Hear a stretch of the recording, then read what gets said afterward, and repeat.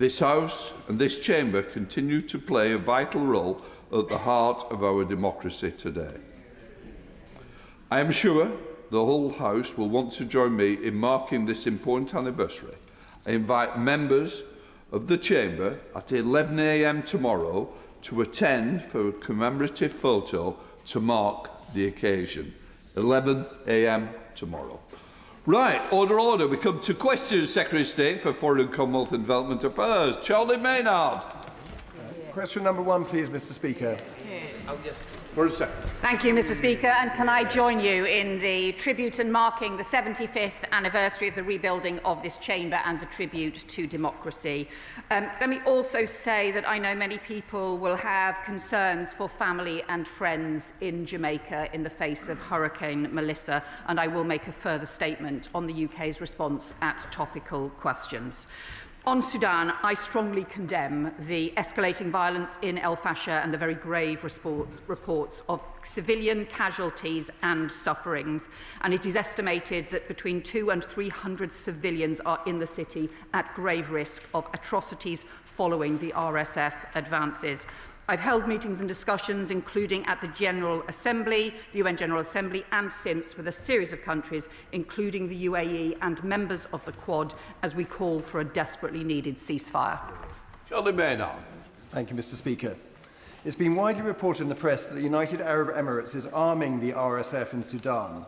The RSF is one of the 2 warring factions in Sudan and was found by the UN to be responsible for crimes against humanity, including murder, torture, enslavement, rape and sexual violence. As per UK government export data, the UK exported nearly £750 million worth of arms to the UAE via single individual export licences between 2019 and 2023. If the UAE is indeed arming the RSF, the UK is breaching its arms export licensing criteria, specifically criteria 1F, 2, 4, 6 and 7.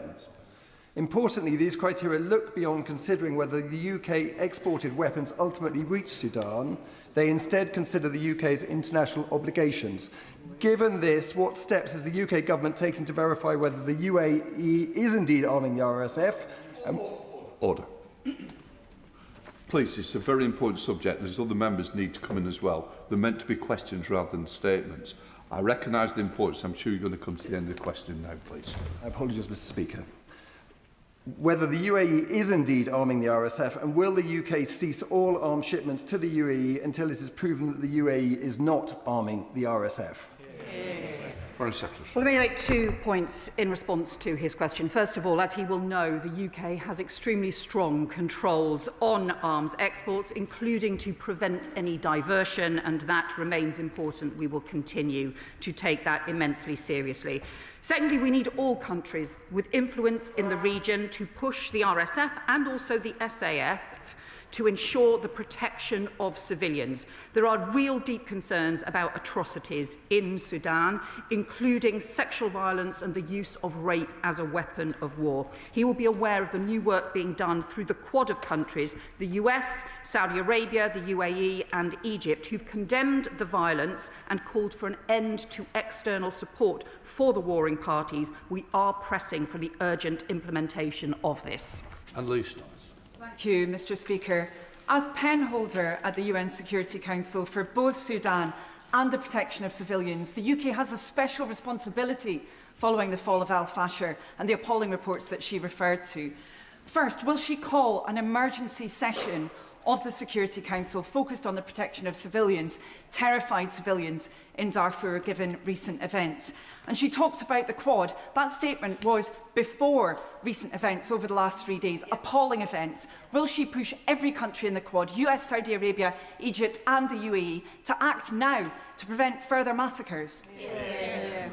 Well, I agree with my right honourable friend that Sudan and the escalating violence, the humanitarian crisis, must be on the agenda for the Security Council. We are pressing for that meeting to take place as soon as possible, and also to ensure that at its heart is also the issues around the protection of civilians. There was already a humanitarian crisis in Sudan with huge numbers of people at risk of famine even before this escalating violence, and I also agree with her on the urgent need to press all parties to cease the violence and to ensure that humanitarian aid can get through.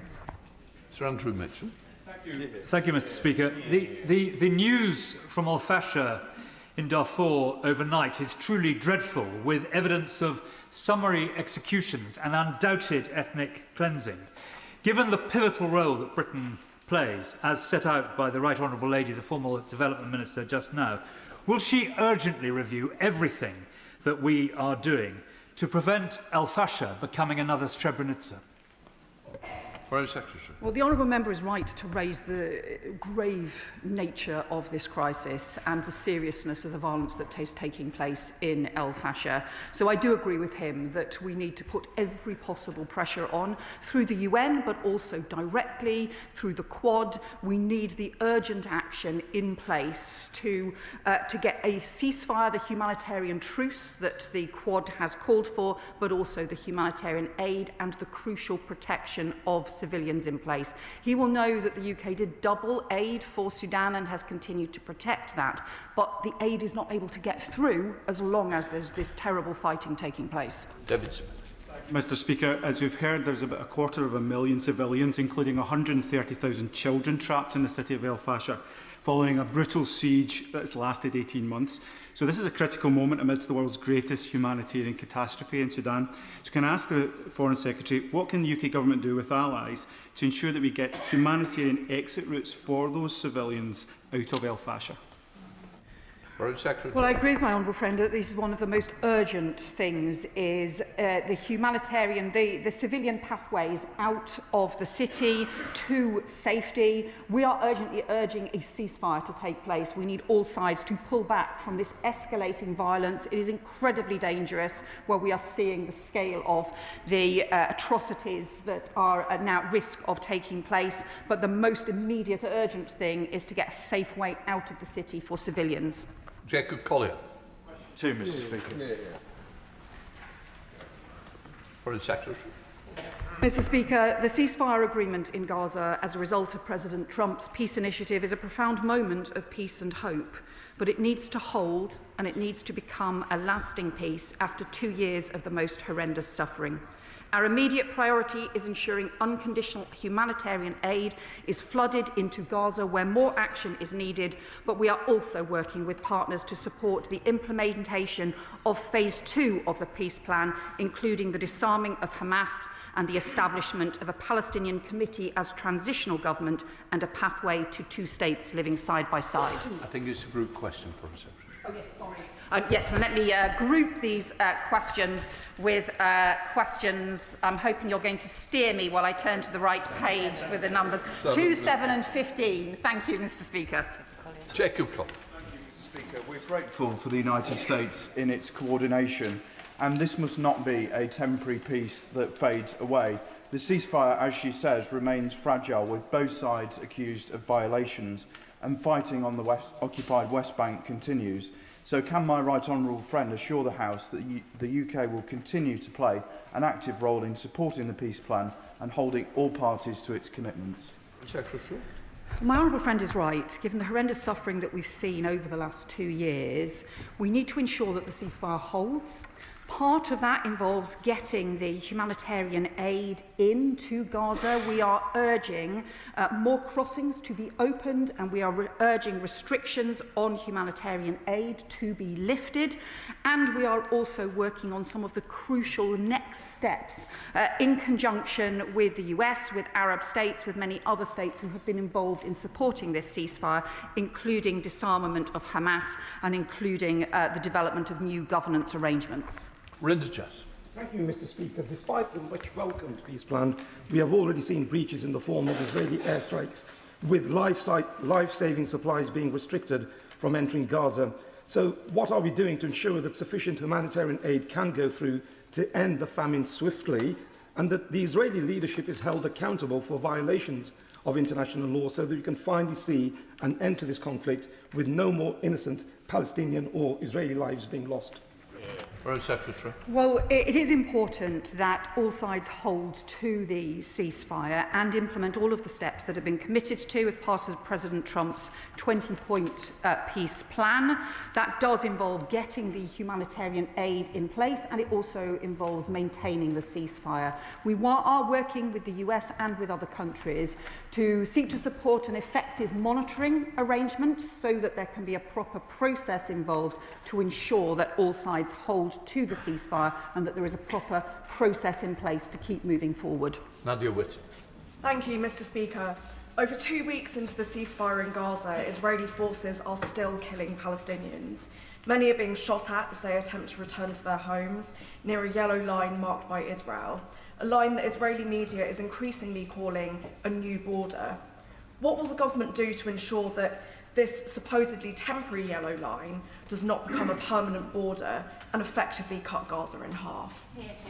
Foreign Secretary. Well, we have been clear that not only can we not divide Gaza, but this has to be part of the journey to a two-state solution, which includes Gaza and East Jerusalem and the West Bank, because that is the only way that we will get a just and lasting peace. Of course, there are transition arrangements set out as part of the 20-point plan, but it's really crucial that not only do we maintain this ceasefire agreement, the first phase, but that we keep making progress on the rest of the points in the 20-point plan and the second phase as well.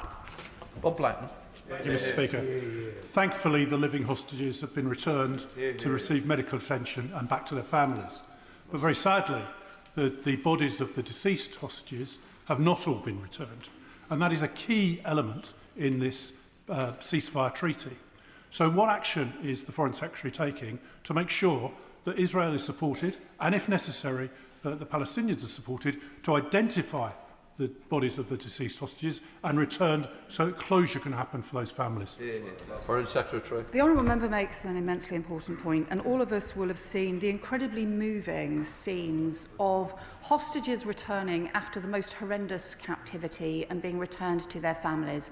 But those who have lost loved ones, whose loved ones were taken in that barbaric terrorist attack on October the 7th, and are still waiting to have their remains returned. I have spoken to families whose loved ones were lost and who have had the remains returned, but I know still how difficult this is and how people need to be able to grieve and to be able to pay tribute to their loved ones. We are continuing to press for all of the hostage remains to be released, and also we have offered support, for example, demining capabilities, where, for example, there are concerns about ordinances that might prevent the recovery of remains. Farron. Thank you, Mr. Speaker. How will the United Kingdom help to ensure that the Gaza peace plan includes measures to restore access to clean and plentiful water? The main source of fresh water in Gaza is the coastal aquifer, which is contaminated by seawater, sewage and chemicals. Up to 97% of Gaza's tap water is unfit for human consumption. Surely she will agree there can be no just peace amidst thirst and squalor. Foreign Secretary. The Honourable Member is right to highlight water as a crucial humanitarian aid and support, and I have spoken to Tom Fletcher, who is coordinating much of the UN support, and also to the Egyptian and Israeli foreign ministers about the importance of ensuring that the crossings are open, but also that to be able to provide water, but also to be able to rebuild critical infrastructure as well. That will also require financing, and my honourable friend, the Middle East Minister, has already been involved in looking at ways in which we can finance reconstruction for the long term. Jim Shannon. Speaker, can I thank the Minister very much for her response, Minister. The peace plan can only succeed if Hamas are not part of that. Hamas need to return the dead hostages to their families. They need to ensure they're disarmed, and they need to make sure that they're not carrying out summary executions of fellow Gazians as they are doing. Can I ask the Minister this question? If it's going to have a peace plan that lasts, then take Hamas out, remove them from the situation, and we can have peace. Well, the honourable member will know that I have always described Hamas as a barbaric terrorist organisation. That remains the case, and it's why it's been so crucial that we've seen the Arab League also condemn and reject Hamas, and to join us and other countries from across the world in being clear that Hamas can play no role in the future governance of Gaza or the future governance of Palestine. It's why the UK has particularly been offering support on the decommissioning of weapons and the disarming of Hamas. That is a crucial part of the peace process so that Palestinians and Israelis can live in peace and security. The Foreign Secretary, The Foreign Secretary will know that we continue to see Hamas terrorise the people of Gaza, carrying out summary executions and depriving people of aid. Terrorist tunnels and their infrastructure still remains in place. So what role is she playing in terms of negotiations and dialogue around the elimination of Hamas? What is the government's view on how the International Stabilization Force will operate? And will the UK be playing a role in the Board of Peace alongside her former leader and friend, Tony Blair? So the Shadow Foreign Secretary is right to highlight the importance of the disarmament, the decommissioning of Hamas, needing to involve tunnels as well as weapons and the entire infrastructure of terror that was built up over many years.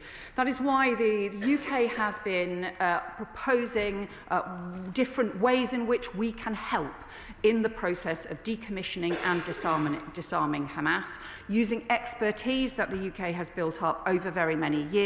That will be a central part of maintaining this peace process for a just and lasting peace.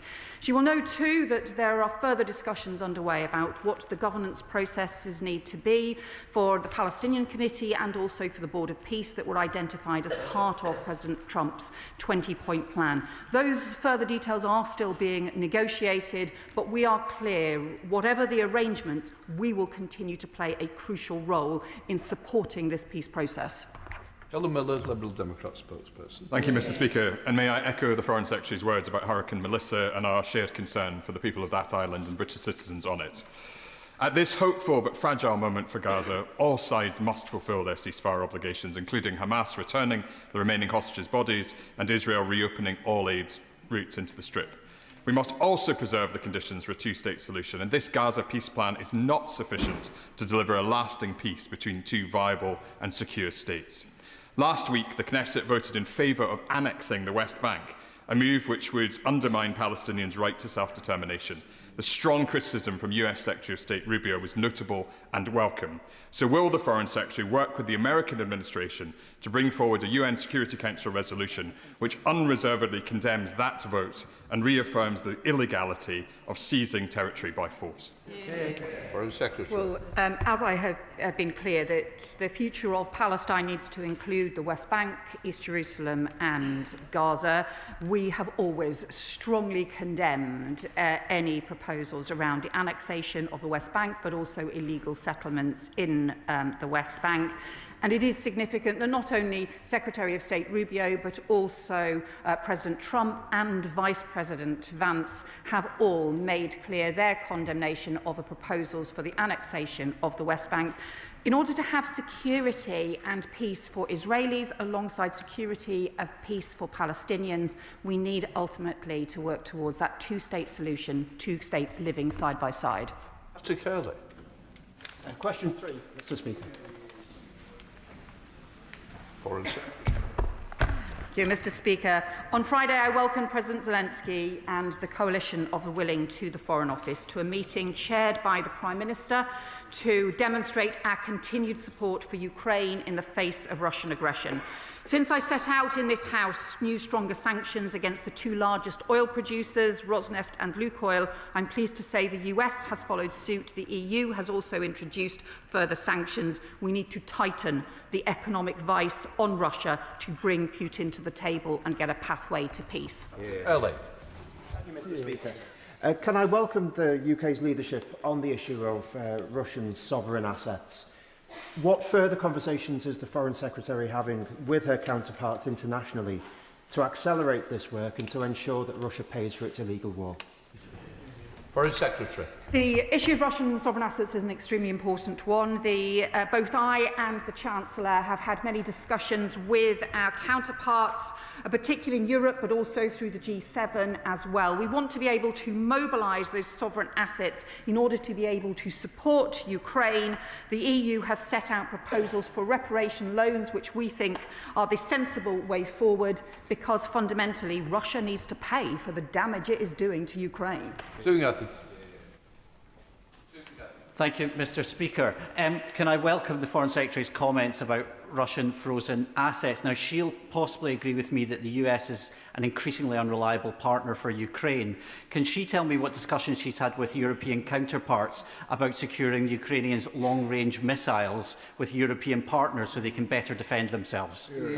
Foreign Secretary. Well, this was an issue that was discussed as part of the coalition of the willing, and where NATO was present, as well as many countries, both from Europe and across the world, as part of those discussions, which was about the continued military support for Ukraine, but also about this crucial economic pressure as well. And I would say to him that I think the US package of sanctions that has now been announced, that very much is very similar to the package that we announced on Rosneft and Lukoil, is an extremely important one, because we need to choke off Russian oil and gas's access to the market.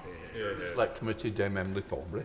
Very much, Mr. Speaker. I'm really pleased to see the Foreign Secretary writing in the Times yesterday about now is the time for international action to use Russian frozen assets to support Ukraine. The trouble is that over the last 3 years, 8 months, 4 days, there has been a lot of talk about using these assets, and nothing has happened. I know that the Foreign Secretary knows the last thing that Ukraine needs is warm words. We need to have action, particularly against a background of the Russians renewing their bombing campaign against civilians in the cities. So the question is, if there is going to be a plan, when is it going to happen? When will this considerable sum of money be able to be used to rearm and rebuild Ukraine? Secretary. Well, can I also echo my right honourable friend's comments about the civilian attacks that we have seen, including the most horrendous attack on a kindergarten in Ukraine as well. But she is right that we need to ensure that these assets are mobilised. Obviously, a lot of this needs to be done in conjunction with the EU, where many of the assets are currently held. The EU has had a series of discussions and has made significant progress with the work done by the EU Commission, but also many of the other individual nations that are pressing now to go further. We are working closely with them to do so. We need to get this investment mobilised to support Ukraine. Ford. Thank you, Mr. Speaker. The US President was willing to meet with the Russian President in Budapest, in spite of the fact that we gave assurances in Budapest in that 1994 memorandum, and they have since been ignored. While that meeting won't now go ahead, could the Foreign Secretary share the latest thinking in government about future security guarantees for Ukraine? Foreign Secretary. Well, the security guarantees remains an important part of our support for Ukraine. It's one of the reasons that the coalition of the willing was brought together in order to set out what those security guarantees would be, and of course that will continue to be working with the US in order to do so. But the most immediate issue is to ensure that there is sufficient economic pressure, particularly on oil and gas, to bring Putin back to the table, because whilst President Zelensky has said he is willing to negotiate and willing to support an immediate ceasefire, President Putin is simply escalating the war. Mr. Wenham. Thank you, Mr. Speaker. Russia's war in Ukraine is fuelled by oil export revenues sustained by third country refineries in India, Turkey and China that process and re-export Russian crude as refined products, often to sanctioned states. These countries are fuelling Putin's war chest. Last month, President Trump called on Turkey to halt Russian oil imports. Did the Prime Minister follow President Trump's approach and demand that his Turkish counterpart stops the Star refinery and Tupras from buying Russian oil? Foreign Secretary. Well, I can say to her that we have these discussions with countries right across the world, urging them to support either sanctions or to reduce their dependence on Russian oil and gas, to reduce those imports and to help us in choking the supply of oil and gas from Russia off the market. And that is why we have also begun now to sanction refineries, designated refineries, not just in Russia itself, but across the world. Number 4, sir. Front bench. Foreign Secretary. Mr. Speaker, the former Foreign Secretary set out to Parliament earlier this year the full spectrum of threats posed by China, including espionage, cyber attacks, transnational repression and support for Russia. We challenged China robustly in relation to all of those threats. China is also our third largest trading partner and a country we need to work intensely with on international issues like climate change. That is why we need to challenge China on security and to compete and cooperate on economic and global affairs. Thank you, Mr. Speaker. The Foreign Secretary, in her former role, wrote to the Planning Inspectorate, raising no objections about the Chinese super embassy application. She didn't mention any concerns about the secret basements, or some people describe them as dungeons, on the application, and she raised no objection about the proximity of the application to key data cables in the City of London. In her new role, does the Foreign Secretary now regret her previous lack of action? Well, the honourable member will know that the government takes action to ensure that security measures are in place, and we do so through a series of different routes, and he will also know that the planning process is independent and will follow its course. Thank you, Mr. Speaker. When it comes to the UK's relations with China, it is not a simple binary choice between national security and growth. National security must always be our non-negotiable red line, but subject to that, does the Foreign Secretary agree that where there are specific sectors where economic engagement with China promotes growth, that we should be open to it?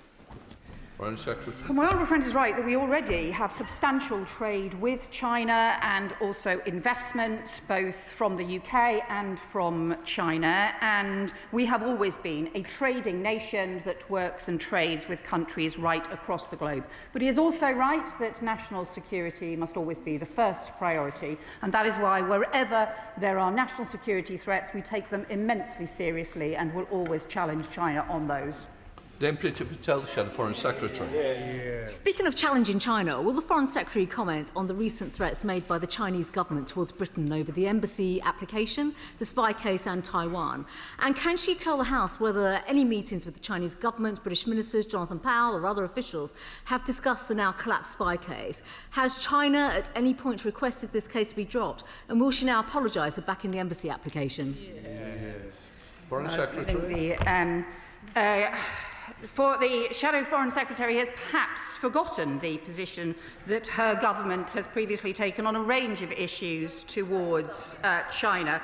But let's be clear, we have made clear that the planning process in the UK is independent. It has to go through the normal planning processes as is appropriate. We also ensure that security measures are always taken immensely seriously, and we have a range of different ways to do so. In terms of the China case that she has referred to, I remain extremely frustrated about the collapse of this case, and my view remains that this kind of activity that was alleged in this case should face the full force of the law. That's why I supported the strengthening and updating of the law in this area to make prosecutions easier. It is a shame that her party took so long to do it. Dr. Alpington. All right, Mr. Speaker. Minister. Well, thank you, Mr. Speaker. And it was fantastic to visit Gibraltar recently for National Day and also to have met recently with EU and Spanish counterparts. The agreement reached between the UK and the EU in June was very welcome. It's very significant, and it will mean jobs, investment, stability, not just for Gibraltar, but indeed across the whole region. And all parties have agreed to work together to finalise the treaty text and ratify the agreement as quickly as possible. And I'll update the House in due course. Dr. Alpington. Thank you, Mr. Speaker. Like the Minister, I had the pleasure of being in Gibraltar earlier this summer at the invitation of the Government, and I draw the House to my register of interest. And I saw for myself the vital necessity in this deal to secure the economy and the social fabric of Gibraltar, and in particular the movement of 15,000 people across the Spain-Gibraltar frontier every day. Can the Minister commit to bring this treaty to the House at the first possible opportunity so that this House can have the fullest possible scrutiny of the details? Thank you. Well, absolutely can do so, and he mentions the challenges that have existed at the border. I've been stuck in those queues as well, Mr. Speaker. You may have been as well, and this deal is going to mean an end to that and a new positive relationship, and very much is going to be positive for the economy and all the people of Gibraltar. We will bring the treaty as soon as possible, as soon as it's finalised. It will go through its normal processes, and Parliament, of course, be able to debate the terms of the treaty if it wishes. Amanda Martin. Thank you, Mr. Speaker, and I draw the House's attention to my register of interest. Mr. Speaker, it was an honour to welcome Gibraltar's First Minister to last week's Gibraltar All-Party Parliamentary Group AGM, and as a cross-party we wholeheartedly welcome the treaty. But can the Minister assure me that the treaty will ensure economic benefits for Gibraltarians and an increase in the prospect for tourism? Minister. Well, I indeed absolutely can assure her, and I want to thank her for her work and indeed the work of the whole APPG and indeed the cross-party work that goes on in support of Gibraltar. And I know, of course, this is a deal that is firmly backed by the Chief Minister of Gibraltar and his government, and is going to bring important benefits for the economy, for jobs, for the people of Gibraltar, and as she mentions, in tourism. We might be able to see now more flights coming into the Gibraltar airport from elsewhere in Europe. That's going to be very positive, I think, for Gibraltar and for the region. Andrew George. Mr. Speaker. The UK's commitment to a two-state solution remains steadfast. The UK has provided £116 million of aid to the Palestinian people this year. I was proud that on the 21st of September, the Prime Minister announced the UK recognition of the State of Palestine. That was to protect the viability of the two-state solution and support a path towards lasting peace. Meanwhile, the UK government is continuing to provide technical and financial support to the Palestinian Authority as it builds a viable and effective state of Palestine. In July, we announced £7 million in technical support to strengthen governance, accountability and civic space in Palestine, and both I and the Foreign Secretary remain in touch with our Palestinian counterparts. Andrew George. Slow as it was, it's very welcome indeed. I'm grateful to the Minister for his response. But will the government go beyond suspending new trade deals and actively review existing trade deals with Israel, including both goods and services originating from the illegal settlements, to ensure that UK trade policy does not undermine the prospect of Palestinian statehood? Minister. Mr. Speaker, the Foreign Secretary has already been clear about the importance of a single effective Palestinian state, which of course includes the West Bank, and the Honourable Member has heard from me on a number of occasions about the different trading standards that exist both for Israel itself and for the occupied territories. Of course we keep these questions under close review, but I think the whole House will appreciate that our focus for now needs to be very much on making sure that the ceasefire holds, we move into the 20-point plan and to the two-state solution that we all want to see. Come on.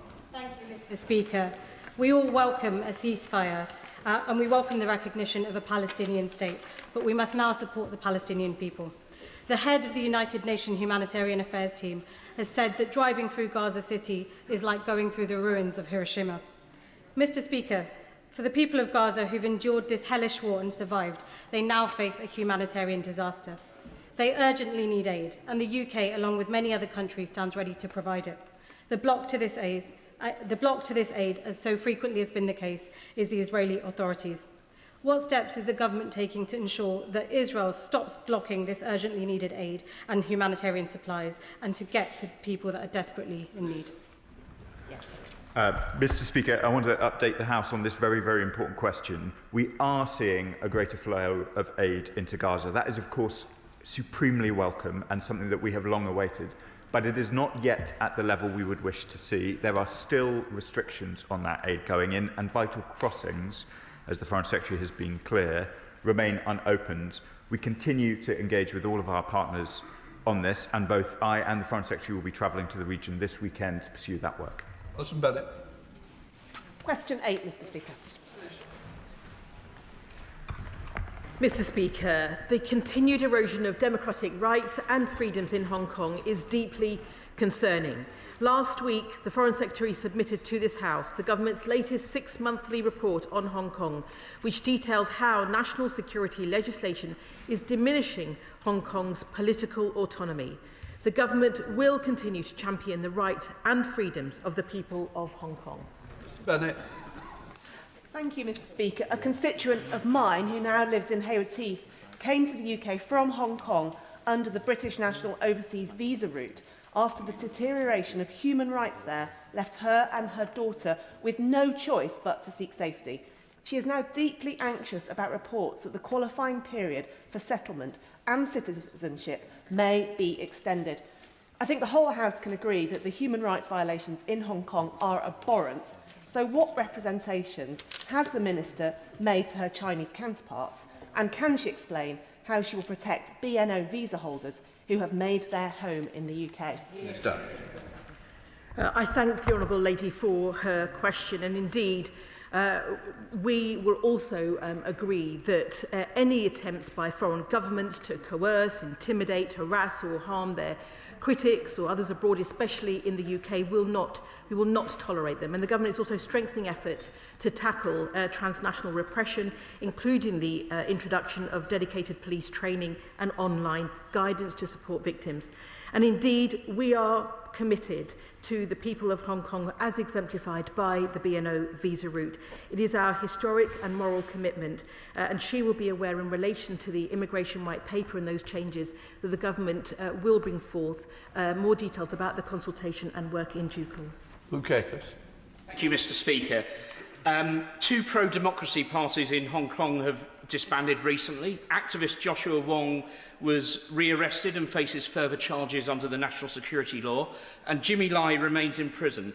Does the Minister agree with me that the national security law continues to be used to erode the rights and freedoms of Hong Kongers, and can she confirm that the UK continues to strongly oppose it?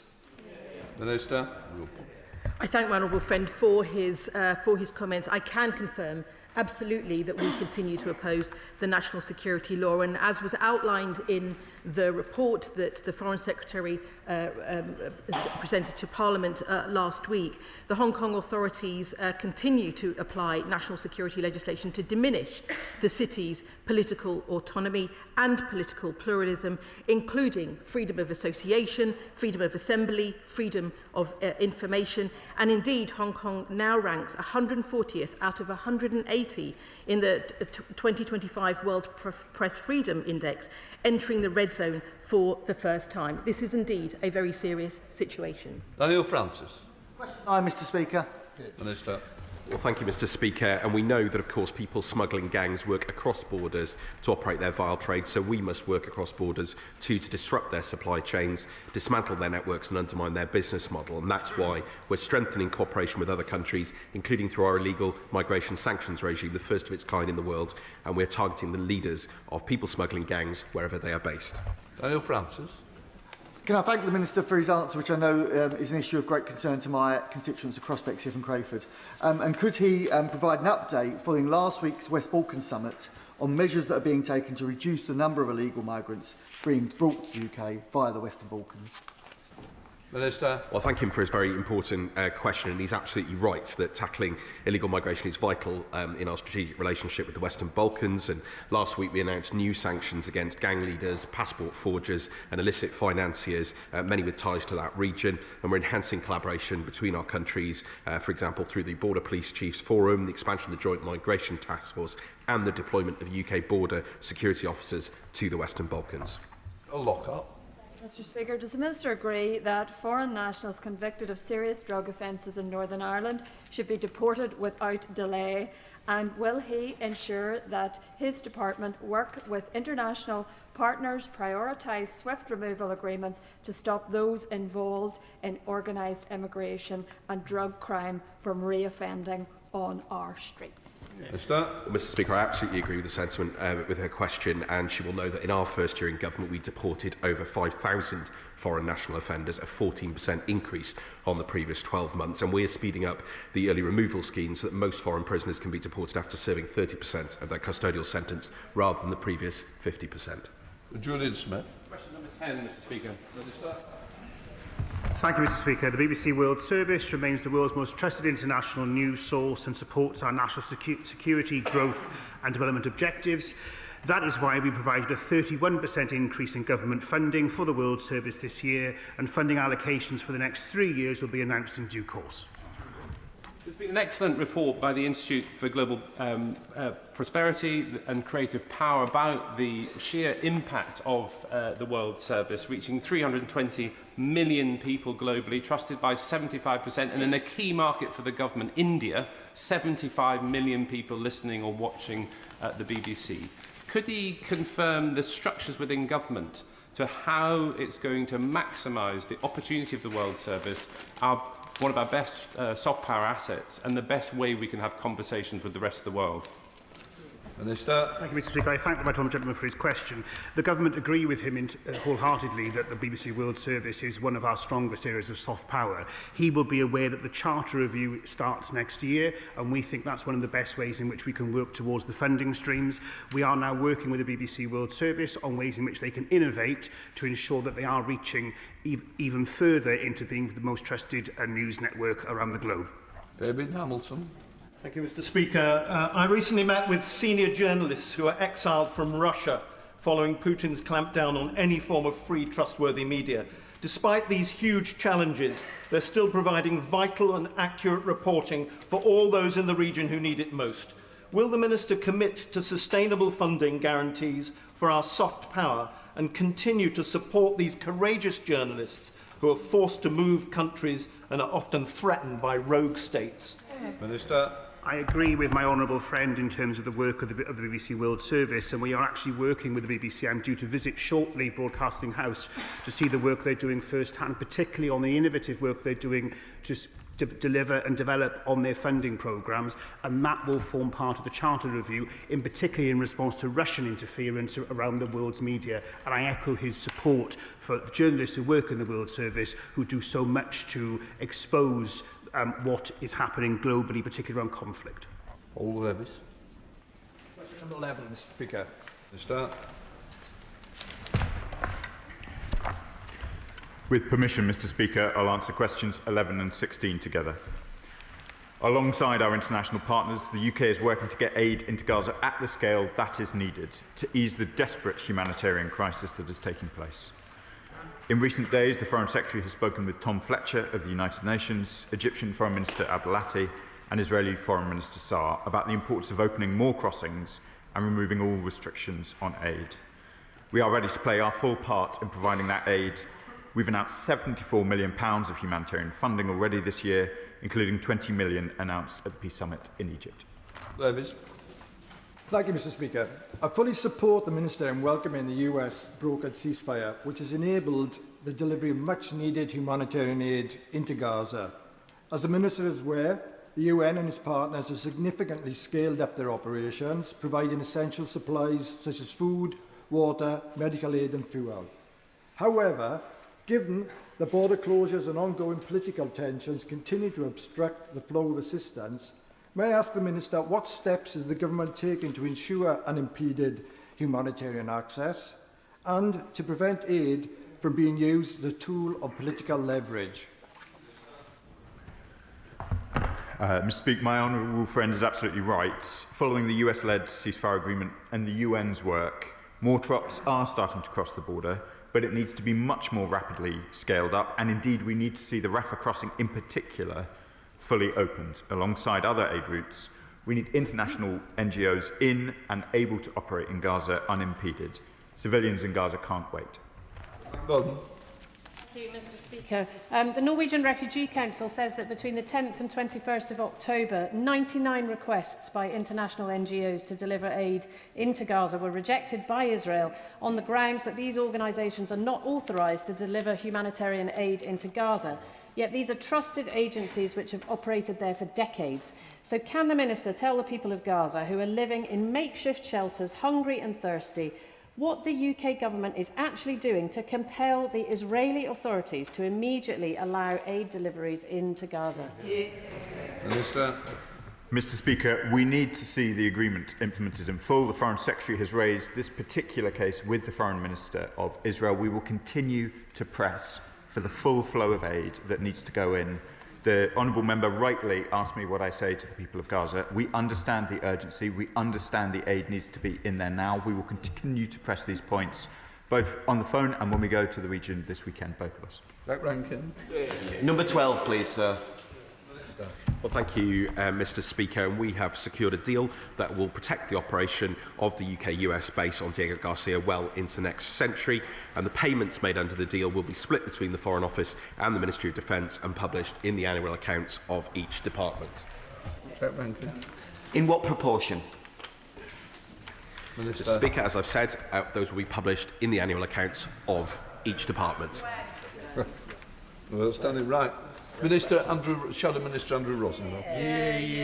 Thank you, Mr. Speaker. Last week, Labour voted against our amendment to give the House of Commons a say on the government's reckless decision to surrender £35 billion of taxpayers' hard-earned money to Mauritius for the privilege of giving away our own sovereign territory. But we still have no certainty from the government about the fate of the vital Diego Garcia base after the 99-year period. So, what is stopping Mauritius from demanding billions more if the UK wishes to extend the use of Diego Garcia for another 40 years? But, Mr. Speaker, wouldn't it be more sensible to save the money, ditch the surrender deal and keep the Chagos Islands British? Minister. Well, Mr. Speaker, as he knows from the many debates, many questions that I've answered on this issue, and indeed the debate that we had in this place, which secured the passage and third reading of the bill, the cost of the agreement in today's money is £101 million, and the net present value over 99 years is £3.4 billion. However much he comes up with other fantasy figures, they are simply incorrect. And these are verified by the Government Actuary Department. And if you want to talk about spending and value, I will not apologise for spending on our national security and keeping this country and our allies safe. And for comparison, Mr. Speaker, he might like to reflect on the fact that the annual payment is 20% less than the cost of the festival of Brexit. Right, let us now go to topicals. James Nish. Question 1, Mr. Speaker. Mr. Speaker, Hurricane Melissa is expected to make landfall in Jamaica shortly, potentially the most severe storm ever to hit the country. Sadly, 7 people have already reportedly lost their lives across the region, and thousands are in shelters now as they wait the storm's arrivals. Many people will be thinking of family and friends in Jamaica and in the region. I spoke with the Jamaican Foreign Minister yesterday to offer the UK's full support and solidarity, and we are prepared to mobilise resources at their request. And the FCDO stands ready to help British nationals 24/7. We have set up the Crisis Centre in the Foreign Office, including with support from the MOD. And we are also positioning specialist rapid deployment teams to provide consular assistance to British nationals in the region. Any British nationals who are there should follow our travel advice and the advice of the Jamaican authorities. We're closely monitoring the hurricane's path. Melissa is forecast to impact Cuba next, and potentially the Turks and Caicos Islands and the Bahamas. Ministers have spoken with the governors of the overseas territories in the region, and we hope that these islands are spared significant damage. The UK government is also preparing to deliver humanitarian assistance to affected areas with a focus on meeting the immediate needs of those who are most vulnerable, and we send the people of Jamaica our support and solidarity today. James Nish. Thank you, Mr. Speaker, and I thank the Foreign Secretary for that update on Jamaica and the diligence of the FCDO in preparing for events there. Tomorrow I'm hosting Hong Kong Watch in Parliament as it releases its latest report on the erosion of Hong Kong's autonomy. The report highlights how Beijing has increasingly sought to dismantle Hong Kong's autonomy while also exploiting the privileges of its special status. This is increasingly having an impact on business operations in Hong Kong and is something that is well understood by the government but has yet to be fully recognised, including in last week's FCDO 6-monthly report. Can the Minister confirm whether the UK will consider additional steps to push back against these violations of China's international treaty obligation? Order. Can just help me to help everybody else try and get in. It is topical, so we've got to be short and punchy. Foreign Secretary.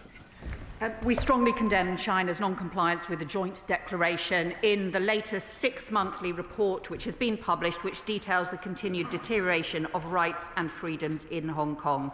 We have continually pressed to China to uphold the rights of Hong Kongers, and their non-compliance is one of the reasons we remain steadfastly committed to the BNO visa route.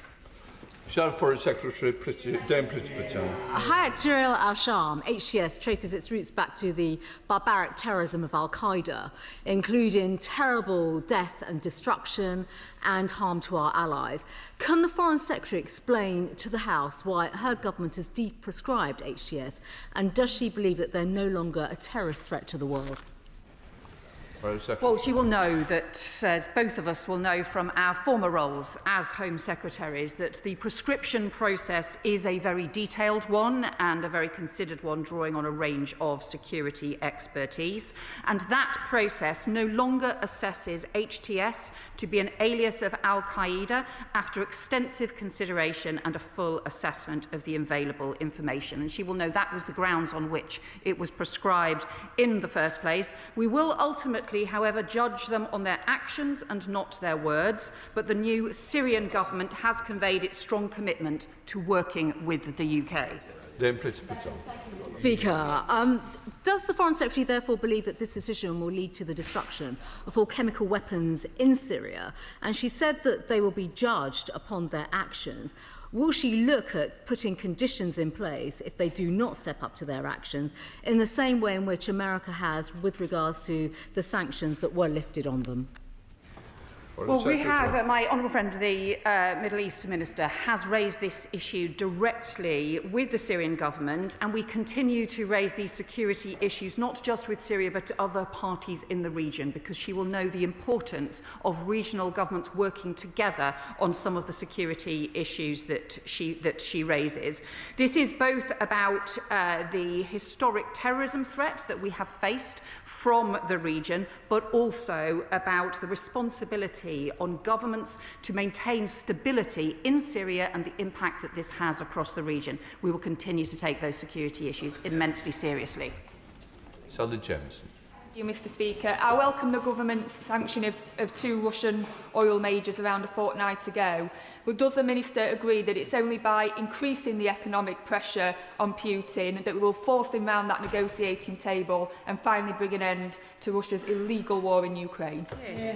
Foreign Secretary. I do agree with my honourable friend. We need to increase the economic pressure on Putin. We need to choke off the supply of Russian oil and gas into international markets. Our sanctions, our package of sanctions, including on the 2 biggest Russian oil producers, goes a substantial step forward. It is really welcome that other countries, including the US, are now doing the same. It is only through international action we will have the impact. Democrat spokesperson. Mr. Speaker, in the United States, President Trump continues to use his public power to advance his private financial interests. In the UK, as well as rooting out traitors like Nathan Gill who take funds from our enemies, we must prevent this corrosive cronyism from entering our own politics. I wrote yesterday to the new Ethics and Integrity Commission, calling on it to investigate whether DCMS officials lobbied for Trump's golf courses.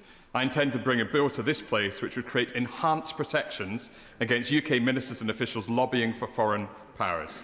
Will the Secretary of State commit to supporting the principle of this bill? Minister. Well, Mr. Speaker, without seeing what his proposals are, I'm not going to comment on that at this stage. But what I will say is that we do take all evidence of foreign interference in this country very, very seriously. And I work closely with ministers across government, including the Home Office and elsewhere, and my colleague, the Security Minister, to keep these issues under assessment on a regular basis. John Slinger. Thank you, Mr. Speaker. I declare an interest as chair of the APPG for the Kurdistan region in Iraq and led a delegation there. In the 2005 federal Iraqi constitution, agreed in a popular vote, should underpin Kurdish rights, and we were told that Baghdad deliberately withholds salary payments to public employees there. The Foreign Secretary visited Erbil as Home Secretary and knows how important this part of Iraq is to our security. So does she agree that we need our Kurdish ally to be strong and respected in a federal Iraq, and that a better relationship there would enable vital reform for the benefit of that region and indeed our own country? Minister. The relationship between Baghdad, Erbil and indeed Sulaymaniyah is of vital importance. I continue to discuss these issues with the Iraqi Foreign Minister and indeed Iraqi Kurdish politicians as well. We'll continue to do so, and I look forward to visiting the region shortly. Thank you. The UN Secretary-General has warned that it's now inevitable that we will fail to keep global warming under 1.5 degrees, with a threat of devastating consequences like the loss of the Amazon rainforest and its role in climate regulation. While the Conservatives and Reform continue to sabotage climate action, it's good to know that the Prime Minister will be going to COP30. But will the Foreign Secretary commit to no further cuts to our international aid budget so that we can contribute to the Tropical Forest Funds Forever Fund? Well, Mr. Speaker, she's a passionate advocate on these issues, I know, and we debated these issues just the other day in Westminster Hall. The UK remains committed to providing international climate finance now and in the future, and to playing our part alongside other developed countries and climate finance providers, and we're committed to delivering £11.6 billion in international climate finance by the end of 25-26. Chris Vance. Thank you, Mr. Speaker. Friday was World Polio Day. My constituent in Harlow, former Paralympian Anne Strike, continues to campaign for the eradication of polio. What reassurances can the Minister give me that the UK will continue to be a leading player in that aim? Thank you, Mr. Speaker. I know my honourable friend is a long-standing advocate of polio eradication. The UK is a long-standing supporter of this programme, and we have confirmed a £1.25 billion pledge to Gavi for 2026-30. Other spending, including on the Global Polio Eradication Initiative, is being reviewed as part of the spending review and the order allocation process, which will be decided in due course. Richard Tice. Thank you, Mr. Speaker. As we speak, the Chagosians are in the High Court to try and stop this terrible Chagos surrender deal. Given this government's passion for international human rights, and we all agree how badly they have been treated, will the government finally agree to grant the Chagosians a referendum on this dreadful deal? Minister. Mr. Speaker, I'm not going to comment on legal proceedings, but the honourable gentleman knows full well that this had to be a treaty negotiated between the UK and Mauritius. That's the basis on which it's done. But we absolutely recognise the historic wrongs to the Chagosian people. I've engaged with Chagosian communities on a number of occasions and will continue to do so through our new contact group. Luke Charters. Thank you, Mr. Speaker. I welcome the new package of sanctions on Russian financial institutions, and so does the Minister agree with me that we should stand ready to expand that package of sanctions to stop Russian financial institutions from financing their illegal war in Ukraine? Minister. Well, he will know that we don't comment on future sanctions designations, but he will know that we are absolutely committed, as the Foreign Secretary said, to choking off Russia's war machine and bringing Putin to the table. And that's why our sanctions, alongside others, have denied Russia access to at least $450 billion since February 2022, and that would have funded 2 more years of this illegal and barbarous war. So we won't hesitate to act where we can, and we will work with others in that endeavour. Vicky Slade. I joined Cathod and my constituents Carl, Harry and Joe on a deadlift challenge. We, and yes, Mr. Speaker, that includes me, collectively lifted over 100 tonnes, the equivalent of 5 A-planes to Gaza. But Cathod also work in the West Bank, where Palestinians are being treated as second-class citizens living under military, not civil law. So what diplomatic actions is the department taking to ensure violence against them ends and improve their rights of the Palestinians while a two-state solution is negotiated? Minister. Mr. Speaker, the initiative that the honourable member took with CAFOD rightly highlights the importance of rubble movement in Gaza. It is an enormous logistical challenge. That was one of the reasons why I convened the Gaza Reconstruction Conference in Wilton Park, and she rightly raises the very important questions of rights in the West Bank. We have contributed and will continue to contribute to efforts locally to ensure that those residents in the resident in the West Bank can exercise their rights, and we will continue to raise the wider issues around annexation in the way. Diane Abbott.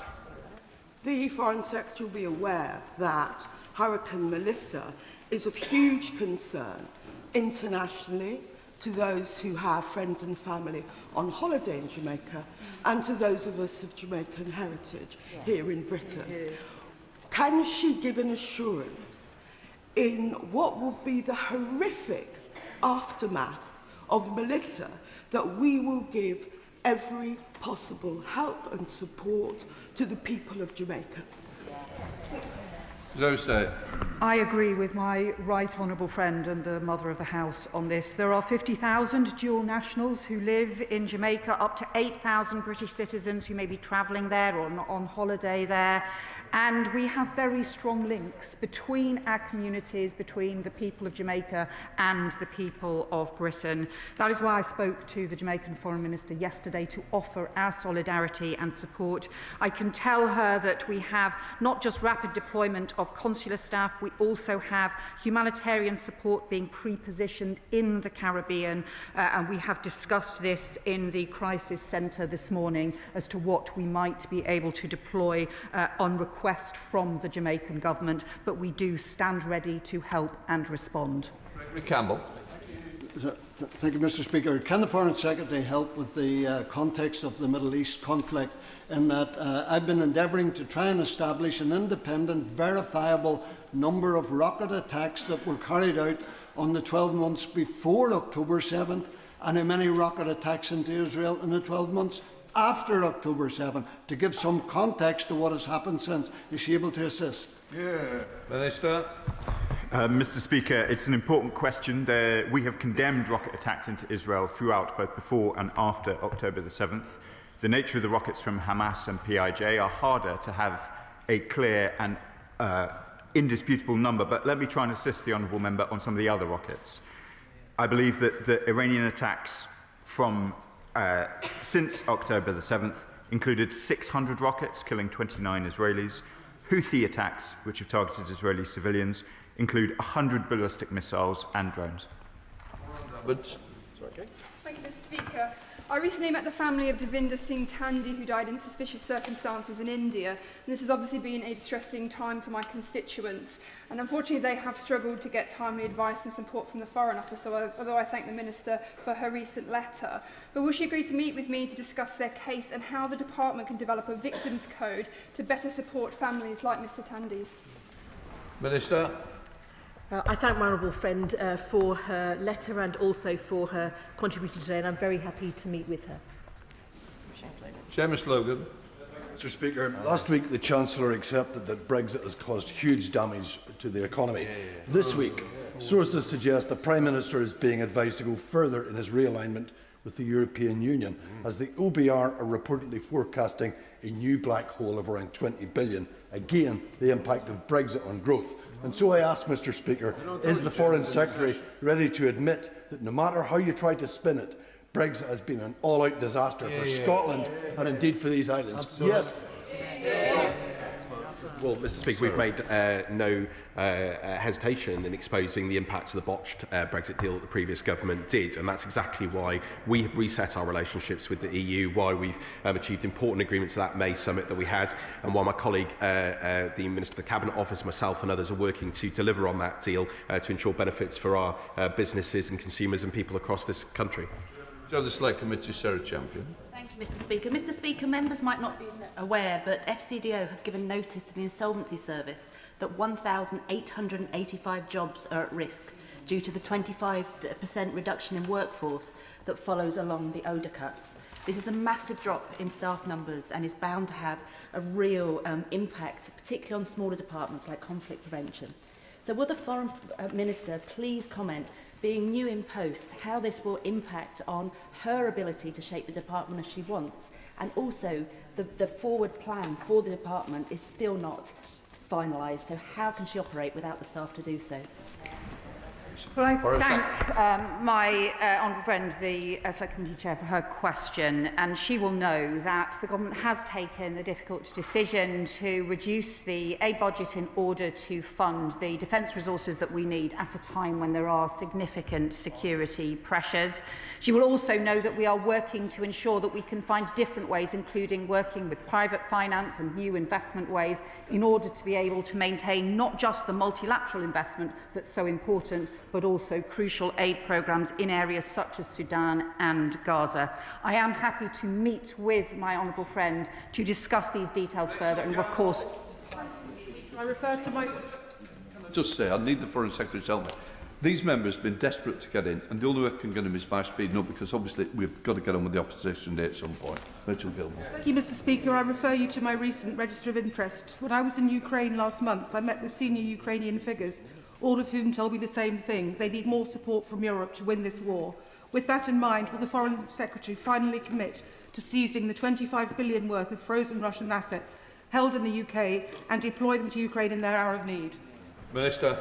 Well, I absolutely agree. We need to get Ukraine every support that they need, and our support is ironclad. That's why we hosted the Coalition of the Willing just on Friday. You'll have heard the Foreign Secretary say that we're working closely with partners to ensure that Russia pays for the damage that it's caused, and we'll find the lawful and most effective ways to do that. Dame Meg Kelly. Thank you, Mr. Speaker. Mr. Speaker, Karim Anara is an internationally recognised human rights activist who's been subject to a travel ban by Egypt and has been stuck there since 2020. What is the Foreign Office doing, or can it do, to ensure that he is able to come to the UK to join his wife in my constituency? Mr. Speaker, I'm familiar with the case. I've met the man in question and indeed her constituent. I'm very happy to meet with her to discuss it further. I'm travelling to Egypt this weekend and will continue to be in these sorts of discussions. Wendy Chamberlain. Spending in Afghanistan inevitably impact women and children disproportionately. They are more likely to be employed by NGOs forced to make cuts and also more likely to need assistance. Does the Minister agree we need to ring-fence and protect funding to Afghanistan? Minister. Mr. Speaker, we have to be absolutely clear about who is driving the oppression of Afghan women and girls. The Taliban have put further restrictions onto women and girls. They have taken further steps, including restricting the internet, which undermines the viability of Afghanistan's economy at a fundamental level. But I can assure the House that we continue to allocate significant funding, £151 million this year. That is a small decrease from last year, but I want to assure the member who I know, the honourable member, who I know remains very committed to these issues, that we remain very much focused on them, and it is the Taliban who need to bear the significant Thank you, Mr. Speaker. The British public are under no illusion of how much resources are going to take to have the humanitarian aid in Gaza and the rebuild of Gaza, and they want to play their part. Has the government considered using aid match so that we match the public contribution, £1 versus £1 of government money, to increase the proportion of British aid and rebuilding that can happen in Gaza? Well, I can tell my friend we are looking at different ways to ensure that we can get sufficient resources into Gaza. This will require not just the immediate humanitarian assistance, but also long-term reconstruction aid, and we're continuing to work with our allies and here in the UK on doing so. Leila Moran. Last week I met Nada, an Oxford plastic surgeon, who told me of the horrific stories of children that she's been treating in Gaza. I believe the Secretary of State's met her too. The thing that's most concerning is if these wounds don't have care, they will lead to life-changing disabilities. The medics are calling for a humanitarian corridor between Gaza and the West Bank so that those Palestinian children can stay in Palestine. What discussions has she had on this matter? I have met the doctor that the honourable member refers to. Her work is inspiring, as well as just the most terrible stories of suffering. We do agree that we need to be able to get the humanitarian corridors in place, that we need to be able to treat children, especially in the region, but also she will know we are medevacing children to the UK for treatment as well. Anna Baxter. Thank you, Mr. Speaker. Last month, ahead of the UN General Assembly, I had the honour of welcoming Vlad, Valeria and Roman, 3 young children who were injured and abducted by Russia during Putin's illegal invasion into Ukraine. I want to thank you, Mr. Speaker, and my honourable friend, the Minister, for taking time out of your busy days to meet with those children, to hear firsthand the horrors they have been through, but also their inspiring stories. Can the Secretary of State update the House on what discussions were held at the UN General Assembly on the unlawful deportation of Ukrainian children, and what further support is being provided to Ukraine to aid their recovery? Minister.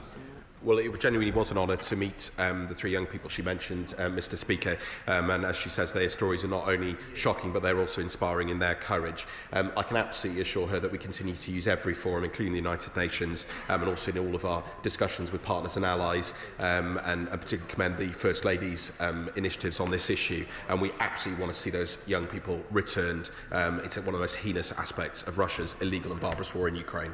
Rigon. Thank you, Mr. Speaker. The British Council is in dire financial straits. If they disappear, so will the invaluable soft power that they wield. Will the Foreign Secretary commit to meeting with the Chief Executive of the British Council to discuss this as soon as possible?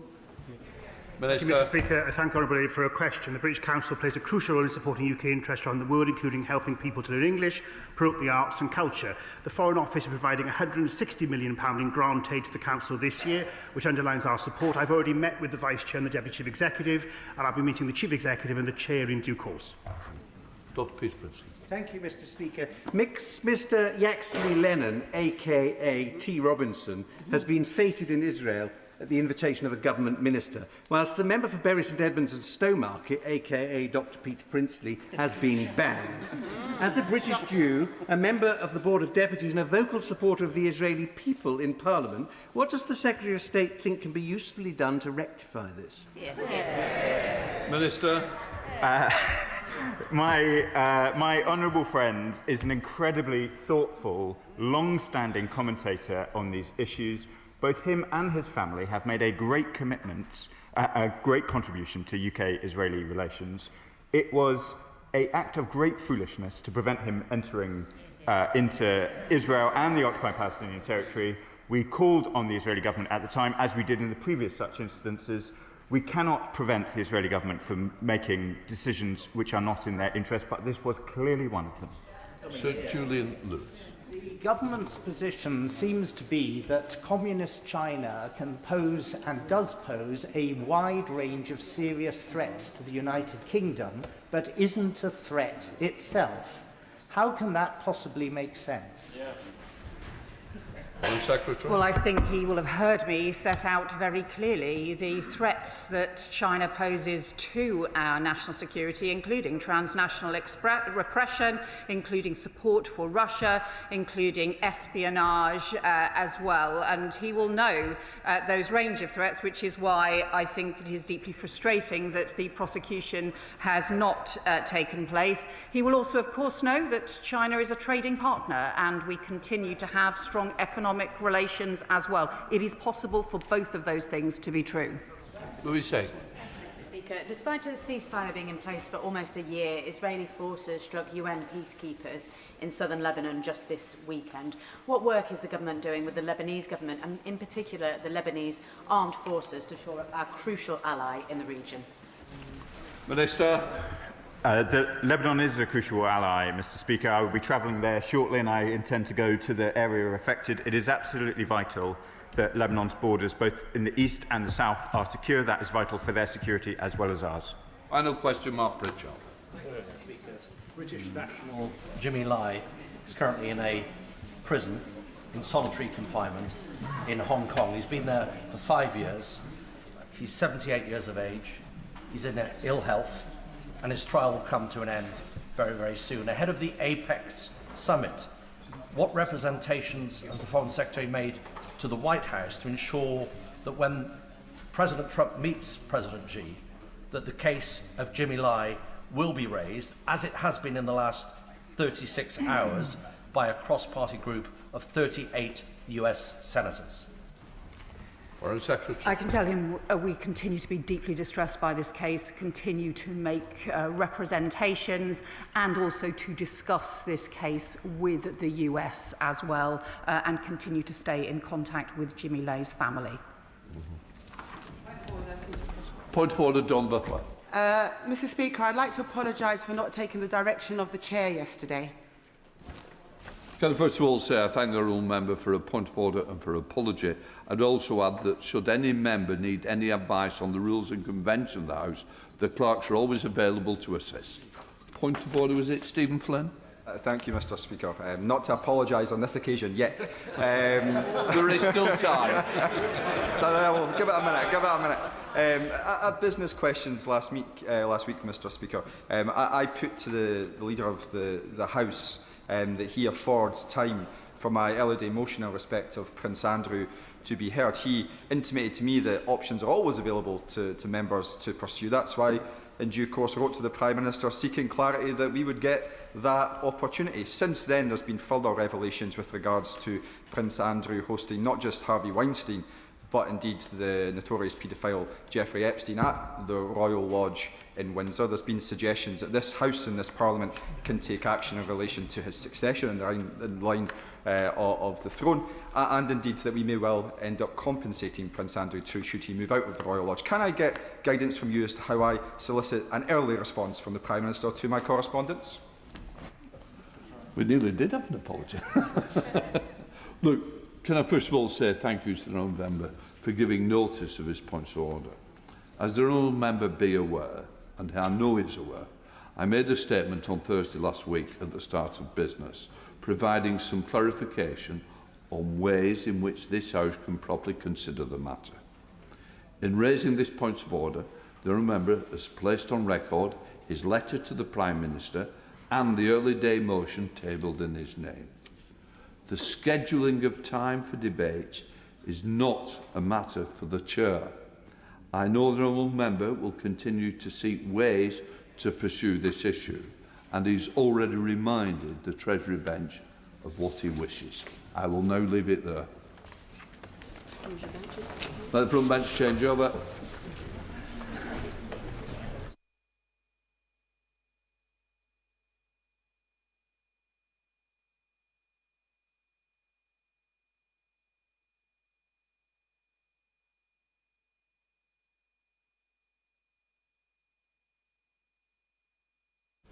We now come to the Opposition Day motion on stamp duty land tax. I inform the House that I have not selected the amendment. I now call Shadow Chancellor Mel Stride to move the motion. Thank you, Mr. Speaker, and I beg to move the motion on the order paper. Mr. Speaker, there comes a time in the careers of some in this House when they stand too close to the edge, when they play with fire, when they fly too close to the sun. And to continue in that astronomical metaphor, we have a Chancellor who has truly thrown herself headlong into a colossal black hole entirely of her making. The Chancellor, Mr. Speaker, has trashed our economy, and she will blame anybody but herself. The OBR, the legacy, the Conservative Party, Donald Trump, Brexit, whatever it is, as long as it is not herself. And yet we on this side of the House know the clear truth. We know exactly what has happened to our economy. We know that we had a government that, when it was in opposition, said that there was no way they would be putting up taxes left, right and centre, and yet within a few short months they had done precisely that. Layering up taxes on businesses, destroying growth, at the same time as talking down our economy, the fictitious £22 billion black hole, which ironically was debunked as not legitimised by the OBR at the behest of the party opposite themselves. We know that this party has borrowed colossal amounts of money, is due to be spending around £500 billion more than the plans that they inherited. And what has been the consequence of that, Mr. Speaker? It has been elevated inflation. We now have the highest inflation in the G7. The IMF tells us that next year we will once again have the highest inflation in the G7. And the consequences of that, through monetary policy, of course, are that interest rates will be higher for longer, bearing down on those who have mortgages, businesses who wish to borrow. And critically, I will in a moment, critically, when it comes to our burgeoning national debt, which is soaring under this government, the costs of servicing that debt are now running at £100 billion a year, rising to £130 billion across this Parliament. That is twice what we spend on defence.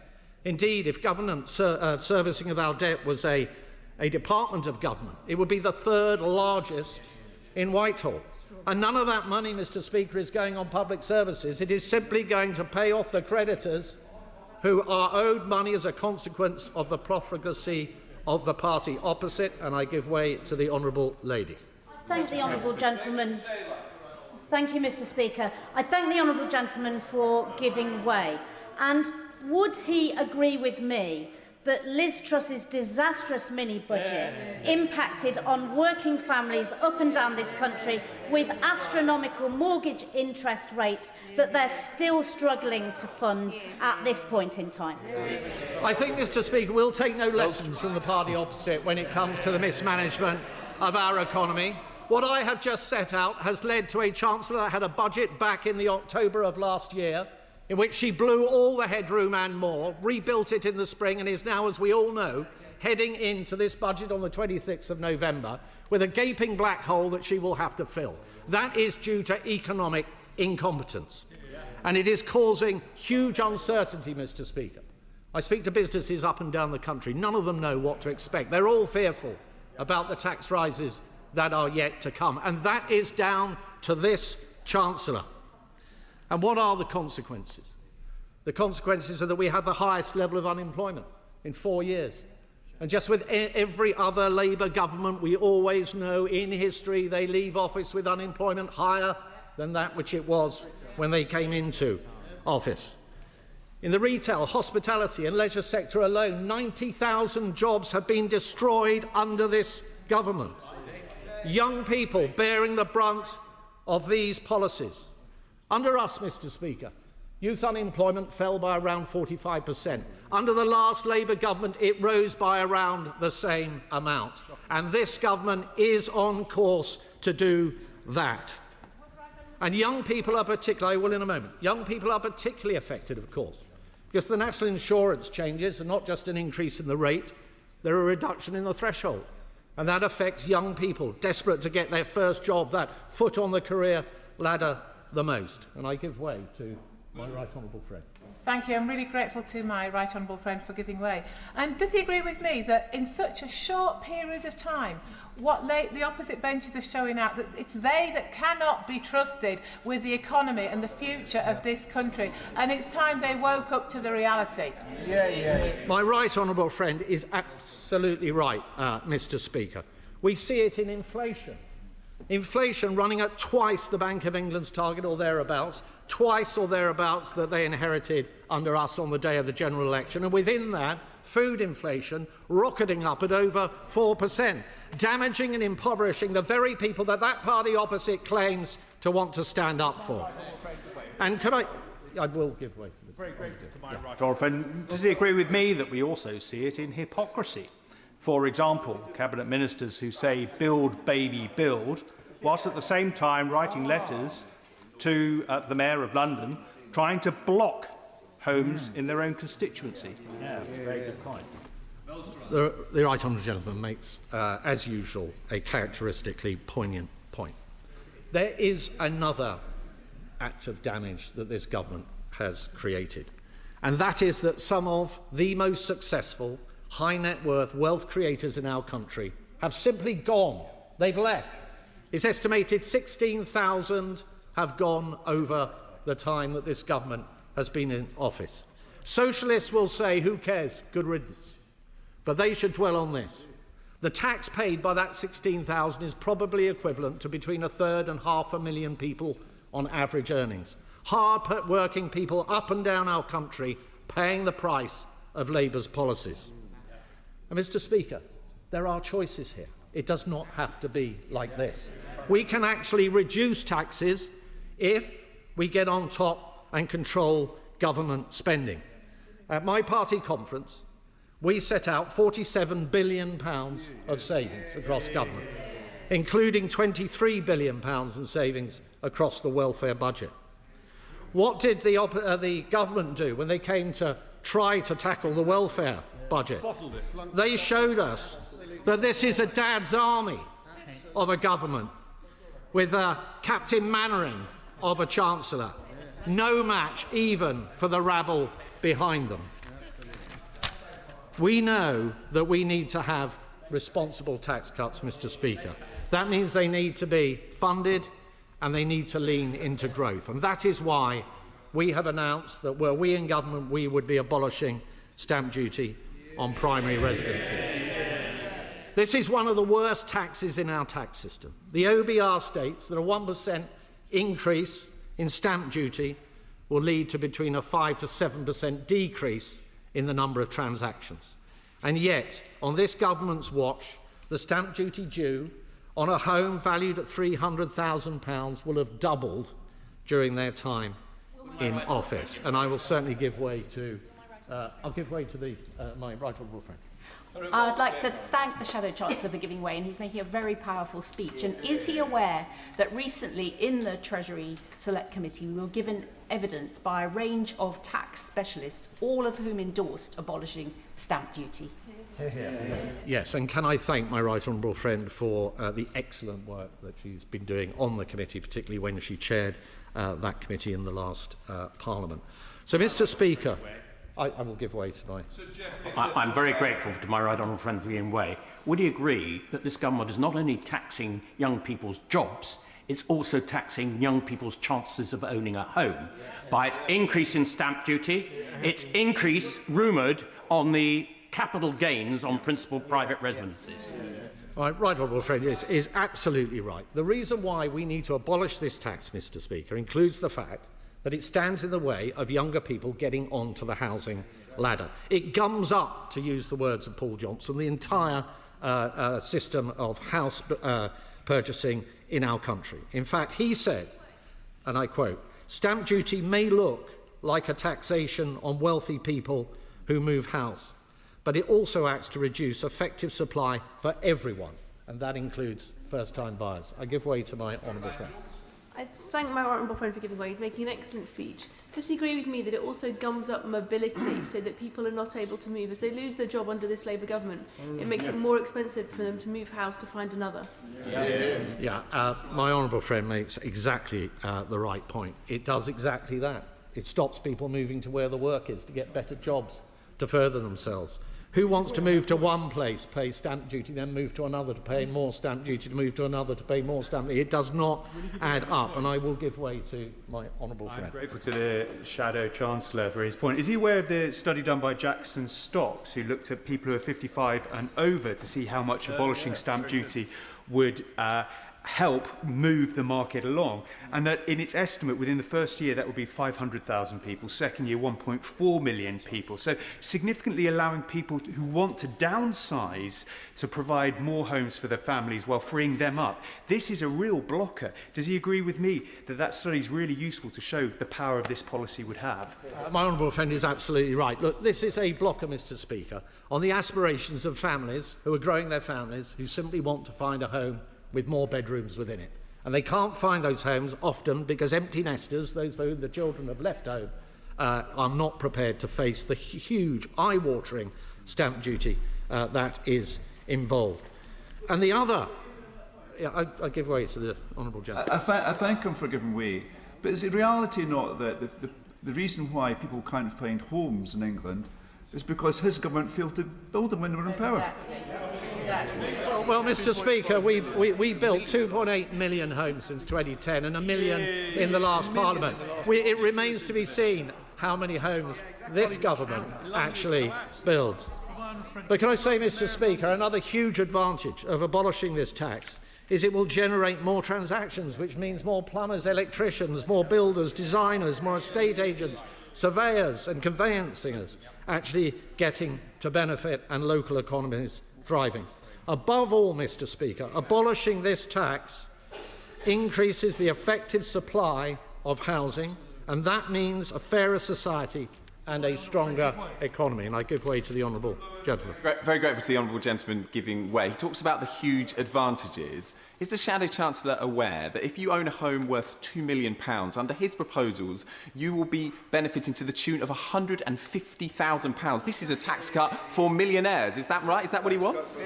Well, I've already appraised the honourable gentleman of the fact that on his watch, 16,000 high net worth people have left this country to the huge detriment of our economy. And you cannot tax your way to growth. And we have to abolish this tax right across the piece. That is recognised by think tanks right across the political spectrum. Indeed, the Institute, I will momentarily, the Institute of Economic Affairs says abolishing stamp duty is the single best reform that any government could make to Britain's tax system. But the Resolution Foundation, which may be more to the taste of the honourable gentlemen and women opposite, says of stamp duty, it is, and I quote, one of the most economically harmful ways of raising revenue. That's a simple fact, and I give way to my honourable friend. Thank you, and I thank the Shadow Chancellor for giving way.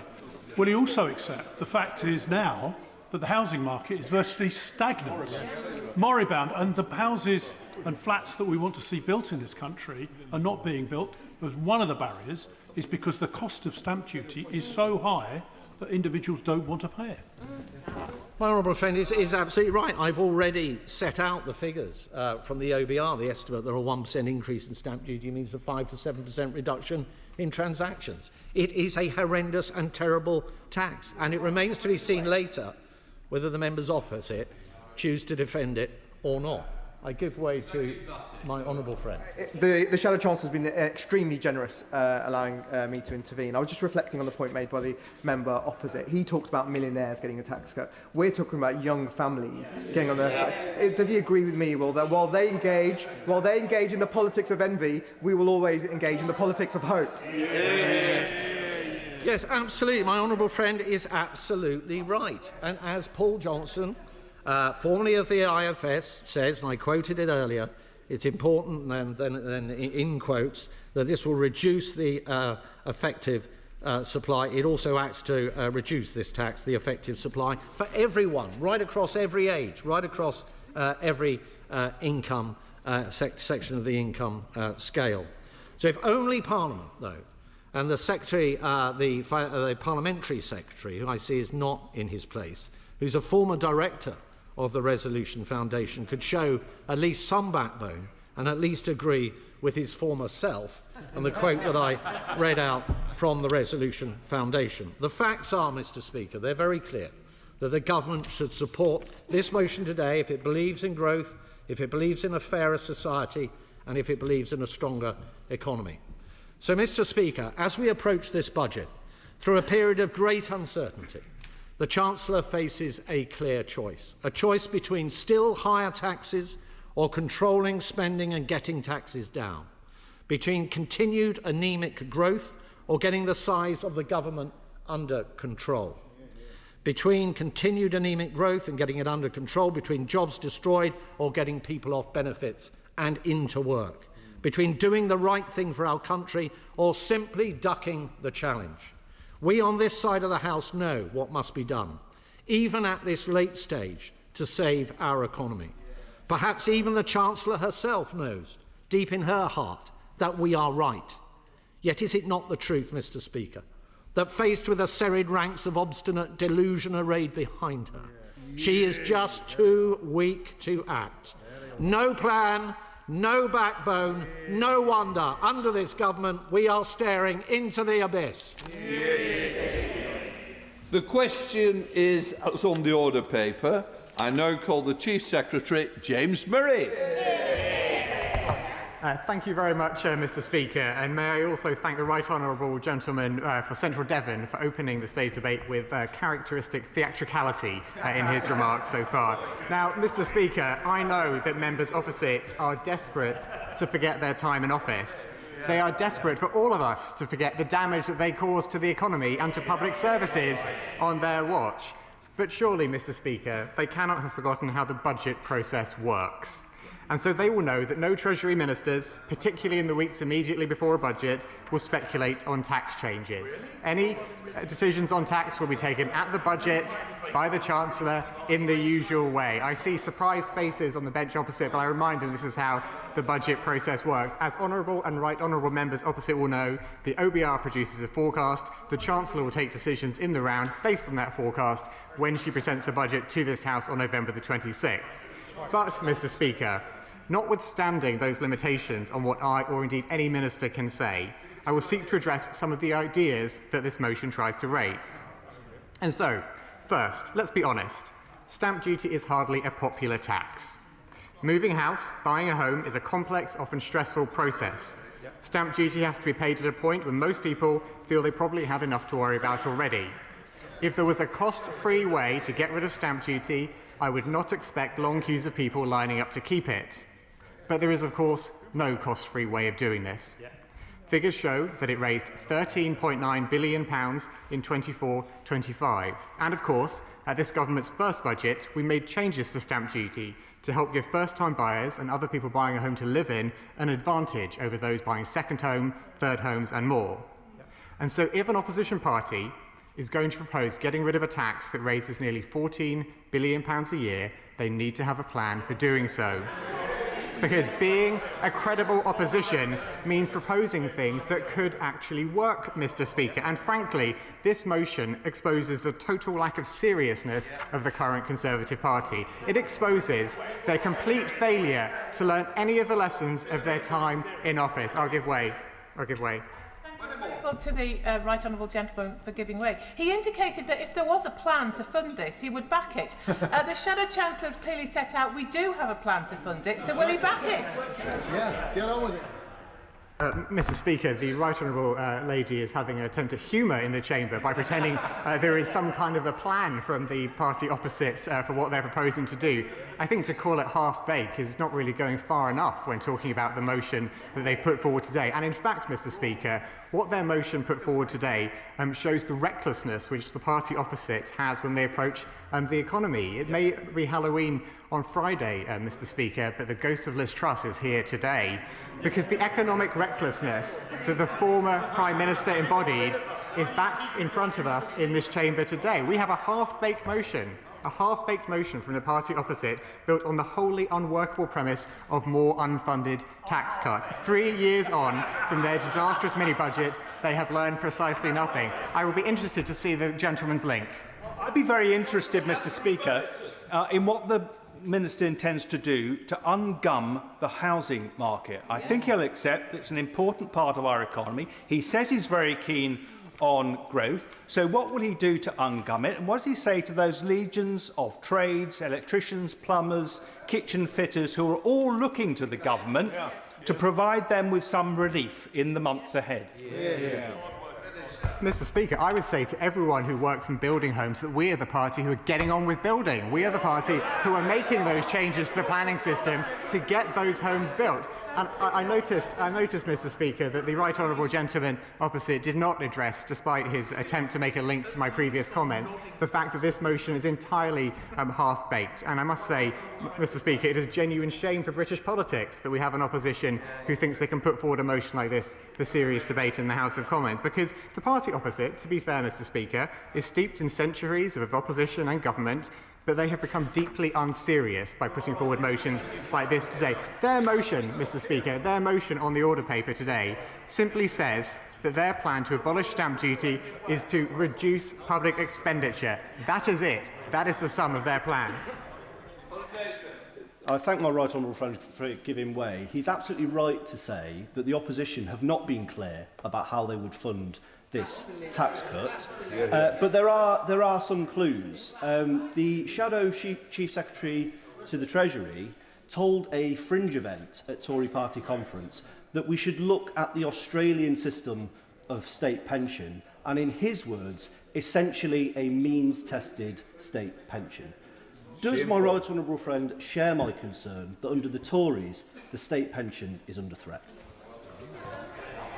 Well, my honourable friend is absolutely right to point out the state pension is under threat if the party opposite were to win the next general election. And in fact, my honourable friend is also right to draw this House's attention to comments that the party opposite made at their party conference, because they may think people are not watching what they say in those fringe meetings at their party conference, but we do get it reported, so we know exactly what they've said. And we know at their recent party conference they think they can find some £47 billion, indeed the Right Honourable Gentleman, through cuts to public spending. Now, Mr. Speaker, let's look at the detail. Let's look at the detail in this, shall we? Because at least half of these fantasy savings come from a welfare plan that amounts to a menu with no prices. A list of measures that they say would raise £23 billion in total, but with no breakdown of how whatsoever. Now, in June of this year, just as they were on their way out of Downing Street, they said they could cut £12 billion from the welfare bill. Now they've doubled it without explanation. And frankly, Mr. Speaker, if the Right Honourable Member for Central Devon thinks he has any credibility on this matter at all, he is sadly mistaken. He is far from the best person to be making this argument, given the fact that he personally oversaw the biggest increase in benefit spending in decades during his time as the Work and Pensions Secretary. I'll give way.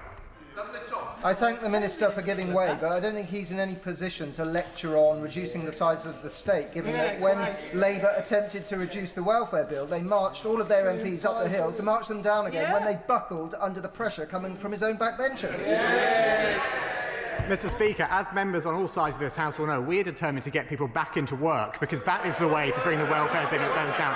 That is the way to bring the benefits bill down, and that is the way to make people better off. What is not the right thing to do for this country, Mr. Speaker, is to follow their plans of £47 billion of cuts for which they have no plan and would represent nothing less than a return to austerity, Mr. Speaker, because their £47 billion of cuts, if they were to come from public services, if they were to come from cuts to public services, that would mean 85,700 fewer nurses. It would mean cutting every police officer in the country twice, and it would mean cutting the entire armed forces. Funnily enough, Mr. Speaker, none of that detail is in their motion today. And this is a shame for British politics, as I said, Mr. Speaker, because with their long history, they really should know better.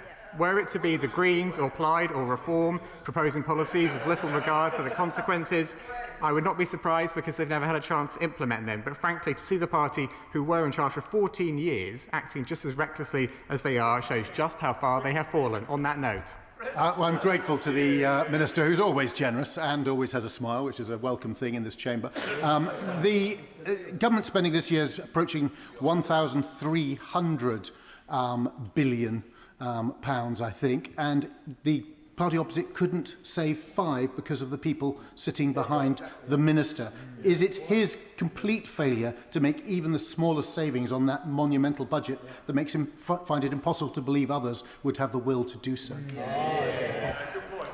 Mr. Speaker, what I find impossible to believe from the party opposite is we now have a shadow chancellor claiming to have a plan for £23 billion of welfare cuts when he himself was the Work and Pensions Secretary. He presided over the biggest increase in welfare spending in decades. That is a record which gives him no credibility whatever in this debate. Now, Mr. Speaker, in their motion, the Conservatives also claim that they want to get Britain working, grow the economy, and give people a stronger stake in their communities. And yet, they spend their whole time trying to claim that Britain is broken. They have joined the ranks of those trying to co-opt our flag for their own ends by claiming it is in tatters. And I cannot believe that so many who claim to be proud of our country are so willing to talk it down. Mr. Speaker, our country is not broken. We are a great country filled with great people and great businesses willing to roll up our sleeves and work together for a greater future. But it is clear, Mr. Speaker, that many people across our country feel stuck. Under the last government, our economy stalled, our public services were starved, and opportunities dried up. I thank the Minister for giving way. He's always very generous with his time. And I'm always smiling in the chamber, as the member opposite will know. There seems to be collective amnesia from the benches opposite. Can he remind me whether the national debt went up or down under the last government? Well, my honourable friend is absolutely right to draw attention to the record of the party opposite. I think in 2010 the national debt was about 67% of GDP. It was about 100% by the time they left office. The two sideline conversations, I can't hear the Minister, and everybody wants to hear the Minister. Thank you, Mr. Speaker. I was confirming what I think everyone in this chamber knows of how bad the previous government's record in office was when it comes to the economy. And we know why that record was so bad, and it was because the previous ministers failed to invest when we know that investment is the fuel for our economic engine. And that is why we are taking a different approach. I'll give way. I thank the Minister for giving way. Just on helping ministers with amnesia, does he acknowledge that there was a pandemic and that required huge amounts of intervention? Or is his claim that he would have not supported so many people during that period? Speaking of amnesia, a lot of people on that side forget Liz Truss, and they're not very prepared to talk about the impact that she had. And we know. You want to come in? Okay. Sorry. Speaking of amnesia, Mr. Speaker, would the right honourable gentleman like to remind the House what the deficit was in 2010 when we first formed a government? Mr. Speaker. What's right? Were you born at that time? Mr. Speaker, I was definitely born at that time, Mr. Speaker. I would do my maths there very rapidly, but I can be confident in saying that.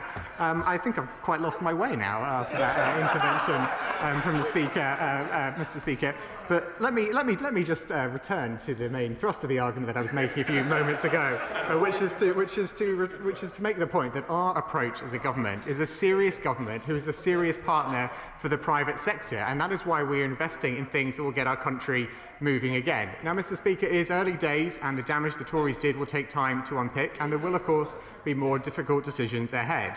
But since we came to power, this government has announced £250 billion of new investment commitments, creating tens of thousands of jobs. The Bank of England has cut interest rates 5 times, so that if you are on a tracker mortgage of just over £200,000, you are already around £100 a month better off. We have cut red tape and changed planning regulations so that we can deliver 1.5 million new homes over the course of this Parliament. We have acted to accelerate the construction of nearly 100,000 new homes, which were previously stuck. We were the fastest growing G7 economy in the first half of this year, and most telling of all, since the general election, real wages have risen by more than they did in the first 10 years of the Conservative government. Mr. Speaker, the answer to the nation's challenges from the Conservatives are always the same, and they are austerity. They want to cut spending, increase debt, and accept decline. And in contrast, we will never accept austerity, and we will never gamble with the public finances. I'm grateful to the Minister giving way. Another term for austerity is living within your means. That's what the British public understand. That's the point we're trying to make here. And when difficult decisions need to be made by the other side, they've fallen short. So could he explain why the government isn't living within its means? Mr. Speaker, as the honourable gentleman will know, the Chancellor's fiscal rules say that day-to-day spending must be paid for through tax receipts. That is a definition of living within your means. And those fiscal rules were met at the first budget last year, at the spring statement this year, and they are an ironclad commitment that we will continue to meet those fiscal rules at the autumn budget coming up next month. Mr. Speaker, those fiscal rules underpin our approach to the economy and our approach to stronger public finances, because we know that fiscal responsibility, which the previous government abandoned, underpin a stable economy. We need to secure our country's renewal through that public and private investment. We want to secure rising wages, support for businesses, more jobs, more homes and more opportunities in every corner of our country. Mr. Speaker, the motion brought before this House today simply is not serious. It is an admission from the members opposite that after years in power and countless opportunities to reflect and learn from their mistakes, all they can come up with is the same failed solution. More unfunded tax cuts, more cuts to public services, more failure to invest, more austerity and more pain for the British people. And that is what will keep them on the opposite benches for a very long time. On this side of the House, we reject their recklessness, we reject their lack of ambition for our country, and we reject this motion today. Daisy Cooper, the Liberal Democrat spokesperson. Thank you, Mr. Speaker. Our tax system is a mess. It's complicated and unfair. It's riddled with cliff edges that distort behaviours and create inequities, and there are exemptions that haven't been reviewed for years. Council tax is outdated and hated. Inheritance tax and capital gains allow the super wealthy to exploit loopholes whilst the squeezed middle picks up the tab. Business rates are a tax on bricks and mortar which penalises our high streets, whilst online giants corner more and more of the market. IR35 is a sledgehammer to crack a nut for contractors, and R&D tax credits are in such a muddle, it's triggering lots of disputes, even for legitimate claims. Madam Deputy Speaker, when any one of these is tweaked, it causes problems elsewhere. And what we see time and again is that when people want to do the right thing, they want to pay the right amount of tax and query a tax issue, they call HMRC only to have the call handler hang up, or contact the VOA and have to spend money on an expensive third party who specialises in disputes. Stamp duty too, Madam Deputy Speaker, has all the hallmarks of a bad tax. It is a transaction tax. It is an extra cost that stops people from moving. They might want to move to start a family, to take up a new job, or to take on caring responsibilities. It stops people from getting on the housing ladder, from upsizing and sometimes downsizing too. It gums up the housing market in a country where we simply cannot afford for that to happen. It does disincentivise people from moving, and it holds back a dynamic economy. You should give way on that point. I will. I'm very grateful to the Lib Dem spokesperson making some excellent points. Therefore, will she be supporting the motion today? No, for all the reasons I can come on to. So here's the rub. You were a fraction too early. It raises a lot of money. And that, Madam Deputy Speaker, that is presumably why the Conservatives didn't seek to scrap it at any point during all their years in power. Now, Madam Deputy Speaker, for primary residences, stamp duty from primary residences in England and Northern Ireland raises around £4 billion in 2023-24. And it suggests that there will be a cost of £9 billion. It will raise £9 billion in 2029 to 30. The IFS estimates that the cost in 2029-30 is around £11 billion, with the additional costs in Scotland and Wales taken into account. That means, Madam Deputy Speaker, that abolishing stamp duty on primary residences would cost in the region of 36 to 44 billion in total over the next 5 years. For anybody who isn't keeping up, this is almost the cost of a mini-budget, just in slow motion. Madam Deputy Speaker, the Conservative Party says that they want all of those cuts to come from public expenditure. But in this motion, they do not say where it would come from. Well, by my calculations, to make those savings, they could choose to scrap nearly the whole of the Ministry of Justice. Given revelations in recent days about prisoners being let out wrongly, it feels like they may already have done that. Madam Deputy Speaker, they could instead decide to end all support for farmers by scrapping the entirety of the DEFRA budget, which should reach £7.4 billion in 28-29, including capital. Maybe they would want to do well, it doesn't say so in the motion. Maybe they would want to do away with clearing the vast majority of the NHS maintenance backlog, the cost of which would reach it in a single year. Or maybe they would want to scrap the £12 billion a year SEND budget. Madam Deputy Speaker, it is not clear in the motion of the opposition party today where those cuts would come from.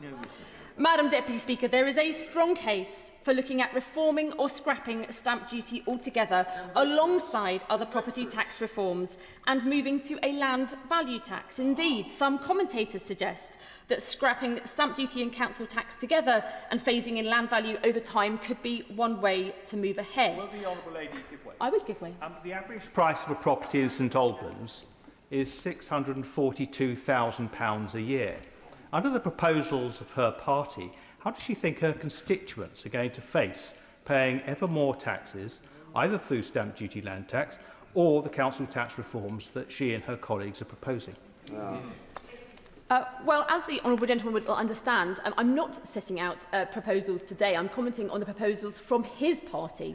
Madam Deputy Speaker, for the record, I outlined that there are some commentators who have been talking about how to change this. This was not setting out Liberal Democrat policy. I was discussing what some commentators have been pointing towards. Well, I'm sure in the next 2 or 3 years, as we get closer to the general election, they'll be very interested to read our tax plans, which are under active consideration. Madam Deputy Speaker, even if people cannot agree on what should replace it, they can agree on this. If you change one tax on its own, in isolation, it has knock-on negative effects. And far from giving more people the security of home ownership, this measure in isolation would make it more out of reach. And how do we know that? Because during the temporary stamp duty holiday in 2020-21, there was a big surge in house prices. That had a negative impact on house buyers. Now, Madam Deputy Speaker, if the Conservative Party is truly interested in growing the economy, indeed, if the government is interested in growing the economy, surely they will agree that the best and most immediate way to do that is to reverse the damage of their terrible Brexit deal with Europe. Analysis shows, Madam Deputy Speaker, that if the government did a better deal with the EU within their own red lines, well, I'll tell them again, it would raise an additional £25 billion per year, Madam Deputy Speaker. £25 billion per year by unleashing the growth potential of our exporting British businesses. That is the way to grow our economy, to do away with the 2 billion pieces of paperwork that have come in since Brexit, enough paper that can wrap around the world 15 times, and yet they still groan.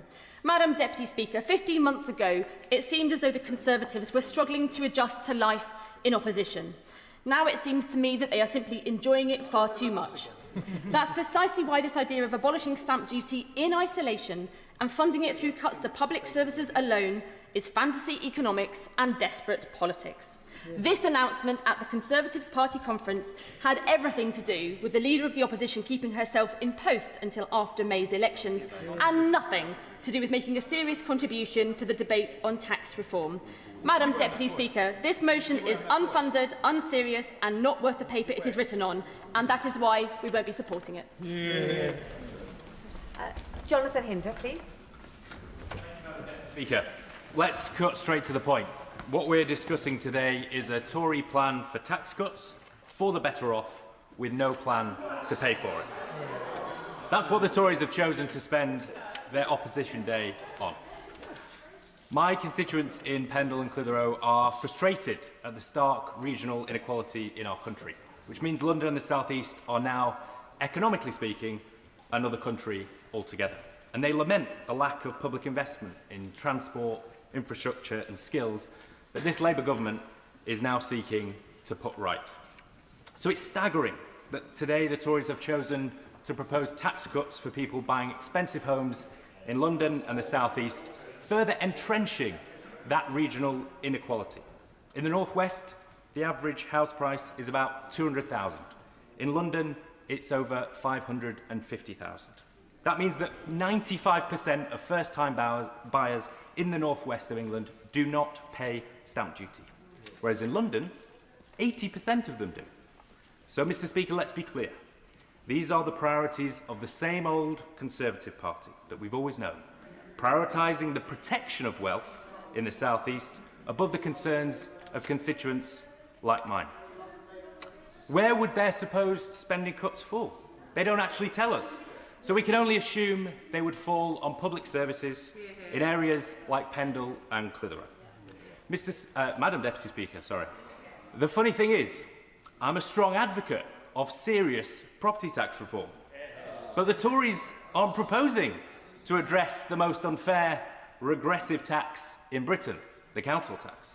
A council tax system that punishes working-class people in the north precisely because they live in a poorer area. Can you believe, Madam Deputy Speaker, that someone living in a £1 million London townhouse will pay £1,000 less per year in council tax than a constituent of mine living in a house worth £250,000? It bears repeating. £1,000 less if you live in a £1 million London townhouse than if you live in a £250,000 house. It is outrageous. And if the Conservatives were still a serious party, then perhaps they would focus on the council tax, which is so emblematic of the regional inequalities I just mentioned, and these inequalities that have condemned once prosperous regions of the country to steady economic decline.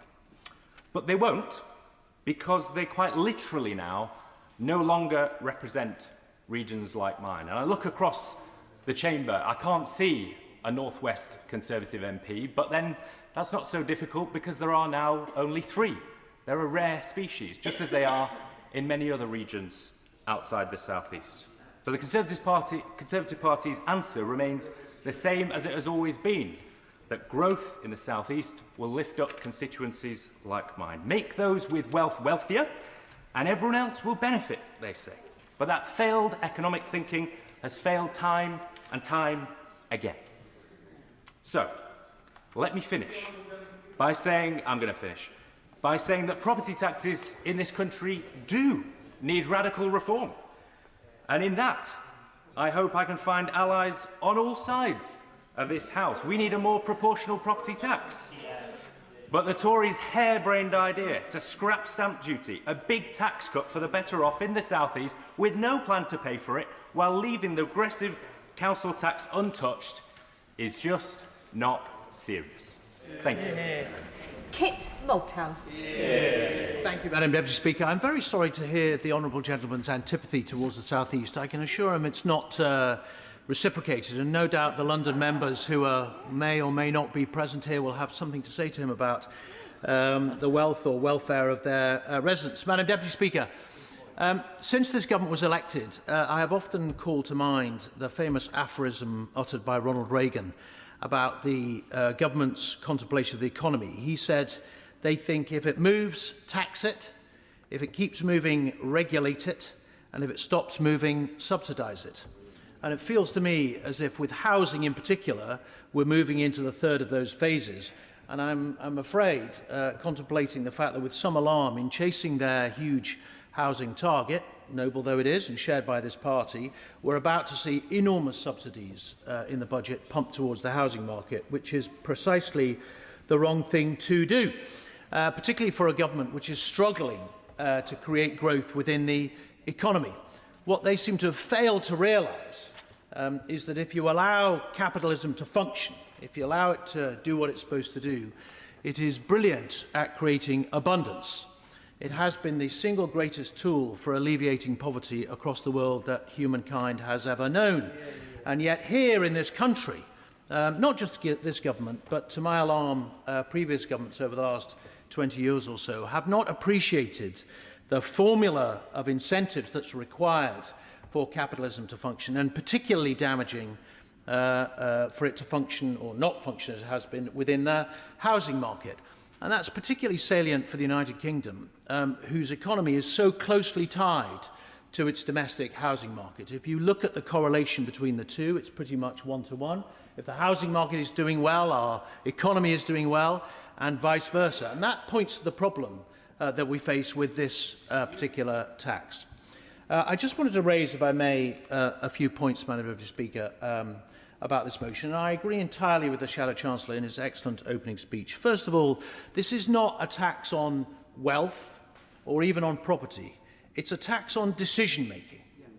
It skews people's ability to conduct their life as they wish to, and it deters decisions within the housing market and bungs it up in a way that means it doesn't work for anybody, wherever they sit in that market, paying stamp duty or not. Because for capitalism to work, for a market to work, there need to be lots and lots of transactions. There needs to be fluidity, liquidity. That's what achieves a steady price. That's what creates abundance, because people know they can take a risk in a market because they'll find a counterparty. Scarcity is what raises prices, and that's exactly the position we find ourselves in the moment. And penal rates of stamp duty do precisely to the housing market what none of us want them to do, which is that they reward scarcity. They push people into other forms of economic activity, and means that they can't fulfil the wishes and aspirations of their family, by all means. For giving way, it's very generous on his time, and I agree with him in the housing market on the importance of creating abundance. Does he therefore think it was wrong for his party and the Prime Minister at the time in the general election to come to my constituency and to campaign against the new homes being built there that we know that this country so desperately needs? Hear, hear. Well, look, I was Housing Minister for 12 golden months, during which I'm pleased to say the United Kingdom achieved its highest starts and finishes of housing for 10 years either side. And not that that was entirely due to my stewardship, but nevertheless, I'll take the credit. So I'm with him in wanting to encourage the building of a significant number of houses, and I'm very pleased that large numbers are to be built in my constituency, but they have to be built in the right place. We have to protect our landscape, we have to protect our countryside and heritage, and we need at the same time to recognise that many of our market towns need to grow and reach sustainable size. So we can have the houses, they just have to be in the right place. And also, we have to, I think we'll be able to embrace more housing if somehow we're able to breach the conspiracy of crap frankly. Excuse my language, Madam Deputy Speaker. Crass word, but it's just a great way of summing up the fact that we're building terribly badly designed houses. The conspiracy between planners and the development community to produce ersatz housing across the country, rather than building beautiful designed houses, as generations of house builders did before us. It won't come as a surprise to the honourable gentleman that in his constituency, as in mine, the most valuable houses, irrespective of size, are often the oldest houses, the Victorian houses, and even earlier periods, Georgian houses that command huge prices because they're seen as desirable because of their beauty. So we can have the houses as long as we put them in the right place and they look good. Yes.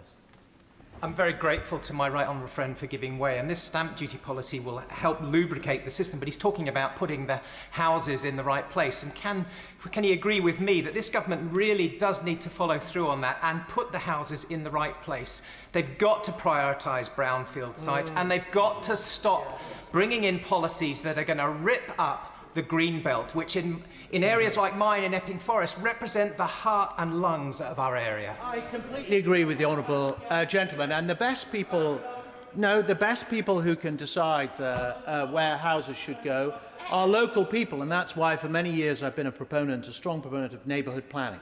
It is proven time and time again that neighbourhood planning actually produces more houses than other forms of planning, in particular local plans, something like 15 to 20% more. Because if you get the design right and you put power in the hands of local people, they will very often make the right choices, not just for their community, but also for the next generation as well. The second point I wanted to make was a point made by the Shadow Chancellor very powerfully, which is that we should recognise that a gummed-up housing market, and it is stagnating at the moment, really suppresses the renovation and construction supply chain.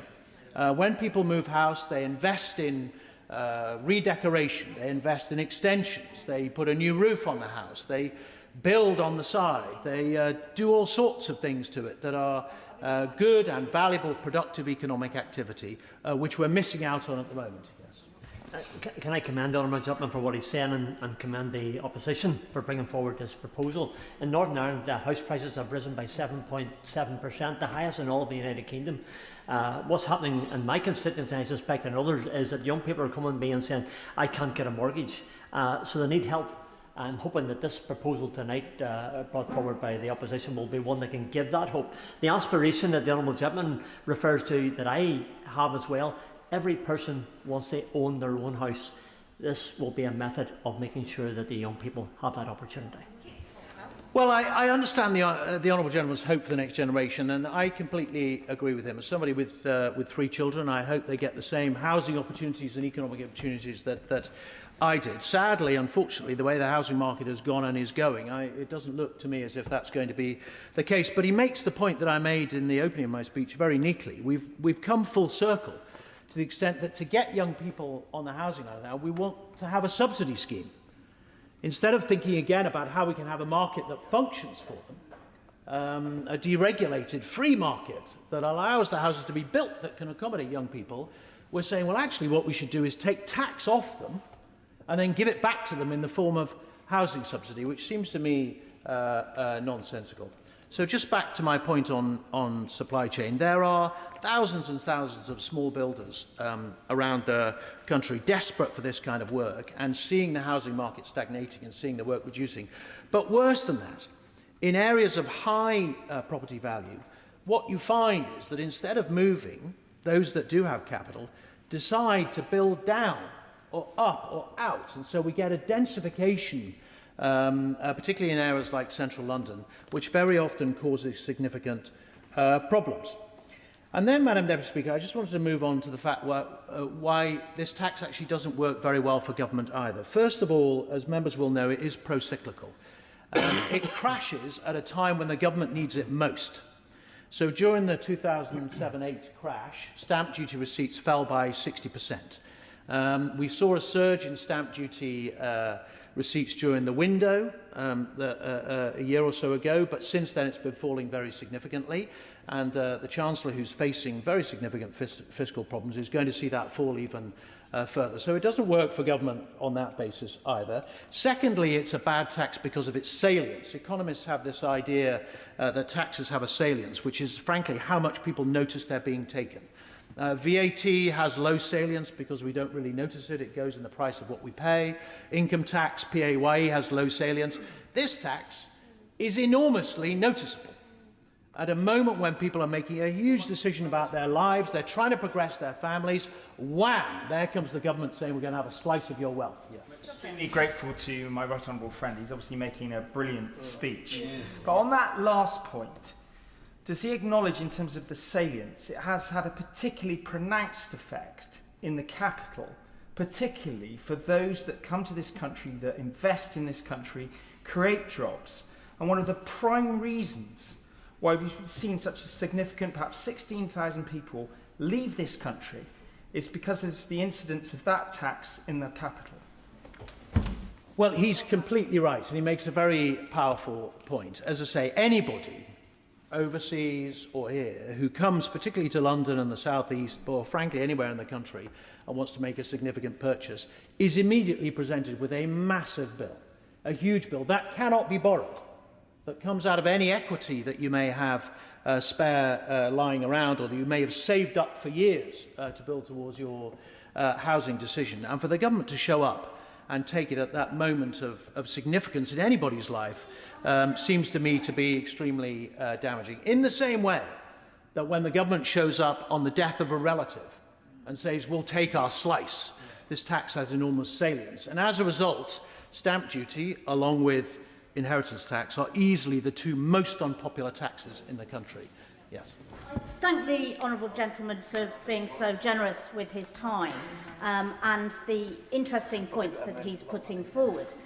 It just surprises me that nobody on the benches opposite brought these points forward in the last 14 years. Stamp duty land tax is not a new tax. It's a tax that went up over the last government, and yet there have been no proposals brought forward until this unfunded announcement made at the party conference a few weeks ago. Well, Madam Deputy Speaker, she shouldn't assume that from the outward utterances there wasn't an internal conversation going in within the party about what our tax strategy should be. And those in the chamber who will have shared the cabinet table with me will know that that was often a very vigorous conversation. So I'll leave it at that. And then the third point, I will in a minute. The third point I wanted to make, I guess it's possibly might be the one that appeals most to the opposite benches, which is that actually this is a very generationally unfair tax. Younger people move house more often. They are more exposed to this tax. The younger you are, the more likely you are to be building a family, require more space, be moving up the ladder. Older people tend to sit still. They sit pretty on their capital. They sit pretty often on their unmortgaged houses. And because of the lack of a market, generally under-occupy the houses which they own. And so when looking at stamp duty, you have to look at it in terms of generational fairness as well. I know hundreds and hundreds in my own constituency, aspirational families who need more space, who would like to move up the ladder, who've worked hard and accumulated money and deposit that will allow them to do so, that want to spend that money on curtains and carpets and decoration and all the rest of it, who are deterred from doing so because of this tax. And so if we're going to be fair to the next generation, not only do we have to build the houses that they want to buy, we have to make it cheap for them to buy them too, and that means cancelling stamp duty as well. So for all these reasons, Madam Deputy Speaker, for fluidity and liquidity in a market that is skewed in a way that it produces artificially high prices, for a market in which developers will take a risk and build more houses and landowners will put land forward, but fundamentally for a generation which is being denied access to housing, we need to take very seriously the idea that stamp duty sits at the heart of this problem and to abolish it entirely. And for those who say, like the Liberal Democrats, that this will raise prices, well, of course it will raise prices if you tell people there's a window, because you get a frantic activity by those who are desperate to buy. If it becomes a permanent abolition, then you get a liquid market that achieves a real price, notwithstanding this initial bump. And for those who say the savings can't be found, as the honourable gentleman said, on the budget of that size, if you can't find this amount of money, I had a look this morning, I could find 50% of it out of the Department of Transport, no problem. And if we add that to the half of welfare reforms, the other half could come from the welfare reforms that the Labour Party bottled on, we could easily find the money and do the whole country and the economy an enormous favour. Chris Curtis. Madam Deputy Speaker, and I'd like to thank the Right Honourable Member from North West Hampshire for his speech and also for his fight and campaign within his party in favour of abundance and against scarcity. I hope it is a fight that he can win, given the damage that was done by not having enough of that attitude when the Conservatives were previously in power. And I hope, given that this debate cannot happen in isolation from the supply of housing, that at the next election I will not be facing leaflet after leaflet after leaflet from the Conservative Party campaigning against the building of new homes that this country so desperately needs. And can I also start by thanking the opposition for securing this debate, and also want to start on a few points where I hope that we can agree. Stamp duty is a dreadful tax. It discourages the very behaviour we should want to encourage, people moving homes that no longer suit them, and into properties that do. As an example, as has been mentioned by many others, it deters people from downsizing, which means fewer family homes become available for those who may need it. And in much of London and the South East, where housing costs are already painfully high, it makes moving almost prohibitively expensive. At a time when, for various reasons, the demand side of the housing market is struggling, it is also a barrier to building the homes that this country so desperately needs. So I think there was a lot to agree with on the drive in order to campaign against stamp duty, and then I am in no doubt that we should find a path to removing it. However, I can't support the motion today for two reasons. Firstly, because, as has been said, a tax cut of around £9 billion must come with an honest explanation of how it is going to be paid for. If there were apparently tens of billions of cuts that you could make to the state, then you can only conclude that it was pretty negligent for the previous government not to find them when they were in power for 14 years. When they were handing out redundancy notices to police officers, why were they not making those cuts instead? Unfunded tax cuts are either a return to Liz Truss or a return to Tory austerity. But there is a second and perhaps more important point that I would like to discuss. The focus on stamp duty alone, I fear through the motion today, is too narrow, when we need, as was mentioned earlier, a wider conversation about property taxes in this country. The Right Honourable Member for North West Hampshire, my apologies, I think was actually wrong in one of the remarks that he made. I used to work in market research, so stamp duty is not actually, and inheritance tax is not actually the most unpopular tax in this country. Council tax is consistently the most unpopular tax in this country. Of course, I'll give way. Does he regret that his government has not honoured its pre-election promise to reduce council tax? I'm going to come on to some comments about the unfairness of the council tax system in the moment. But the point about this, we can have a conversation about tax and spend in this country, and there's a much wider conversation to have. But this debate today is focusing on a very specific tax cut to a very specific part of property taxation. And I think there is a problem, as I'll mention, with having that conversation in isolation and rather having the bigger, bolder, more politically brave conversation that I would like the opposition to start about wider reforms to our property tax market. Of course, I'll give way. I must say, Madam Deputy Speaker, I'm really encouraged by the Honourable Gentleman's speech. For once, he's not purely dealing in the sort of 14 years of failure rhetoric from the party opposite. He recognises that stamp duty is a bad tax, and he says that we need a proper, joined up and deeply thought through approach to getting rid of it.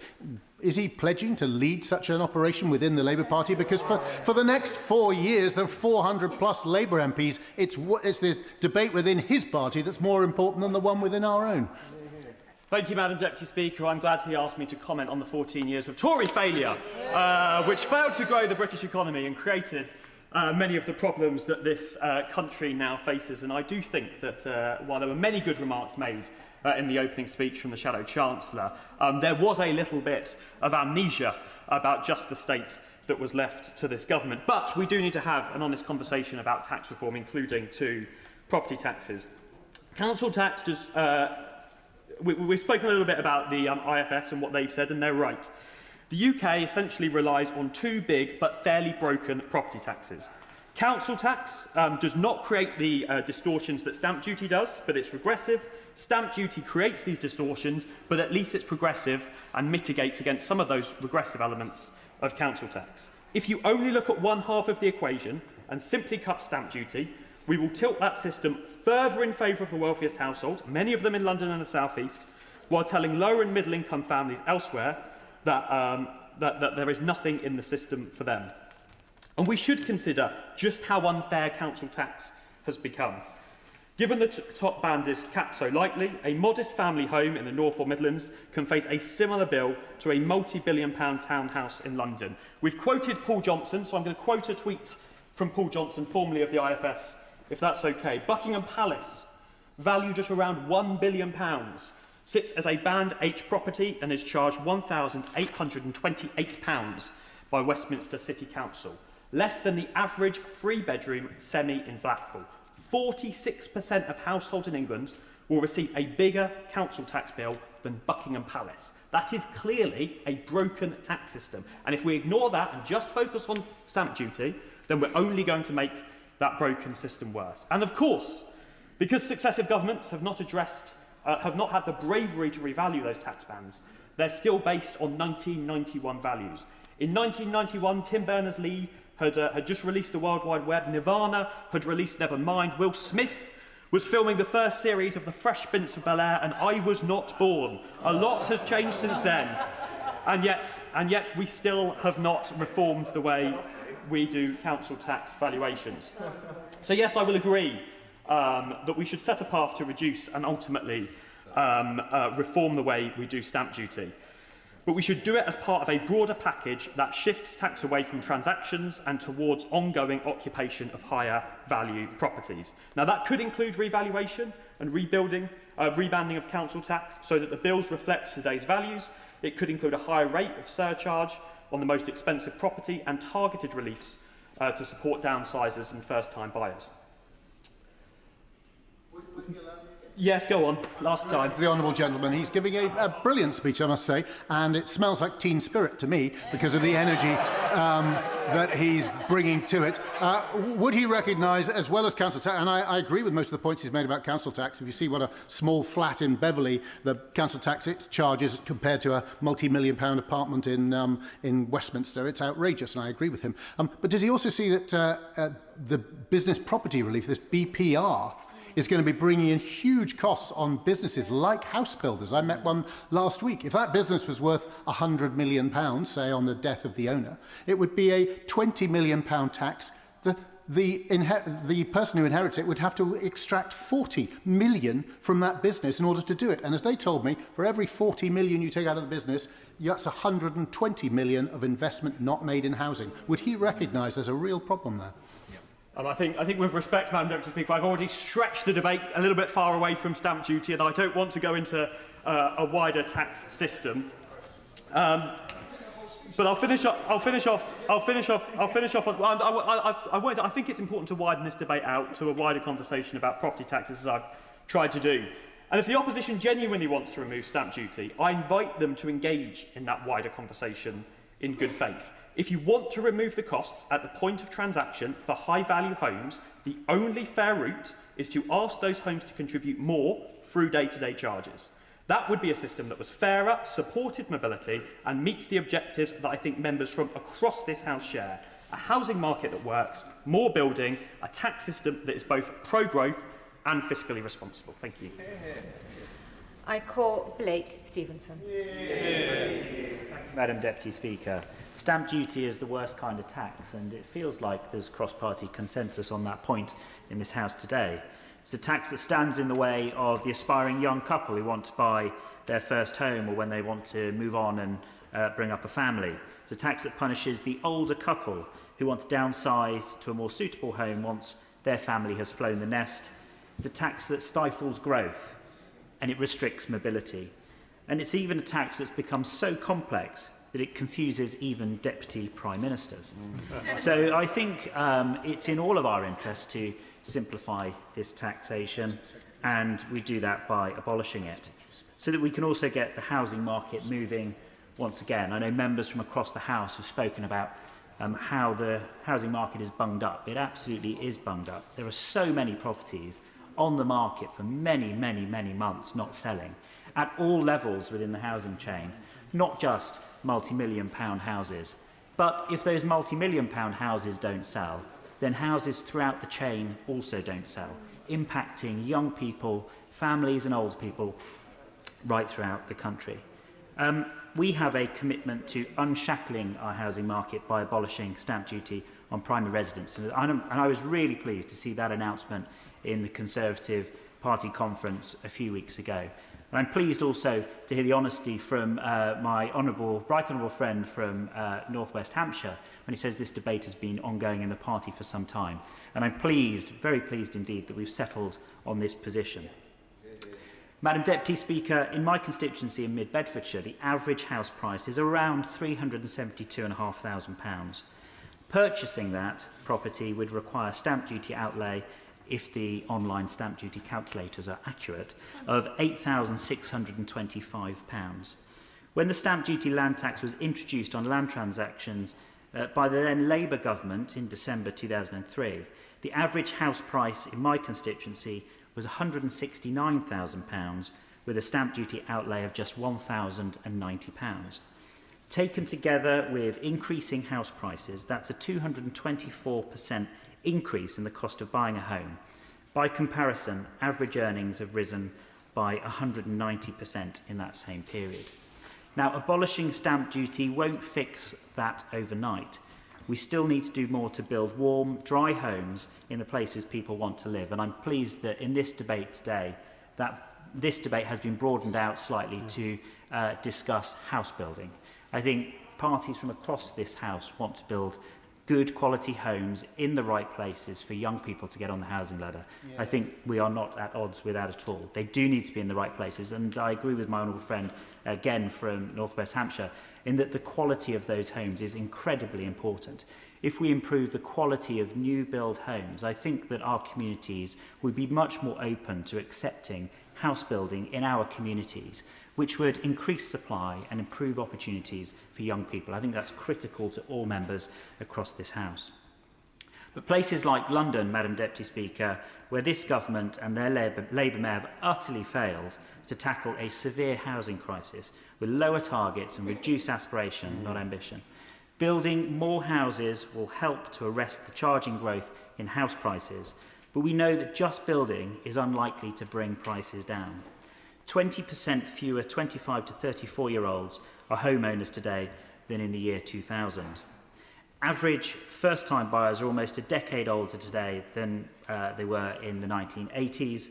Our property market is failing our young people. So in this place, we must do more to make it more affordable for people to make that next move. The Chancellor, despite desperate to raise more money following her economic vandalism, wants to drag more people into paying stamp duty or a higher rate of stamp duty by freezing thresholds. Yes, absolutely. Reform, reportedly about to scrap their half-baked stamp duty plans, are looking to concrete over our greenbelt as they lack any credible plans to deliver homes at all. The Conservatives are the only party with a sensible plan to unlock our housing market, to give young people a stake in society and roots in their community. By abolishing stamp duty on primary residence, we can make it over 2% cheaper for families to buy the average house in my constituency overnight. We can save prospective first-time buyers in London an average of £18,000. And I'm sure members, or I think at least one member on the other side representing a London seat, may wish to comment on the savings that she could deliver to her constituents by supporting this motion and pushing this policy through within her party. That's the sort of real impact that people will feel in their pockets. And it's a real impact that they will feel while unboxing their prized possessions in the living room of their new family home. Enabling a new generation of young people to achieve the dream of home ownership, enabling young people to move up the housing ladder into more suitable family homes, unlocking our housing market and knocking down a barrier to social mobility, stimulating our economy and abolishing the drag on growth. That is what I got into politics to deliver, Madam Deputy Speaker. Less government red tape, fewer taxes on aspiration and mobility, and families in a home of their own. Thank you. Dr. Stevenson. Madam Deputy Speaker, it's a pleasure to speak in this debate on stamp duty. But there's a lot of agreement on both sides of the House. I think that if we could just abolish stamp duty, we would. So the question is not about stamp duty or abolishing it. The question is, how do you pay for it? And what we've seen from the benches opposite in their so-called costing is £23 billion of cuts to social security. Now, these are £23 billion they couldn't deliver while they were in office. But also £23 billion that would lead to rising destitution, and not just for those who are out of work, not just for children, but also those who are in work as we speak. It's worth thinking, Madam Deputy Speaker, about how the social security system has changed over time, what's happened in our economy and indeed high-income nations across the world. Technological change means that we've divided between high and low-paid jobs. It means some jobs, mostly done by graduates, pay enough to live, and a lot more do not pay enough to live at all. For a two-parent household to just afford the basics, and have 2 kids, is £35,000 each they need to earn. 40% of full-time workers earn less than this. So in order to top up wages, in order so people can afford to live, we have used the social security system to top up wages. It's what we did with working tax credits. It's what the benches opposite did when they reformed it to become universal credit. But of course, what did they build into that system? A huge amount of cuts. And what did those cuts mean? It meant food banks in our nation that we'd never known previously. It made kids going hungry. It made parents not being able to afford the basics. It meant that people across this country who worked hard, did the right thing, could not afford a decent living. And today we're sitting here, and the party opposite is once again suggesting £23 billion of cuts to social security. That's £23 billion out of the pockets of families, and working families as well. It is shocking. It should mean something to them. It should mean something to all of us. Our nation does better when every single one of us can afford a decent life. It absolutely should be the case that people who work hard should also be able to have a decent life. And yet these cuts will mean the opposite. I'll give way. Thank you. I thank the honourable member for giving way. He's making a very powerful argument. But I just wonder whether he reflects on the size of the welfare budget now. Is he making the argument that welfare spending should not come down at all? Not at all the argument I'm making. The argument I'm making is, how do you ensure that people live a decent life? That £23 billion of social security spending with huge amounts of destitution and increasing inaffordability for families, and also this bench is opposite as well. I worked at Treasury under George Osborne. Even he wouldn't come up with something like this. And when he tried to do it, he did not get it past his House. I'll give way. Reflect on the fact that 1 in 6 people in this country on universal credit are not British citizens, and how would he justify that to his constituents? People in this country who have the right to remain and the right to work, and people who have earned social security contributions can claim so. He'll also know that many people in this country have no recourse to public funds at all, which meant, for example, during the pandemic, despite paying into the system, they couldn't claim back out. It's a shame to see where the party opposite has got to on this stuff, to be honest with you.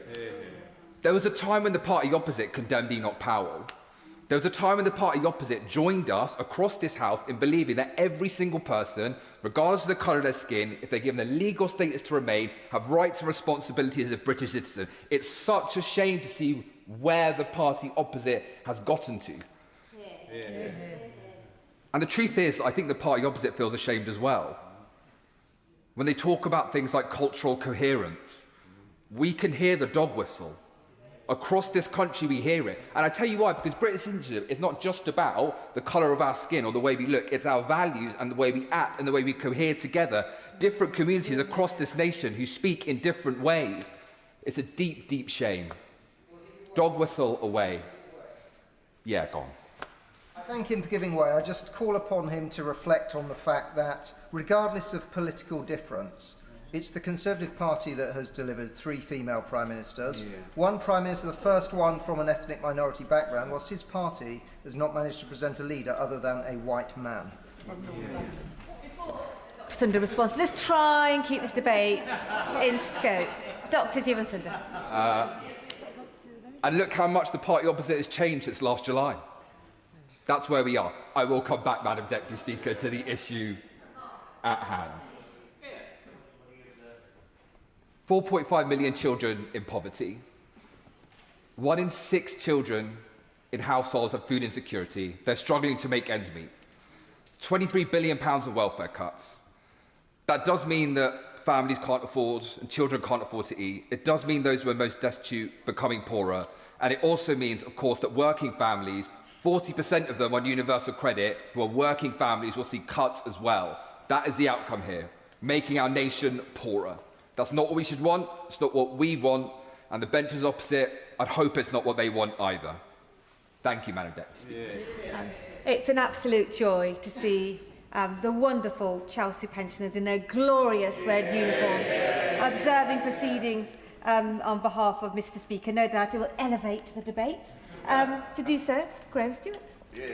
Thank you, Madam Deputy Speaker. It's a pleasure to take part in this debate, and I think the quality of contributions from all sides has been excellent today, and that's not always the case over recent months. Madam Deputy Speaker, no one in Beverley and Holderness likes paying stamp duty, not first-time buyers in Beverley, not grandparents seeking to downsize in Heddon, and of course, as we know, it's not very popular even with the Right Honourable Member for Ashton under Lyne. Stamp duty was first introduced in 1694 to fund our war against the French, and while we may have our differences with our friends across the Channel, when I checked this morning, Madam Deputy Speaker, I was pleased to find that we're not currently at war with France. And what began as a temporary wartime measure, raising £91,206, 10 shillings and 4pence in 1702, has become a permanent tax. But it's more than just a tax. It's a barrier to opportunity for young couples in Sprokeley, my constituency, an impediment on aspiration in Aldborough, and a block on families in Withensea trying to climb the property ladder. And we, the Conservative Party, have always been the party of opportunity, of home ownership, of family aspiration, and that's why at the next election we will abolish this 3-century-old tax, why we welcome signs I didn't expect to hear today from colleagues opposite who too often just slavishly repeat their speaking points. Today we've heard thoughtful speeches and recognition that this is a harmful tax. They question our way of implementing it, but they recognise that. So we will abolish this 3-century-old tax, unlock the housing market in Beverley and Holderness and beyond, and I encourage the current Chancellor and the colleagues behind her to follow our lead. Andrew Lewin. Deputy Speaker, let me start by saying that I welcome a debate on how we incentivise home ownership. I'm a Labour MP who wants more of my constituents in Welwyn Hatfield to have a secure home of their own, to build a life in our community, and also for the ability to buy a home not to be so dependent on your access to the bank of mum and dad. The proposition we are discussing today from the benches opposite is that the abolition of stamp duty is the answer. Before we assess that claim, let's look at how we got here today. Home ownership went backwards under 14 years of the last Conservative government. There are 600,000 fewer homeowners in the UK than there would have been if home ownership rates had remained at the levels they were at in 2010. That's more than the population of Liverpool. 20 years ago, 50% of people aged 25 to 34 owned their own home. By 2022, this had fallen to fewer than 4 in 10. Madam Deputy Speaker, members across the House will recognise that that is a record of failure. I think they will also agree that there is no panacea for increasing the levels of home ownership and that it requires a range of policy solutions. That being said, there is one fundamental truth that we need to recognise. If you don't build more homes, you won't have more homeowners. The last government dropped mandatory housing targets, and I've lost count of how many MPs on that side of the House have used departmental questions, statements, and even today's debate to say, oh, I like the idea of homes in the right places, but it doesn't happen to be in my constituency. And I have to say the Liberal Democrats have been just as guilty as the Conservative Party on that. So where the Conservatives have failed, the Labour government is acting. The return of housing targets for every local authority, ambitious planning reform, and a record £39 billion for the Affordable Homes Programme. Do we have further to go? Yes, absolutely. But new housing starts in the first quarter of 2025 were up by 17% on the same period in 2024 when the Conservatives were still in power. So let's look more closely at the proposition that abolishing stamp duty is the answer. First of all, who benefits most? If your home is worth £1.5 million, you will save £93,750 under this proposal. As I intervened earlier, I said, if your home's worth £2 million, you'll save to the tune of £150,000, and it was cheered by the party opposite. And I think that's telling, Madam Deputy Speaker. Whereas if you buy a home that's worth under £300,000, then this proposal will save you no money at all. That's the threshold, by the way, that stamp duty cuts in at the moment, and 40% of first-time buyers buy homes that are worth less than £300,000. So the Conservative choice, the Conservative proposition, is to ask ordinary taxpayers to either accept, as my honourable friend said, deep cuts in social security, or to pay more taxes to subsidise a tax cut for millionaires. That's the proposition today. Liz Truss would be proud. We have no Reform colleagues in the chamber today, but I suspect they would be pleased as well, as, of course, their leader famously said at the time of the mini-budget that it was the best one since 1986. Madam Deputy Speaker, if we seriously want more homeowners, the real answer lies in building more homes of all tenures, in offering mortgage guarantees to help those who earn enough but can't raise the deposit to get on the ladder, in continuing to support low-cost home ownership models like shared ownership, in planning reform, and by embracing a new generation of new towns. In the first 14 months of being in office, this government has done more to make progress on identifying sites for the next generation of new towns than the Conservative Party did in 14 years. If your objective is to give millionaires a tax cut, abolishing stamp duty in one sweep is a good way to do this policy. But if you're more serious about helping people onto the housing ladder, we should reject the Conservative motion today, reject their failed approach over the last 14 years, and support a package of reforms to get Britain building again. Sir Keir Starmer. Madam Deputy Speaker, and it was very interesting to follow the last speaker, because obviously I did an intervention earlier related to him. He knows I fundamentally disagree with him. This is a tax cut for everybody, irrespective of the value of their house. And fundamentally, what we know is that the housing market is gummed up.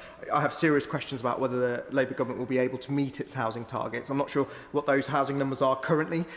Maybe he'll be able to enlighten me. But fundamentally, this is a tax cut that will apply to everybody. But my reflections, my honourable friend earlier said about the speeches coming from opposite, they've been very interesting, but they are slightly siloed. They slightly miss out the context of what we're talking about currently in an economy that is stalling, with the jobs tax, which has meant that there's unemployment has gone up. That means hard-working families, more of them are now unemployed. More young people are now out of work as a result of this Labour government, and they can absolutely talk down this motion, as I'm sure they will, because the whips have told them to do so, and all the other things. But the reality is, we are putting something on the table that is credible, that is funded, and that will ungum the housing market, but it will also contribute £1.2 billion worth of economic growth. And at a time when the Chancellor is scrambling to fill her own black hole, we put credible ideas on the table, and they should take it more seriously. I will take the intervention. He said that this tax cut will benefit everybody. I wonder if you could tell me, how will it benefit the people who don't currently pay it because their property isn't worth enough? Two ways. First of all, increased mobility in the housing market, and also, as my right honourable friend for North West Hampshire stated in an incredibly eloquent speech, it will also mean that the construction industry and all the peripheral jobs will start to mobilise. It will create economic growth, and I suspect actually the 1.2 billion is probably a bit understated actually, and it will probably create more. We're talking about creating jobs and making people wealthier making people wealthier, being aspirational for the aspirational, and instead of what they're talking about, which is talking down a credible policy that will put money on the table for some of our poorest people.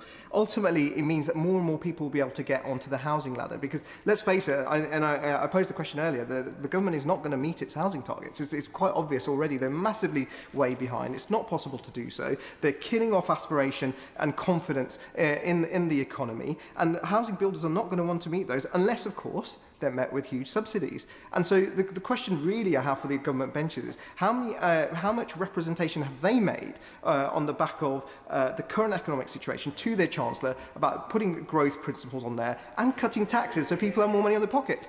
And the answer will be no, none, because that's not happening. The member for Loughborough talked about, he said he wasn't making an argument for not cutting welfare. He didn't put a figure on the table. How much welfare we know the welfare bill is ballooning. It started ballooning post-COVID. It was happening, right? We did interventions during the pandemic. It had to happen. We saved the £2 trillion economy. We saved businesses. We saved jobs. We did all of those things, sometimes with the support of the opposition benches and sometimes not, sad to say. But we did all that to save the economy. But of course, all of that comes with a cost. It is now right that we look forward and look forward to make sure that we are putting proposals on the table that help grow the economy. And by the way, help the Chancellor get out of this mess, because actually I want her to do better, because right now I've got constituents who are struggling, who are anxious, who are worried.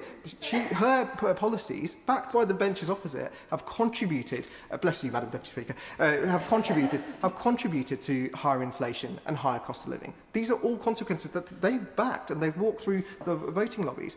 There is a budget coming, and while they may be talking in silo, the government is already briefing out to papers about all the taxes they're going to rise, and they're not talking seriously about, they talk about serious government, they're not talking about seriously about the cuts that they're going to have to put on the table, because the Chancellor knows the moment she does that, it's going to be her backbenchers that stab her in the back. And that's the fundamental conundrum she's got, because she's also now going to placate the bond market, where we've got the highest bond yield. I see shaking heads, that's the reality of what the backbenchers are dealing with. We are putting proposals on the table where people can, and by the way, good proposals, which mean that young families who want to get on the housing ladder, I'm happy for the PPS to take it, I'll take an intervention from PPS if he wants to. It's okay. Well, I was offering an opportunity, Madam Deputy Speaker, I was getting distracted by his chuntering. But the reality is most serious economists, Dan Needle, the IFS, have said that this is a bad tax. In fact, the Member of Parliament for Swansea West, who I hear is very instrumental in this budget, has talked about stamp duty being a bad tax. We all agree on that. So if we put a policy on the table with cuts, with funding, which the Chancellor is going to need, surely this is something we should all be taking seriously, because the government is going to need those answers, and I suspect we will come back to that. We've also, I know lots has been made about the fiscal rules of the Chancellor. I think they were named, I think the Chief Secretary of Treasury said they were ironclad. I suspect they are until the next ones. We've got a golden rule. We in the spirit of rules, we put a golden rule. The Leader of the Opposition put a golden rule, and that said for every pound saved, half will go in cutting our national debt. Surely that is something we can all get behind. That when the interest on our debt is something like £100 billion a year, surely that is something we can get behind. When the Chancellor, month after month, is borrowing more to meet everyday spending, that is obviously happening, and that is there. The other point I just wanted to make was there was an argument about the cliff edge, and we had the window. I think my right honourable friend spoke about this, the window through COVID, and I was one of those who was on the receiving end of not being able to buy a house at that time. I was looking at the time for my new family, and houses were going quickly because people were trying to beat the cliff edge at the end of the stamp duty. This is not the same thing, right? This gets rid of that window, and it means that more and more people will be able to do so. So I do question that. Oh, absolutely. Yeah. I'm grateful to him. I'm perplexed by the argument that the Liberal Democrats advanced earlier that that abolishing stamp duty will raise taxes. Presumably, the quid pro quo is if you raised it, that would lower taxes, that would lower prices. So why aren't they proposing that policy? Well, I'm sure the Liberal Democrat spokesman, it's a good point he's making, and the Lib Dem spokesman will address that in there, but it speaks to their economic incoherence in what they've presented already. But fundamentally, We believe in property rights. We believe in the ownership of property and the rights that derive from there, the freedom, the fundamental freedoms in this country. And it is a moment of great pride when you take the first keys for your first house, and I'm sure there are for others. Cutting stamp duty is the right thing to do, and if we win the next election, that's exactly what we will be doing. Rachel Taylor. Thank you, Madam Deputy Speaker. The Shadow Chancellor would have us believe that the party opposite have changed, that the days of Liz Truss and her disastrous mini-budget are behind them. But we can all see that nothing's changed. Once again, we see the same reckless attitude towards the public finances, cutting public expenditure to fund tax breaks for the wealthiest, without actually being honest with the British public about who pays the price. Shadow Chancellor tells us he can fund this Liz Truss-style tax-cutting bonanza by making £47 billion in spending cuts. Well, I'd simply ask him this. If these fantasy savings are so easy to find, why didn't the Conservatives make them in the 14 years that they were in government? No, not at this point. We've been here before with the Tories. They tell the public they can slash the state without any downsides. But the next thing you know, your local library's being shut down, your local swimming pool goes with it, and our vital services like the NHS and schools end up in crisis. My constituents in North Warwickshire and Bedworth have suffered 14 years of austerity once, and they don't want to suffer it a second time. Let's look at some of the real facts about stamp duty. The Tories... Yeah, I'll give way. That's generous. Does she think stamp duty is a bad tax? I'm not saying whether stamp duty is a good or a bad tax. What I am saying is to simply abolish it without any thought as to the impact that that is going to have on the poorest people in our society is not something that I will be supporting. The Tories have dressed up this fantasy tax cut as standing up for first-time buyers, but as a former property solicitor, I can tell you for a fact that that argument is completely false. In my constituency of North Warwickshire and Bedworth, a first-time buyer purchasing an average-price property pays no stamp duty. This tax cut would be of no benefit to them whatsoever. Indeed, the average property sale in my constituency would see buyers... I'll make some more progress. The average property sale in my constituency would see buyers buying for the second or subsequent time paying between £2,000 and £3,600. Not an insignificant amount of money for sure, but just a tiny fraction of the cost of buying an average home. Compare that to the kind of house being bought by, say, your average Tory party donor, perhaps a £2 million property in central London. That property sale or purchase would attract stamp duty of more than £150,000. That's who this massive Tory tax cut is helping, not first-time buyers in my constituency, but London-based millionaires. So let's be clear. This whopping Tory tax cut will overwhelmingly be spent on the wealthiest in our society, while sucking money out of our public services and local communities. It'll do nothing to help young people to get a foot on the housing ladder, while giving a whopping tax break to some of the richest people in our society. Let's be absolutely clear. This isn't a tax cut for working people. It's a tax cut for the wealthy. It will take money out of our public services and our local communities, while doing nothing to help young people get a foot on the housing ladder. The Conservatives claim that they've changed, but this latest plan shows they haven't learnt a thing. It's the same failed ideology, the same unfair priorities, austerity 2.0, and the same harm to my constituents in North Warwickshire and Bedworth and right across this country. Office. Deputy Speaker. Stamp duty land tax is one of the most unfair and outdated taxes in our system. It punishes aspiration, locks people out of home ownership and blocks up the housing market. I have heard from constituents who are first-time buyers struggling to get a foothold on the housing ladder because of the amount of stamp duty they are expected to pay. Eastleigh's Liberal Democrat-run Borough Council has a strong record of building homes to meet local demand, but the average price of a house in Eastleigh is still £313,000 according to the ONS, which is unaffordable for many. It is simply wrong that the dream of home ownership has drifted so far out of reach for so many people. My constituent Tom and his wife are a young couple who spent the past 2 years desperately trying to buy their first home. In the haste to get the purchase through before the end of the stamp duty holiday, they missed key checks and accepted extra costs just to complete the purchase.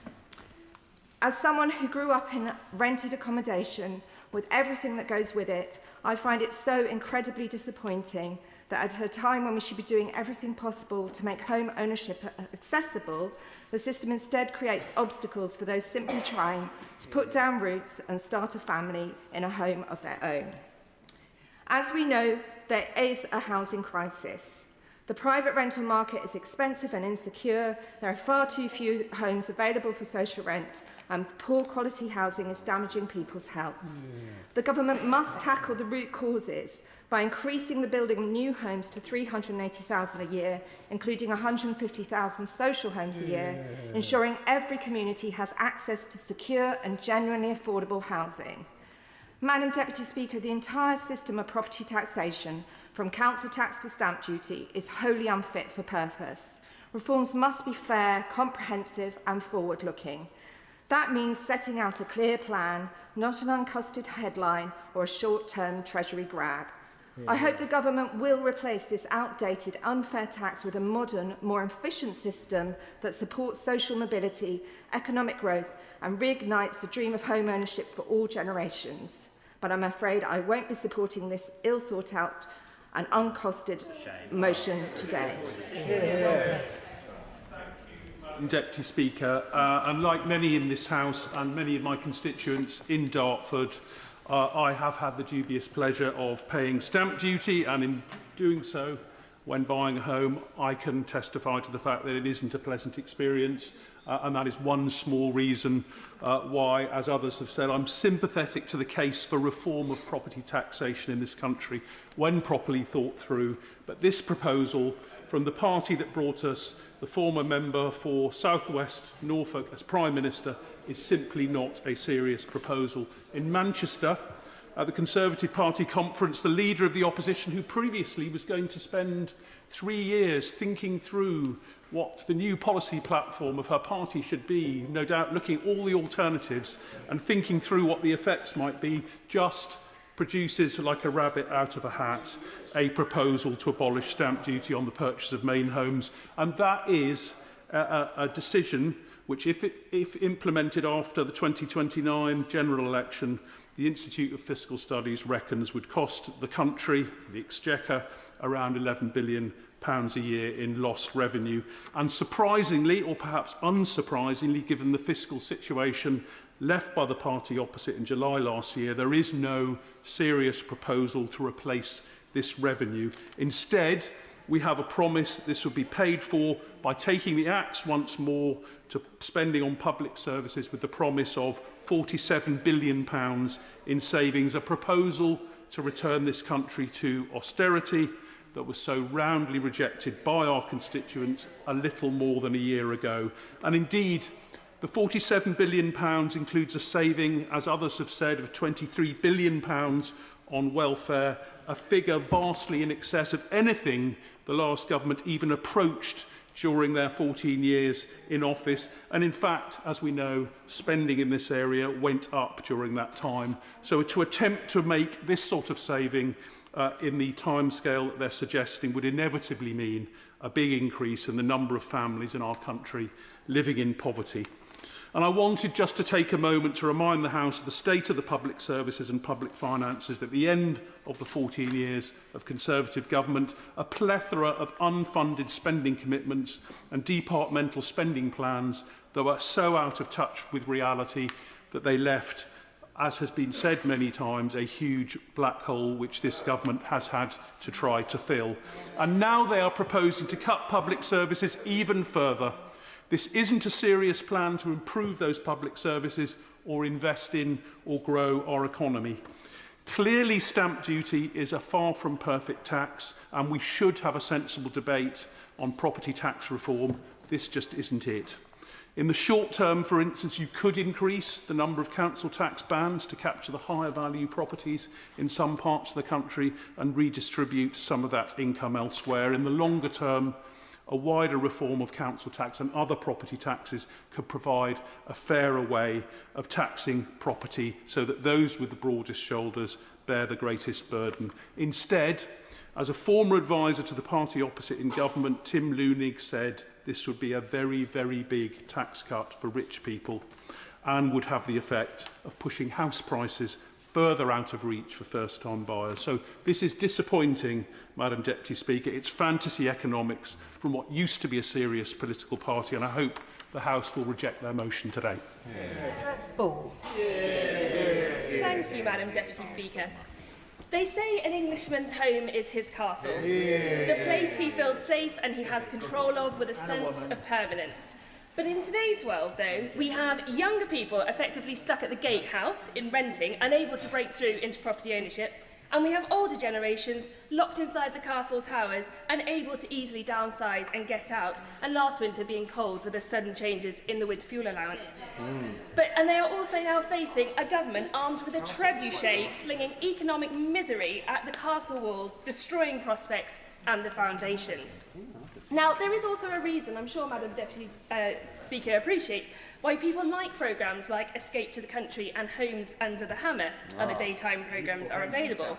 But they are really popular because they embody the aspiration of the British public to earn, to purchase, and to create and to make a true home. Absolutely. And this policy today really does so much to unlock the potential that we have. Abolishing stamp duty on primary residence could save young families, especially in London, up to £18,000 on their first home. And I am really disappointed to hear the members opposite, particularly the member for Pendle and Clitheroe, not believing that it is fair to do that. And it's feeling more like a politics of envy, given that house prices are so much higher in London and in the South East. This is only a fair policy. Now, if you combine this as well with our announcement of the first jobs bonus offer, where the first £5,000 of national insurance would be paid by any British citizen starting their first job, would be placed into a personal savings account, that would be earmarked for a first home deposit or future savings.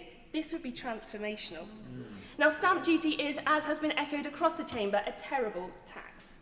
And I'm sure, again, certain members on the benches opposite agree. But it is an additional tax which distorts the markets, and it often stops people moving. As we all agree, it is complicated. Its calculations, the exemptions. I was a former commercial property lawyer, and I saw having to actually complete stamp duty forms, and they are an absolute nightmare. They slow down and they stifle the market.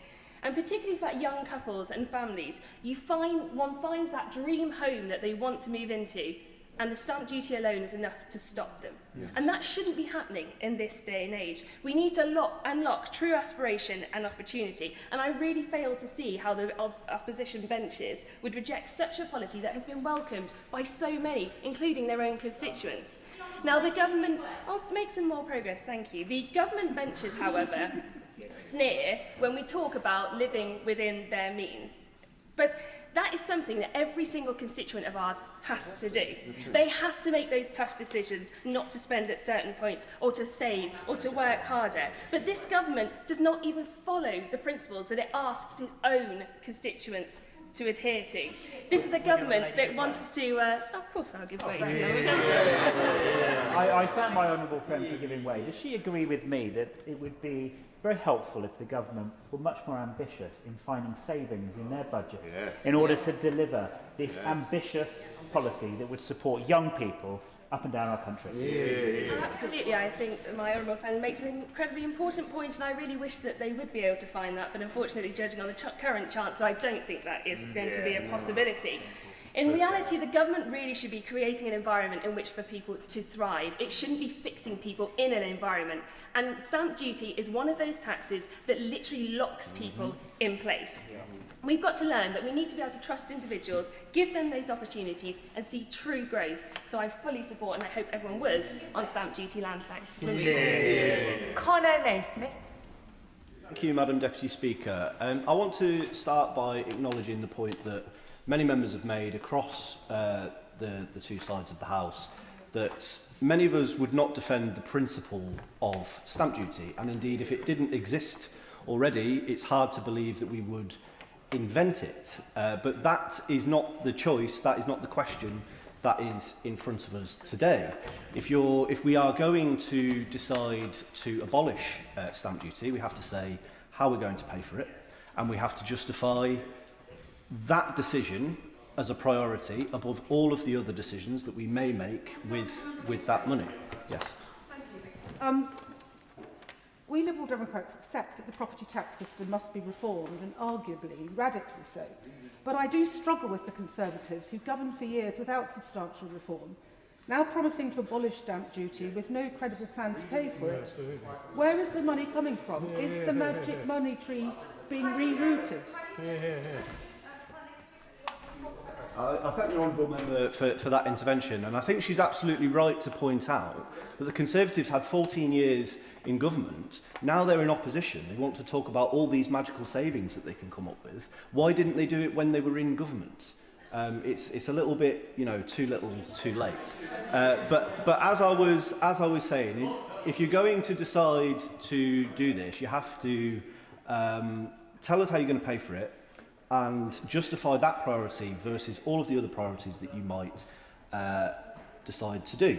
My honourable friend give way? Yes, I will. I thank my honourable friend for giving way. And does he agree with me that what's locked young people out of the housing market over the last 14 years is not the existence of stamp duty, but the astronomical rise in house prices that have gone from being around three times a first-time buyer's income to more like 10 times in constituencies like mine and his? I would completely agree with my honourable friend. The most common reason that I hear from my constituents about why they can't get on the housing ladder is because of that astronomical rise in house prices. I think I'm going to make some progress. I think this motion tells us everything we need to know about the priorities of the Conservative Party today. Regressive, in the context of the vast majority of options that we could choose to pursue, this is a regressive tax cut, funded once again by cuts. Cuts they won't be brave enough to specify with any credibility. Reckless with our public finances, reckless with our public services, and utterly out of touch with the realities facing working families in constituencies like mine in Crewe and Nantwich. I will give way. Member for giving way. He talks about reckless. Has he heard the news that the OBR has said the Chancellor's going to have to find another £7 to £9 billion due to the fall in productivity? Therefore, her black hole has just got bigger. I thank the Honourable Member for that intervention. And look, we'll await the budget to see the OBR's forecasts. But I'll just say I'll take no lessons from members opposite on economic credibility. They are the party of Liz Truss, which dragged this country into the economic abyss. We know that Tory austerity and a lack of investment in our country's infrastructure is part of the story of why we have never recovered in terms of economic growth and productivity from the financial crash in 2008. And it seems like the party opposite want to take us right back to the beginning of that 14 years of chaos, failure and decline. I think my constituents would say no, frankly. And mine. What's worse, they can't even tell us with any credibility where those cuts will fall. And Madam Deputy Speaker, we've seen this playbook before. No credible plan to pay for their promises, just vague talk of savings to the very services our communities rely on. Our schools, our NHS, our local infrastructure. And the cheek, frankly, of the Tories to come here and talk about home ownership. They manifestly failed to build the homes our country needs because they presided over a broken planning system that they did nothing to reform. And my constituents, as I mentioned earlier, haven't forgotten what Liz Truss's mini-budget did to their mortgage payments. During the election campaign, I spoke directly with families in Crewe and Nantwich who had seen their monthly costs soar overnight. I distinctly remember speaking to a man who told me his mortgage payments had risen by £1,000 a month and he was forced to sell his home as a result.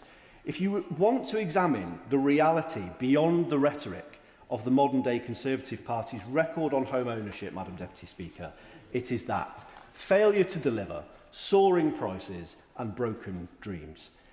Compare that... Yes, hello.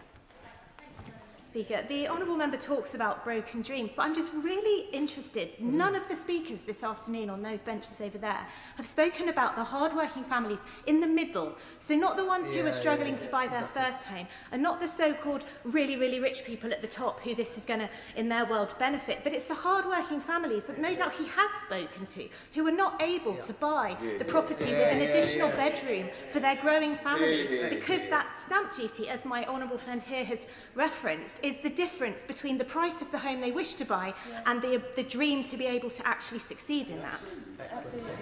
Honourable member for that intervention. It was those families in the middle who suffered most at the hands of Liz Truss's mini-budget. So I would expect the benches opposite to apologise to those families in my constituency for their record of the management of the economy over the past 14 years. Now, compare all of that to what Labour is delivering in government. We are getting Britain building not just the homes, not just the homes that we need, but in Crewe and Nantwich, a new hospital at Leighton, the new youth zone in Crewe Town Centre, a new history centre, and many, many more things that our community will benefit from. The choice ahead at the budget is clear. Stick with Labour's plan for national renewal, or return to the chaos and cuts of the past, whatever shade of blue that comes in. Labour chooses a fairer economy, one that works for working people and rewards them. That's what we're building in Crewe and Nantwich, and that's what we're building across Britain. The people of Crewe and Nantwich deserve better than unfunded tax cuts and economic instability. They deserve a government that invests in the future, protects their services and builds a Britain for all. Gregory Stafford. Thank you very much, Madam Deputy Speaker. Today, the state of our economy is laid bare. Growth has flatlined, just 0.1% in August. Inflation remains almost twice the Bank of England's target, and long-term borrowing costs are at their highest since 1998. Now, when we left office back in July 2024, unemployment was at we had the fastest growing economy in the G7. A year later, unemployment is up, debt is at its highest since the 1960s, and the UK is sliding backwards. It's hardly surprising from a government with more experience in the trade union movement than in business. And so only the Conservatives are serious about the economy. The government... I've literally only been speaking for 30 seconds, so I think you can bear with me for a minute or two more. The government's inexperience shows in its policies that they pursue, policies that make it harder for businesses, harder for homeowners, and harder for first-time buyers to thrive. And now, just weeks before the Chancellor's budget, comes the most destructive raid on homeowners in living memory, if we are to believe the leaked reports coming out of the Treasury. I will give way. Thank you. Under the Conservatives' watch, the Conservative Party grew the national debt by nearly £1 trillion. You drove our economy through a hard Brexit into the ground, and yet you are the Conservative Party is masquerading as a party of good sense in the economy. I do not understand how that makes sense. Please, can you explain? COVID, war in Ukraine.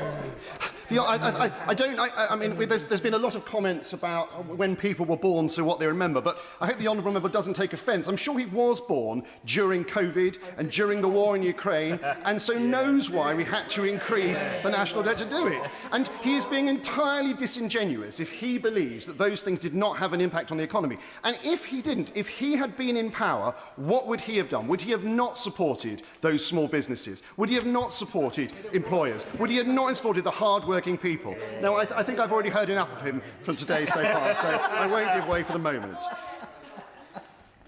Just to be clear, good language is appropriate, and we're not sure that disingenuous is the best language to use. I'm sure they'll find an alternative word. Mr. Stafford, are you finished mundering around the chamber? Are you comfortable now? Fabulous. Mr. Stafford. Of course, I misspoke and I withdraw that comment, but I do find it very strange that members of the Liberal Democrat Party seem to have collective amnesia on what happened over the last few years. Now, returning to the substance of this, families across my constituency are bracing for new taxes on homes, capital gains tax on family houses, and even potentially a land value tax. This is not reform, it's a sledgehammer aimed at aspiration, mobility and stability. And as I've said before, in Farnham, where the average home now costs £660,000, families could face bills of £5,000 a year on top of their mortgage and energy costs. In Hazelmere, Liphook and Borden, already stretched households will be hit again. And pensioners in Greyshot or Tilford face the grotesque prospect of a capital gains on the homes they've worked a lifetime to own. Everyone, pensioners, farmers, small business owners, is treated by this government as a cash cow. Yeah. A tax on the family home is a tax on aspiration. It traps people in their properties, it dries up supply and breaks housing chains. The very people Labour claim to champion, first-time buyers, will be frozen out altogether. The government claims this is about fairness, and we've heard this from a number of government speakers this afternoon. But there's nothing fair about a pensioner in Gretham being forced to sell their home to pay the taxman, or a young family in Linford choosing between childcare and a new annual levy. That's not fairness, it's a regional punishment for those of us who just happen to live in the south and southeast. So that is why I back our clear Conservative plan to abolish stamp duty on primary residences. Owning a home gives people a real stake in their community and their country. Our policy will make the economy stronger and help families achieve the dream of home ownership once again. I will. Is he just honourable member for giving way? He says that owning a home gives people a stake in their community, and I agree with him. Why then does his party oppose this government's moves to help build 1.5 million homes and reform the planning system? Well, the simple answer is we don't. So I can't add more than that. Well, where we do have a problem, as he's drawn me on this, is one, we don't think it's anywhere going to be deliverable, and because the government is not meeting any of its targets thus far.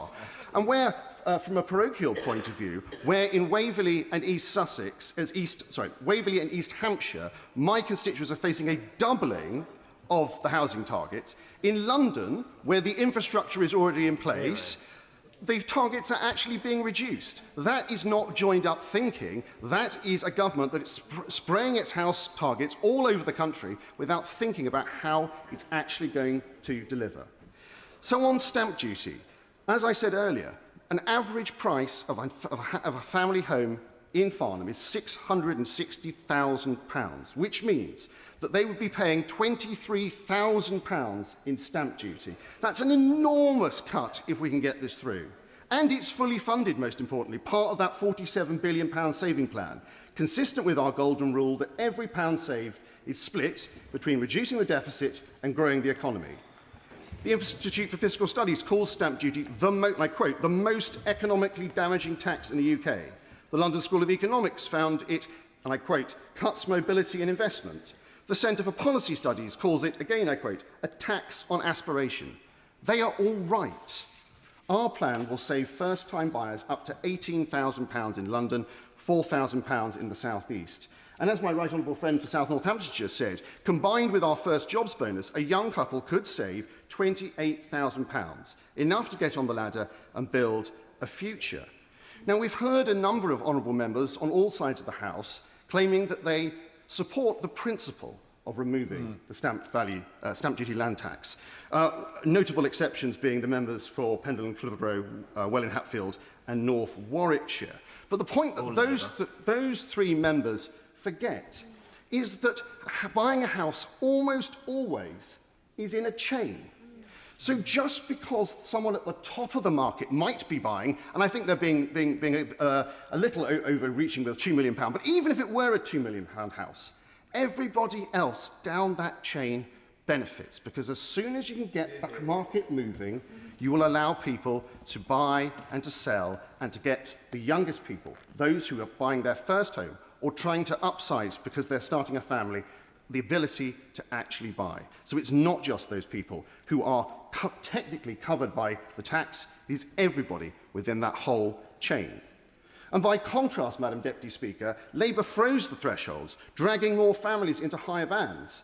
and even their housing secretary tried to block 237 homes in his own constituency. Build, baby, build? I think not, Madam Deputy Speaker. Now, as I said, a number of members across the House, especially on the Labour benches, have expressed sympathy for the principle of the policy, but they seem entirely unwilling to make the tough decisions to get there. And we saw that with their total inability to cut the welfare bill by a tiny amount earlier this year.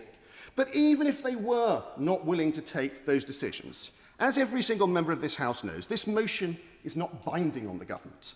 So they could happily support it to show that in principle they would like to see this tax cut. But I suspect that when their principles will be overridden by the decisions of the Whip's office.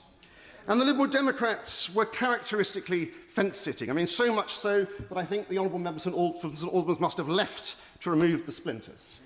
The reality is, the Conservative Party, this opposition, is the only one with the serious thinking about how we can get the housing market moving again. Our alternative, Madam Deputy Speaker, is clear. We will abolish stamp duty on main homes, scrap business rates for hospitality, leisure and retail, and give high streets the breathing space to grow again. That is the difference. We listen to people who build, who hire, who own, and who aspire. So, Madam Deputy Speaker, the choice before the House is stark. A Labour Party that punishes aspiration, or a Conservative Party that rewards it. A government that traps people where they are, or one that sets them free to move, work and grow. Only the Conservatives have a serious plan to get Britain working, grow the economy and give every person a real stake in their community through the security of home ownership.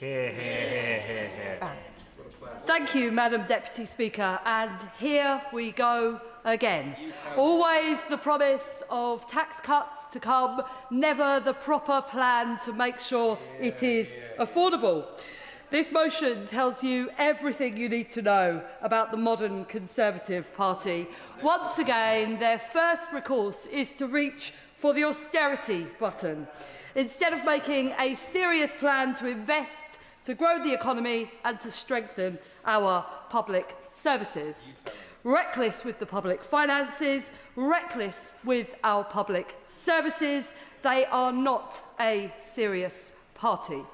Now, I was going to make this point specifically for the member for Beverley and Holderness, but I see he's not in his pace, so everyone else can enjoy it instead. Yes, it is time for the greatest hits of austerity, the 14 years that talked and did this country down, when day-to-day public services spending fell by nearly 17%, stripping away nearly £46 billion every year from services our residents rely on. And remember that as I talk about this austerity, because they are funding this tax cut we're talking about today with £47 billion, a larger number than the austerity years. And look at the back of a fag packet, plans that they have to make it add up. So let us remember what austerity did to our country. It left our NHS with a £10 billion repairs backlog. It left 9 in 10 of our schools in urgent need of repair, including more than 230 schools with Swiss cheese for roofs, including rack in the roof of Wood Green School in my constituency. Those pupils deserved so much better, a decent place to learn, and we will make that happen. They didn't. When the pandemic struck our services, they were critically understaffed and under-invested in. And the result, thanks to their austerity and their cuts, over 170,000 excess deaths amongst the worst in the developed world. In that period, our precious public sector workers who give their all, nurses, teachers, carers, had their pay frozen or capped for years, leaving the average nurse over £4,000 worse off than in 2010.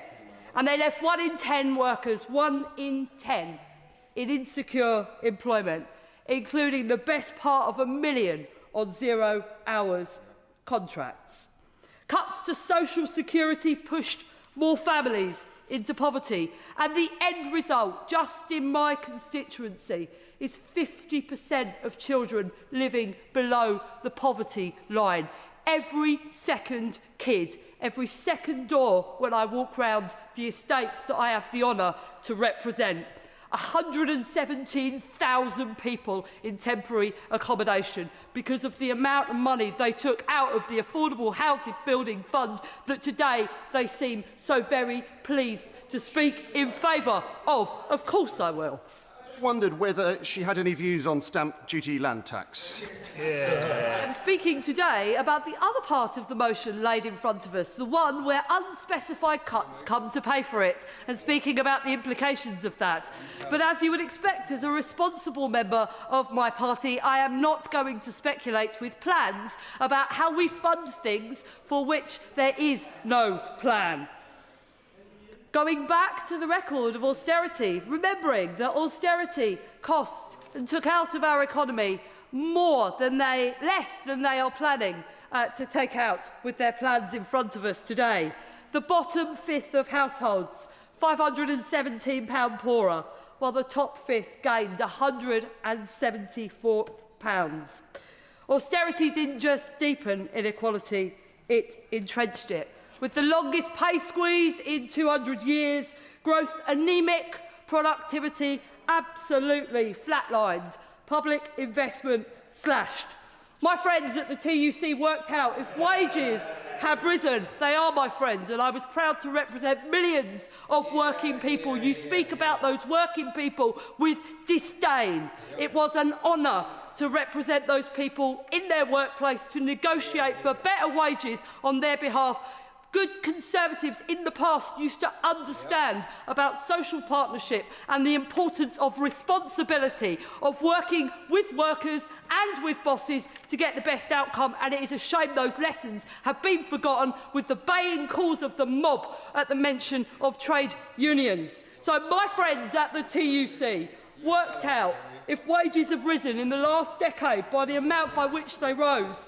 Between 1997 and 2010, the average worker in my constituency would be £93 a week better off. That's nearly £5,000 a year more in people's pockets. But instead, we got the longest pay squeeze in 200 years. I'll happily give way. Lady for giving way. I'm just perplexed where this is going, because ultimately those statistics that she's just quoted would have saved her constituents £5,000. But if she doesn't scrap stamp duty, anybody that aspires to buy a slightly bigger house with that increased income would have not been able to afford to do it. Lady for her intervention. To make it clear, the point that I am making today is that the unspecified cuts named in the motion, and we are talking about the motion with the unspecified cuts in it, I'm talking about the implications of the last time there were cuts on that magnitude made by the party opposite. And whilst it may be the case that stamp duty may save some money if it were got rid of for people in my constituency, where there is an average house price of £190,000, it by no means will have the impact that it will have for people in richer constituencies in other parts of the country. But the cuts that they intend to make to pay for it, those will hit people in my ends. And despite all of the pain of those years of austerity, it failed to reduce public debt in any meaningful way. This is why our public services were on their knees, and why we still face a mountain of debt built up over 14 long years. Compare that to our Labour government, steadily, slowly delivering the change this country needs. 5 million extra NHS appointments. People in my area waiting more than a year for the operation they need is down 45%, thanks to the investment from our Health Secretary, crack teams going into Dudley, Wolverhampton and Sandwell NHS trusts. 3 major trade deals. In the first 10 months of our government, wages went up by more than in the first 10 years of their government. Pride in place funding for communities hit the hardest like Friar Park in my constituency. £39 billion of affordable housing funding going to fund new social and affordable homes, the largest in a generation, and I hope 600 of them will come to my constituency. I will happily give way. The trade deals, so many more than were achieved, she says, under the Conservative government. The reality is that these trade deals could not have been made had we not had the Brexit deal that we achieved. And what's more, the reality is that her party opposed that. We couldn't do those trade deals until post-2016. The honourable member for his intervention, and it's good to see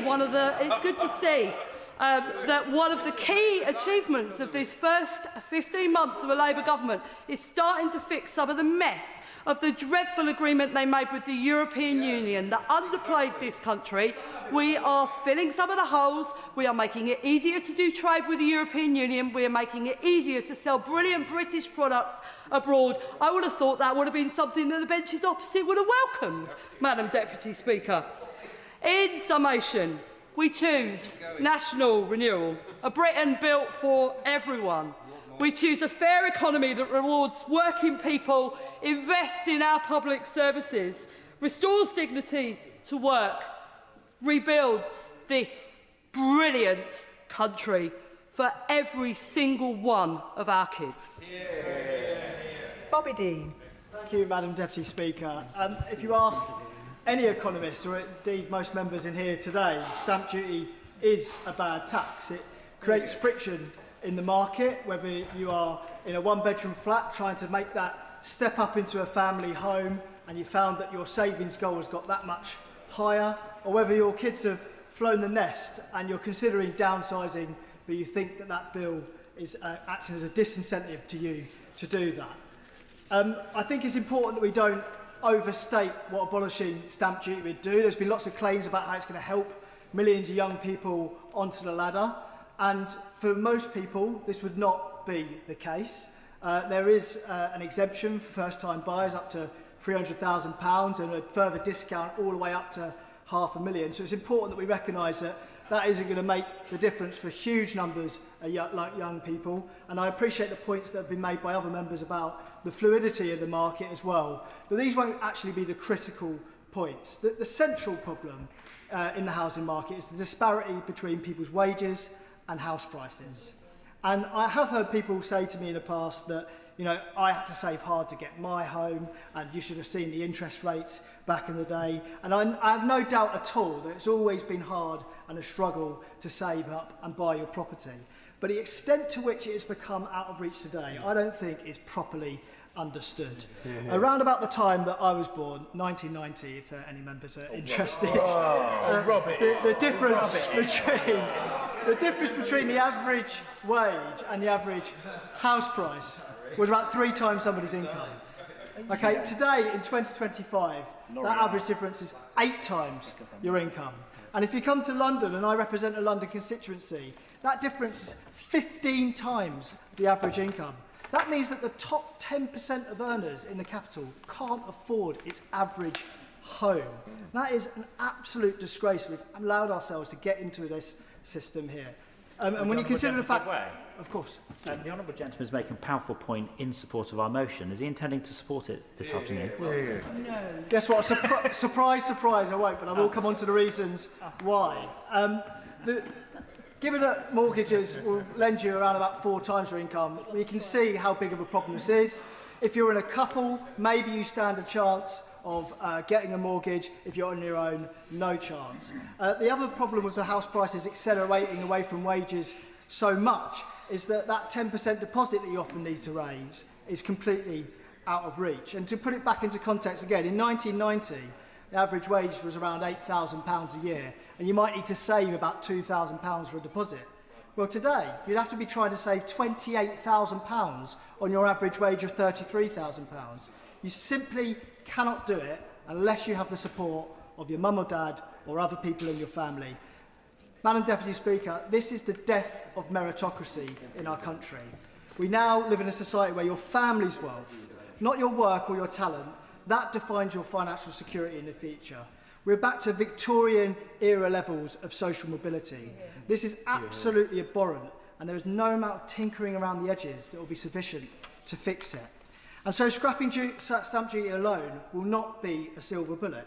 In fact, on its own, it might just represent a bit of a giveaway to those that are already faring better than most of society. If we're really serious about fixing the housing crisis of the country, we need a generational level of house building, and we need a holistic approach to redesigning the property tax system. I will give way. I agree with him wholeheartedly, and I think he's making an excellent speech. But I would gently say lots of us in the Shires who face Liberal Democrats in our constituencies are often get leaflets from some of his colleagues which will oppose building almost anywhere ever. What would he comment to some of his colleagues, perhaps? I think you'll find across the country there'll be opposition politicians opposing developments, but where we're in control in Sutton Council, in my borough, we are outstripping all of London in house building. I'm very proud of that record.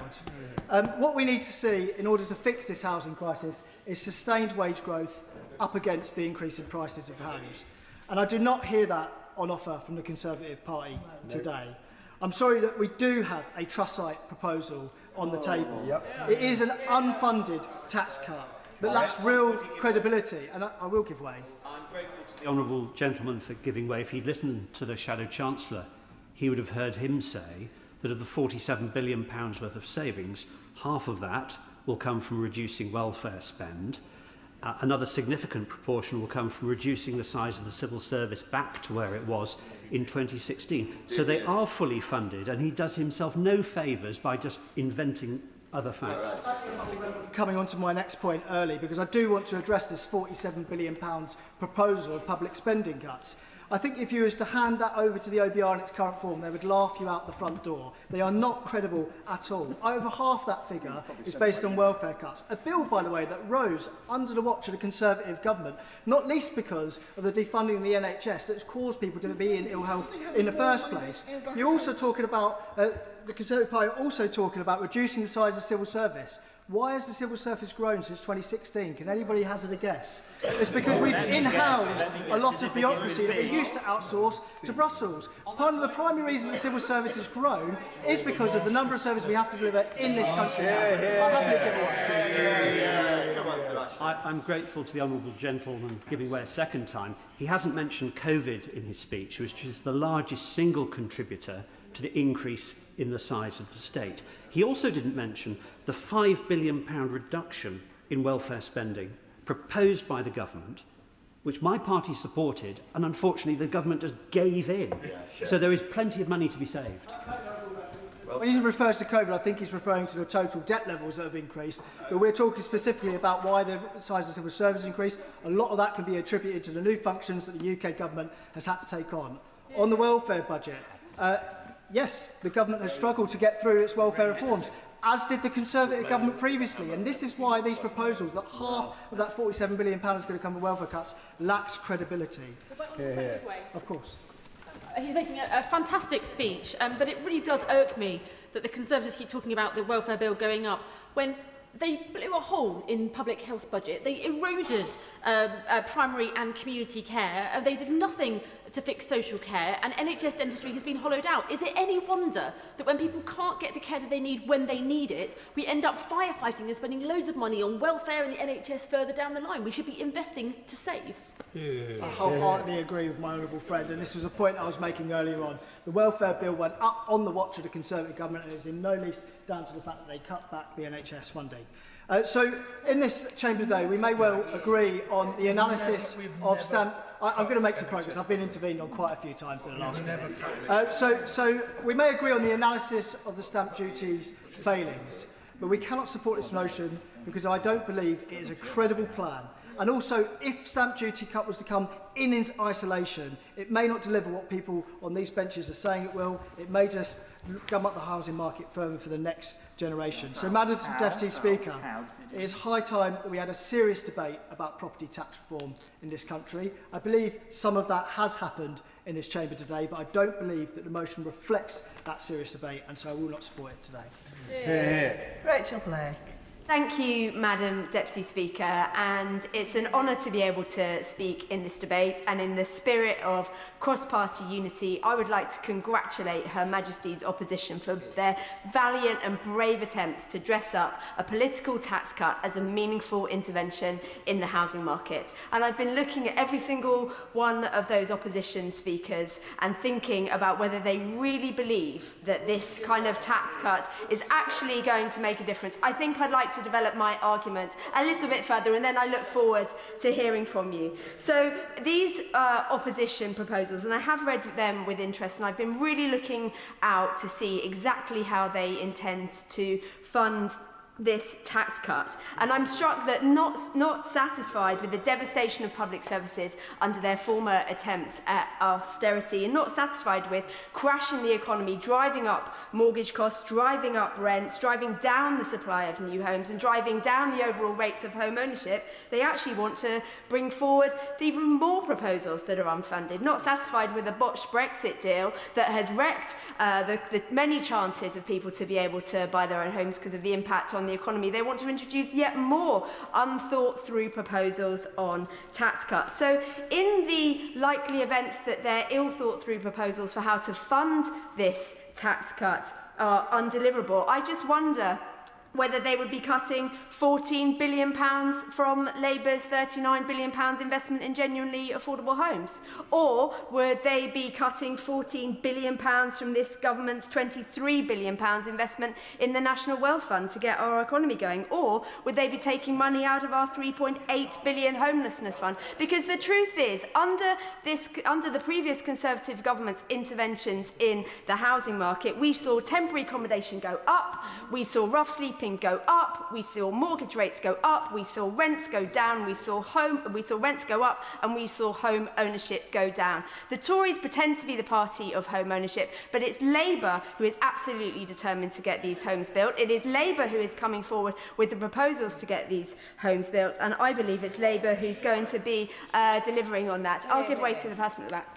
Does she accept that within the last 30 years, the 4 highest years' worth of delivery of new housing occurred since 2018 under Conservative governments? And she makes a point, she's trying to make the point that this is a tax cut dressed up as an intervention in the housing market. What on earth is wrong with giving a tax cut to aspirational people who work hard and want to move up the housing ladder? Well said. Hours has been presented as some kind of meaningful housing market intervention because of a supposed commitment to aspiration. It's the Labour Party that has always been the party of aspiration. It's the Labour Party that has been the driving force of social mobility throughout the last century, and the party opposite know, and that's why they're chuntering along so much. And look at the stark contrast of what this Labour government. Sorry, yes, I will give way. Thank you. I wanted to speak to social mobility earlier, and the Honourable Lady's just remembered it.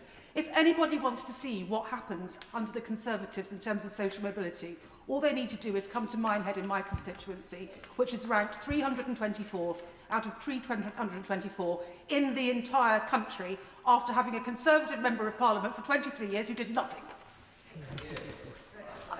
I thank my honourable member for her intervention, which I think speaks for itself. And look at the stark contrast of what this Labour government is doing as meaningful interventions in the housing market. We've got a renters' rights bill that's already had royal assent, which is stabilising life for renters, which is making sure that they no longer live in fear of no-fault evictions. We have defeated a judicial review against vested interests and freeholders so that we can move forward with our leasehold proposals, both significant interventions that the opposition failed to deliver after 14 years, five of which were spent even trying to deliver reform for renters and reform for leaseholders, which would have meaningfully stabilised the housing market. We don't hear anything about all the people who are stuck in their homes because of the complete failure of the last government to actually tackle the cladding crisis or tackle leasehold. No, we don't hear anything from the opposition about their failures there. Just a political dressing up up of this unfunded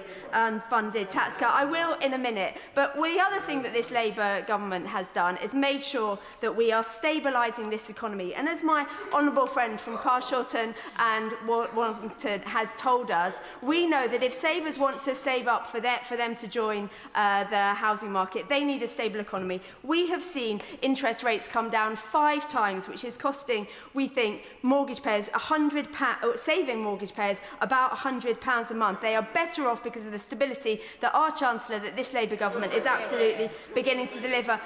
I will give way. I thank the Honourable Lady for giving way, and she is being generous with intervention, so I thank her for that. Just to bring her back to stamp duty land tax, the average house price in her constituency is over £1 million. Does she... I haven't quite finished my... It doesn't work like that. It doesn't work like that. The average house price in her constituency is over £1 million. Her constituents are the precise people who will be benefiting from this saving. Does she not think that her constituents would welcome the abolition of this tax?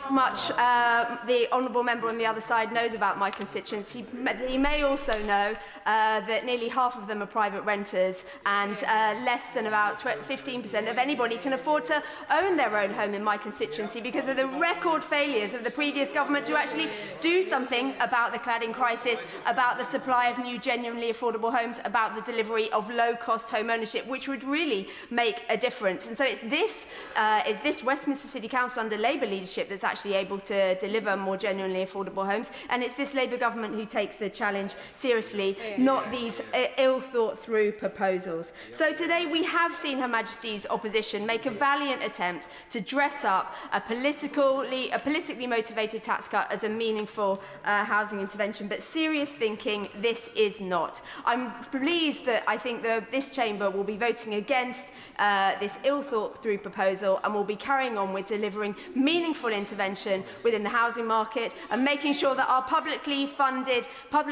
services are stable into the future. Yeah. Rebecca Paul. Now we can see what a speech is. Thank you, Madam Deputy Speaker, and thank you for the enthusiasm of my colleagues. It is a great pleasure to contribute to today's debate, which is a really important one.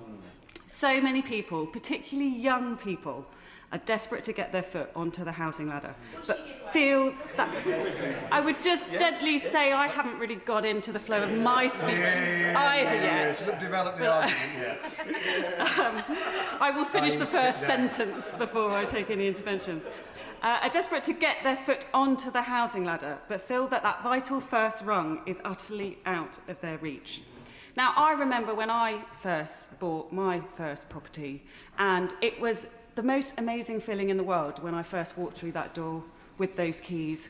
And it was really hard to save the money, to earn enough in order to secure the mortgage I needed, to save up the money for the stamp duty and the deposit. But I managed to do it, but I would have been able to do it sooner without that stamp duty cost. This is why I am delighted that the Conservatives are coming forward with a clear, coherent and aspirational plan to abolish stamp duty land tax on the purchase of primary residences and open up the dream of home ownership to the next generation. I will, of course, give way. I thank the Honourable Lady for giving way. I wonder if she can agree with me that when this policy was announced at our party conference in October, it was the first solid piece of political idea that has come forward from any political party since the last election that genuinely offers aspiration for hard-working families. And we're not just talking about hard-working families who are needing to get onto the housing ladder for the first place. Those hard-working families in constituencies like hers and mine, where people are desperate to expand their family and to continue contributing to the society that we all live in. I thank my honourable friend for making that very pertinent point. And this is proper Conservative policy. This is the kind of thing everyone in this country is clamouring for. And this party is delivering that under our new leadership. For too long, stamp duty has been a dead weight on the housing market, a tax on aspiration, and a barrier to the kind of home ownership that gives people a genuine stake in their community. It is time we abolished it on primary residences.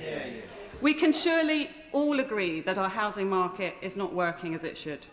Far too many young people feel locked out, priced out, and increasingly disillusioned.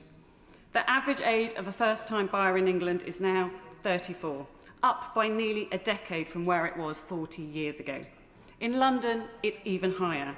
And across the country, 20% fewer 25 to 34-year-olds own a home today than they did in the year 2000. And I have skin in the game. I've got 3 children. I want them to be able to buy a house without them coming to mummy and daddy to help them out. Declaring, yeah, I should declare that interest. This amounts, Madam Deputy Speaker, yes, to an economic failure, but also a social failure. Home ownership gives people stability, autonomy, and long-term security.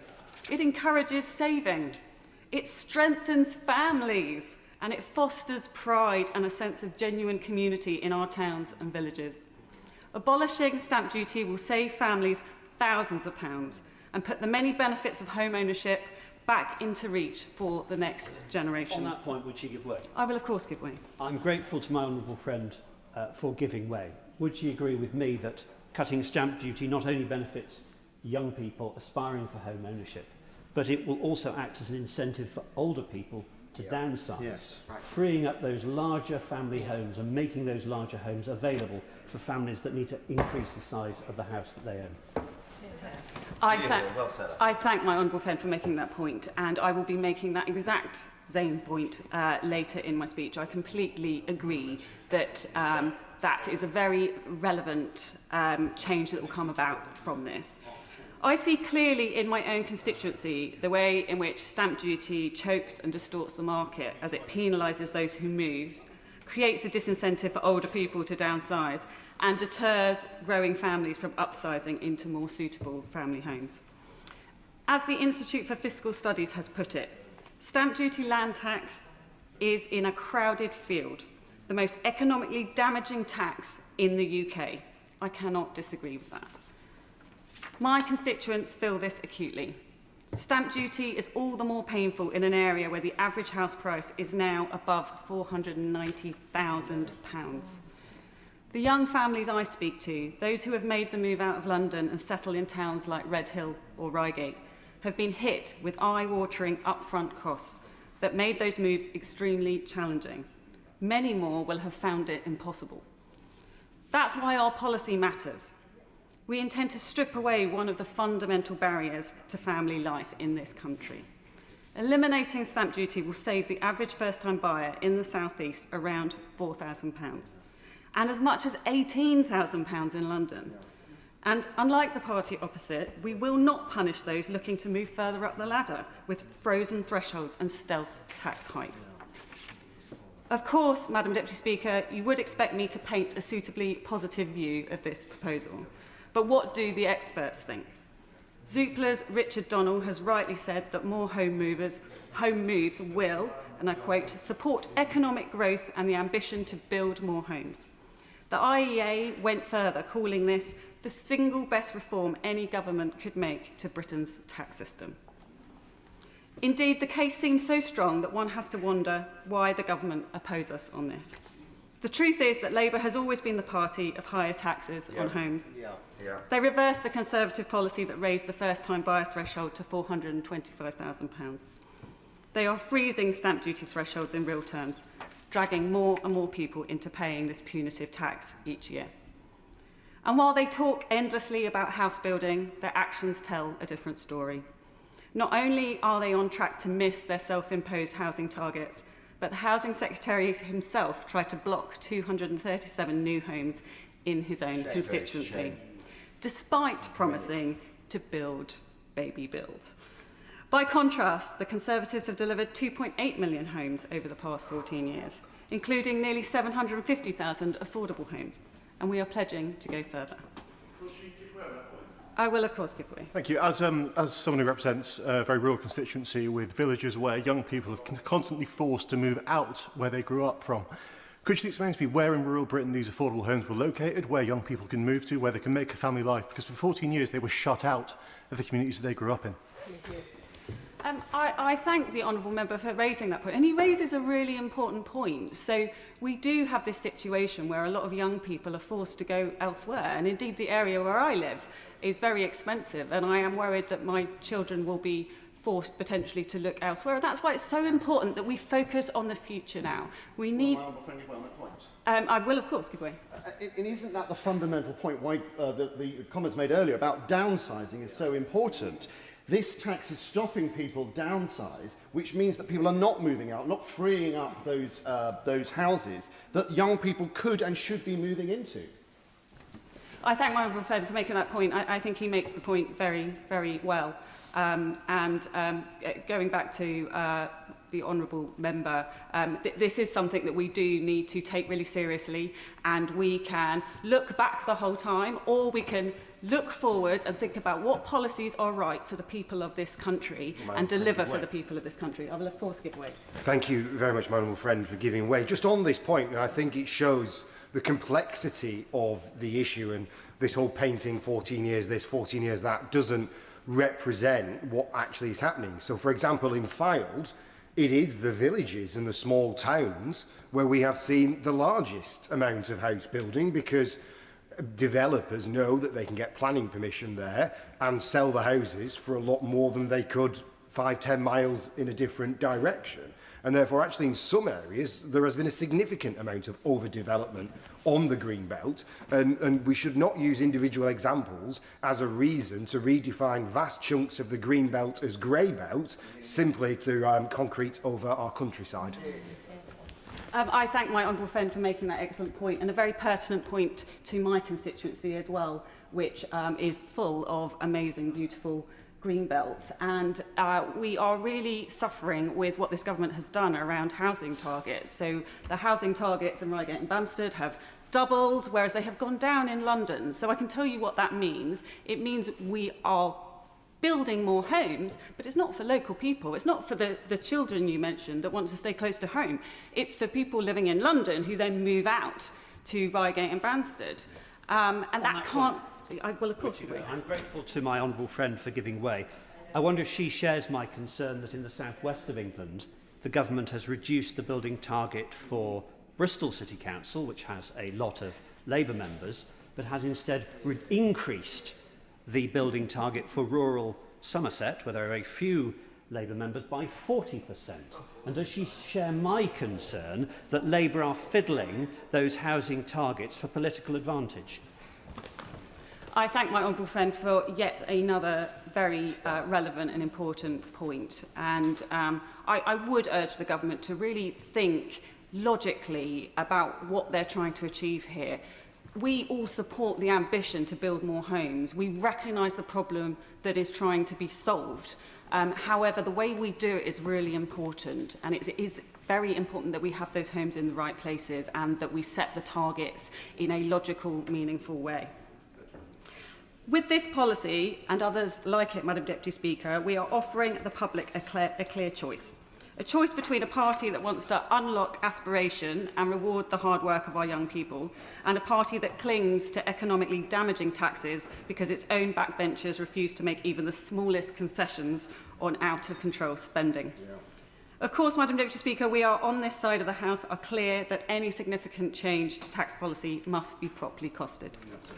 The public finances are in a challenging place, and reckless commitments only add to the prevailing sense of uncertainty. That is why it is so important to emphasise that our intention to scrap stamp duty on primary residences is costed and fully funded, fully paid for through our £47 billion savings package. Our plan is clear.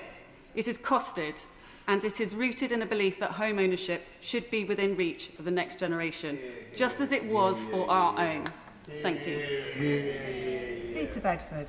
Thank you, Madam Deputy Speaker. This debate captures the key difference between Conservatives and the Labour Party.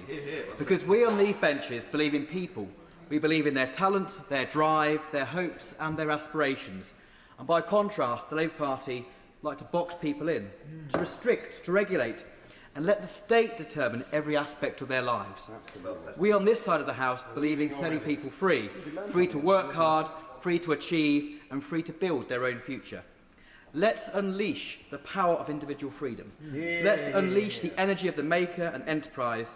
And above all, Madam Deputy Speaker, let's unleash the unstoppable force of aspiration across every part of the UK. The word aspiration runs through the very DNA of the Conservative Party. It's who we are. From delivering educational reforms to promoting social mobility, to delivering a property-owning democracy. Of course I'll give way. I would be very grateful if the Honourable Member would expand on how that driving value of aspiration came into the Conservative government when they were completely failing to address the urgent need for leasehold reform over the last 5 years, when so many people have been suffering to sell their leasehold homes because of the cladding on their homes. Where was aspiration then? I thank the Honourable Member for her intervention. Aspiration, Conservative aspiration, comes from a sense. I'll give you an example. In my family, they never owned their own homes. My grandparents didn't own their own homes, but Margaret Thatcher gave them the opportunity to do so. She gave many people like my grandparents the opportunity to aspire, to achieve, to own their own homes. That's the aspiration we need to get back to as a country. Every generation of Conservatives have understood this ambition. And it's not your background that shapes your future. This is the equality of opportunity in action, not equality of outcome that the Labour Party so much desire. But we cannot talk about aspiration without celebrating the Prime Minister that understood it the best. Mrs Thatcher gave people the freedom to own their own future. She rewarded hard work through lower taxes, turned millions of people into shareholders through privatisation, and made dreams of home ownership a reality for many across the country with her Right to Buy scheme. Mrs Thatcher just got it. She understood human nature, she understood people are ambitious, and she knew that when you trust individuals and not the state, Britain succeeds. My honourable friend, give way. Of course I'll give way. I think going back to what former fantastic great Prime Minister did and comparing it to the policy on stamp duty, both times it was hated by the people on the benches opposite, because what it did was take away the role, the choking role of the state, and free people up to have that aspiration and that social mobility. And it proved that actually giving people their own homes, allowing them to buy them and removing the state from their lives created that social mobility. In the same way here, removing that tax and allowing people that aspiration to be able to smash those ceilings is important. And the members opposite hate it because it reduces the size of the state, the dependency on the state, and the hold they have over people's lives. I thank my honourable friend for his intervention, and he's absolutely right. Unfortunately, the party opposite, they tend to have the mantra, what I can't have, you shan't have. But we on this side want everyone to succeed. Of course I'll give way. I'm still smarting from my honourable friend's reluctance to squash the honourable member for Westminster and the cities of London, who alleged that there had been no leasehold reform. Such was the extent of leasehold reform under Conservative governments that the Duke of Westminster resigned from the party in indignation. Well, I thank the honourable member for putting that on the record. But, Madam Deputy Speaker, I am not confident that this Labour government understands aspiration, because they simply cannot comprehend the politics that people want to better themselves, their families and their communities. In fact, they actually fear aspiration, sadly. And that is why this Labour government is the most anti-aspirational government in living memory. They have strangled the jobs market, and they've sent unemployment rates soaring, the direct result of punishing employer national insurance hikes, and their reckless unemployment rights bill is striking fear into businesses up and down the country as they question whether to take a punt on recruiting new people, particularly young people. That they've caved into the hard left on much needed reforms to the welfare system, a system that should reward hard work and not entrench state dependency.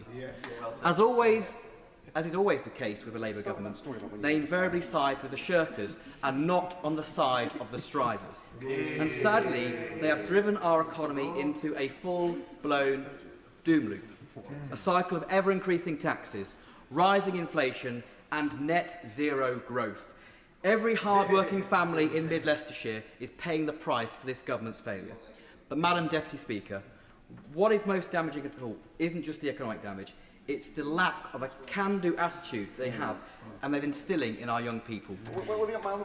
I'll give way. On that can-do attitude, what surprised me about this debate so far from the opposite benches is that a number of honourable members on those benches seem to agree that this was a good thing to do, and indeed, as far as I can tell, any commentator on the property market and indeed the economics have said it's a good thing to do, and yet they just don't seem to want to do it.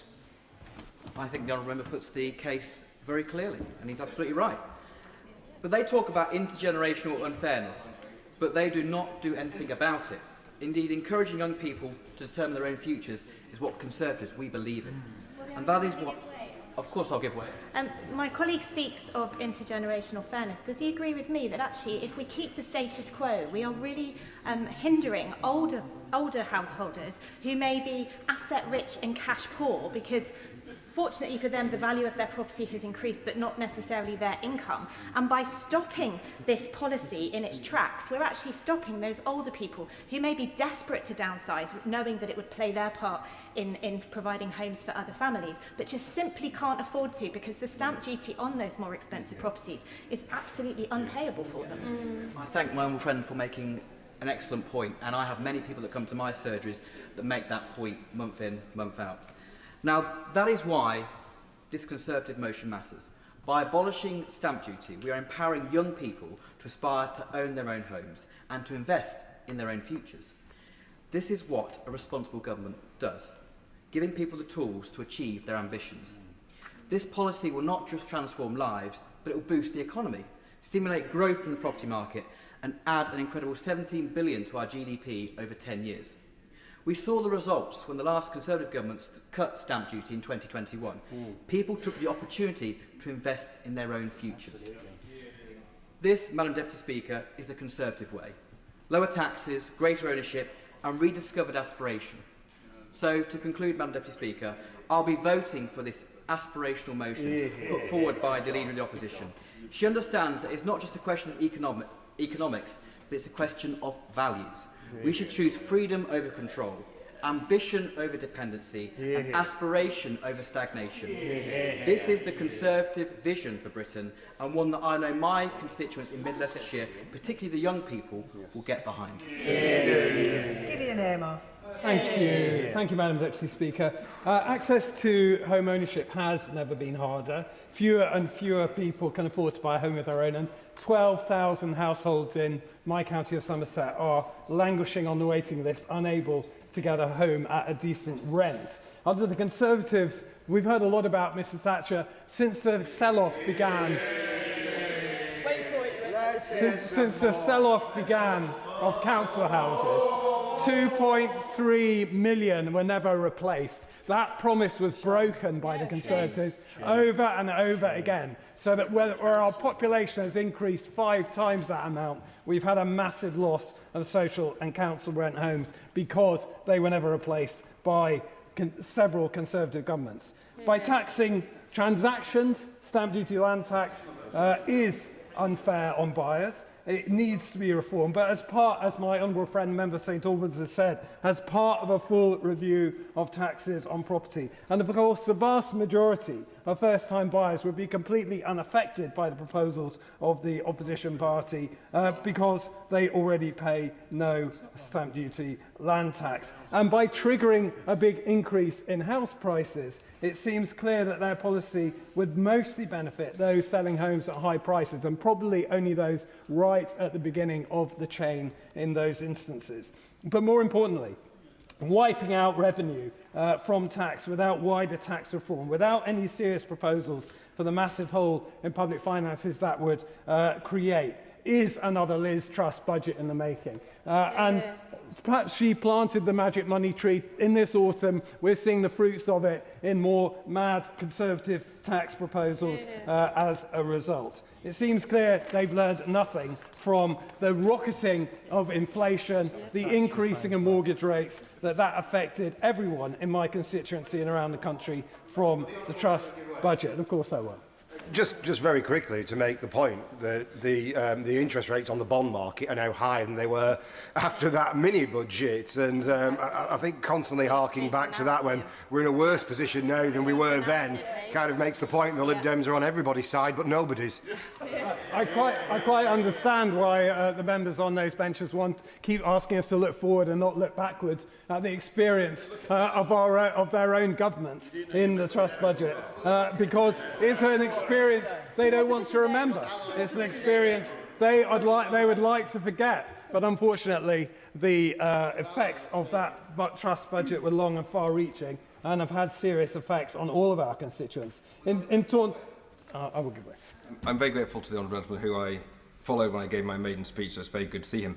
Doesn't it just say everything that we now have Conservative Party colleagues on the other side of the House defending the trust budget and all the damage it did to communities like mine and his?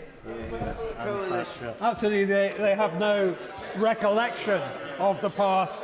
They are blind to the experience of their own government, and they are only asking us, urging us, pleading with us to look forward and not to look back at their own record. In Taunton and Wellington, Madam Deputy Speaker, there are countless examples of folk unable to afford a home of their own. Rosanna, a qualified solicitor living with her parents for over 6 years, unable to afford a new home. What's needed, Madam Deputy Speaker, is a far bigger focus on building council and social rent homes needed by our country, up from the government's target of 20,000 a year to the 150,000 per year the Liberal Democrats propose, and less reliance on a few big house builder developers whose interest, perfectly reasonably, is on increasing profits in the value of their land rather than on making their products cheaper, why would they, or necessarily on increasing the amount of housing supply.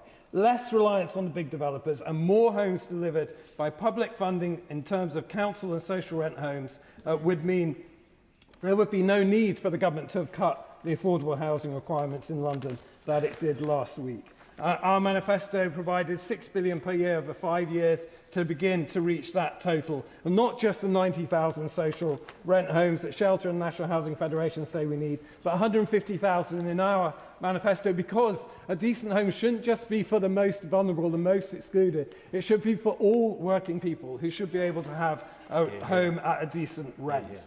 Coupled with that, we need to see new routes available to get onto the housing ladder, the home ownership ladder, and a new generation of rent-to-own homes where renters can gain ownership over 30 years. I will give way to whoever it was. I thank the honourable member for giving way, and he's making a